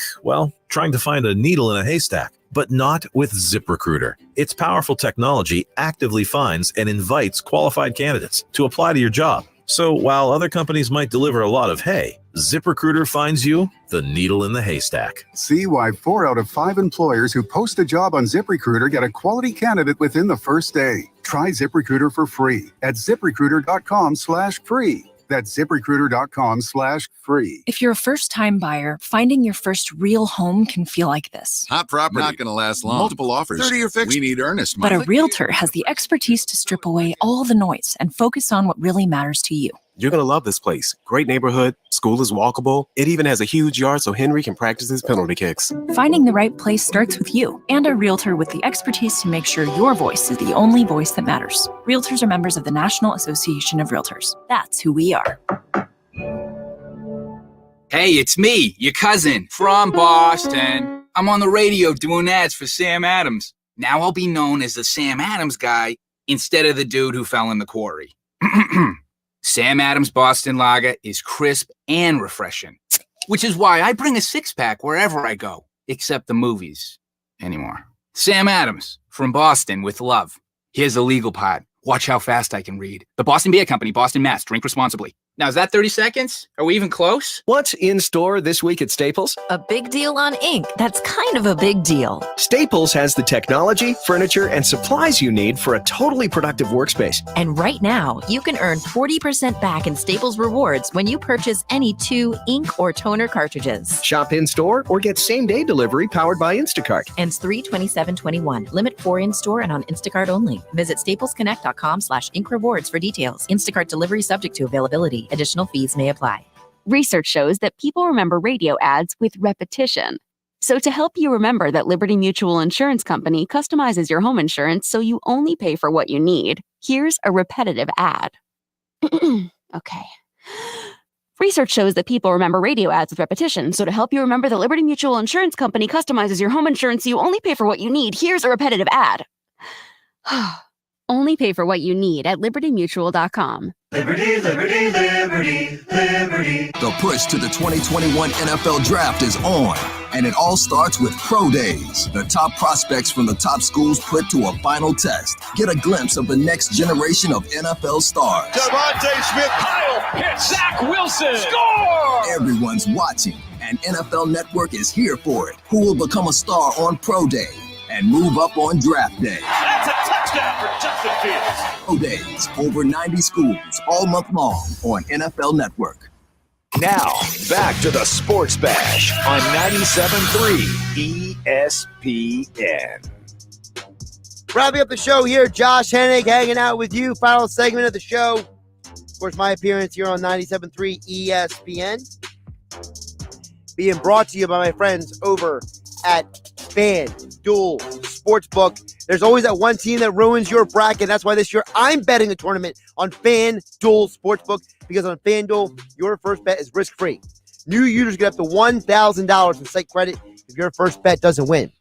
With games day and night, FanDuel Sportsbook has an easy-to-use app with always-on promotions, so your next chance to win with FanDuel is only minutes away. And if that's not enough, FanDuel wants to make you a millionaire. That's right, you. New and existing users get an additional shot at the payout every day you bet on the tourney. So if you want a shot at becoming a millionaire or even a thousandaire, download the FanDuel Sportsbook app, use my promo code Hennig, and get in on the action this tournament weekend. That's promo code Hennig with FanDuel Sportsbook. Must be 21 or older to play and present in NJRPA. No purchase necessary. Restrictions apply for $1 million drawing. Risk-free offer. For first online real money wager only site credit is non-withdrawable. Expires in 14 days. Restrictions apply. See sportsbook.fanduel.com for details. Gambling problem, call 1-800-GAMBLER. All right. I'm going to repeat some of these picks tomorrow when I'm on Sports Bash Saturday. I'll get a little more of them tomorrow. But here are the picks for the weekend I got going for you. So I mentioned the UFC picks earlier. I'm going Stipe Miocic, Tyron Woodley, Sean O'Malley, and Kamal Worthy. So those are my UFC picks for the weekend. I love the parlay of O'Malley and Miocic together. I like Woodley as a separate money line pick right there. When it comes to college basketball this weekend, you've heard the ad running all day today. I do really like Oral Roberts plus 11.5. They have covered the spread in 6 straight and 7 of their last 9. So The plus 11.5 is way too much in my opinion. So I think that is a good pick this weekend. I don't love this pick as much, but Syracuse plus 6.5 versus Houston, it feels a little bit too juicy to pass up. Also, I really like the idea of Oregon beating USC outright. That's a plus 110 on the money line. So those are some of my FanDuel Sportsbook picks. Again, promo code Hennig when you sign up with FanDuel Sportsbook. Get in on the $1 million drawing this tournament weekend. Got you some UFC, got you a little of the college basketball as well. Again, for more coverage of what's happened today, go to 97.3 ESPN.com. You get full details what the Phillies did today. Because after Frank Klose and I talked, the Phillies made some serious moves. Brandon Kinsler will be part of the Phillies bullpen this year with Archie Bradley, Hector Neris from the back end of the bullpen. Also, a very interesting decision about Tony Watson's future. Also, Spencer Howard has been optioned to the alternate training site and then will probably be in spring training. So, spring training AAA when they start up their season. All the details at 97.3 ESPN.com. Thanks again to Frank Klose, Paul Hudrick, Adam Caplan, Sean O'Malley, Pete Thompson for joining me today. I'll be back on tomorrow. Don't forget tomorrow morning, Jeff Nadeau, Mike Gill at 9 a.m. 10 o'clock, Billy Schweim in the locker room. I'll be on for Sports Bash Saturday at 12 noon, and then Flyers at 1 p.m., then the NCAA tournament. Have a great weekend, everybody. I'll catch you tomorrow. Westwood One is your exclusive home for the 2021 NCAA tournament. It's only fitting that a season unlike any other comes to a conclusion in the most unique circumstances. From 68 teams down to one, all in the same state. Every basket, buzzer beater, and bracket buster until a champion is crowned. Who will take home the title? Tune in to find out. All the excitement of March Madness right here. The Sweet 16 this weekend, exclusively on 97.3 ESPN FM. Get the credit you deserve during Matt Blatt Kia's Madness in March sales event with 0 down and 0% APR financing for 75 months. Get to Matt Blatt Kia in Toms River and Egg Harbor Township, because at Matt Blatt Kia, we want to get you approved today. And you can't make a mistake with our 4-day love it or leave it return policy. Plus, we want your trade, even if you owe thousands more than it's worth. So get out of that old car you hate. Come in today or visit us online and get the credit you deserve. Put 0 down and get 0% APR financing available for up to 75 months on every new 2021 Kia Sportage, or take $2,500 off MSRP, because it's gotta be a Matt Blatt Kia. Offers with approved Tier 1 or 2 credit through Kia Motors Finance. Not all will qualify. 0% based on $1,333 per 1,000 borrowed. All Kia Motors factory rebates to dealer. Go to MattBlattKiaNJ.com for complete details. Expires 4/5/2021. Matt Blatt Kia, 6211 Black Horse Pike.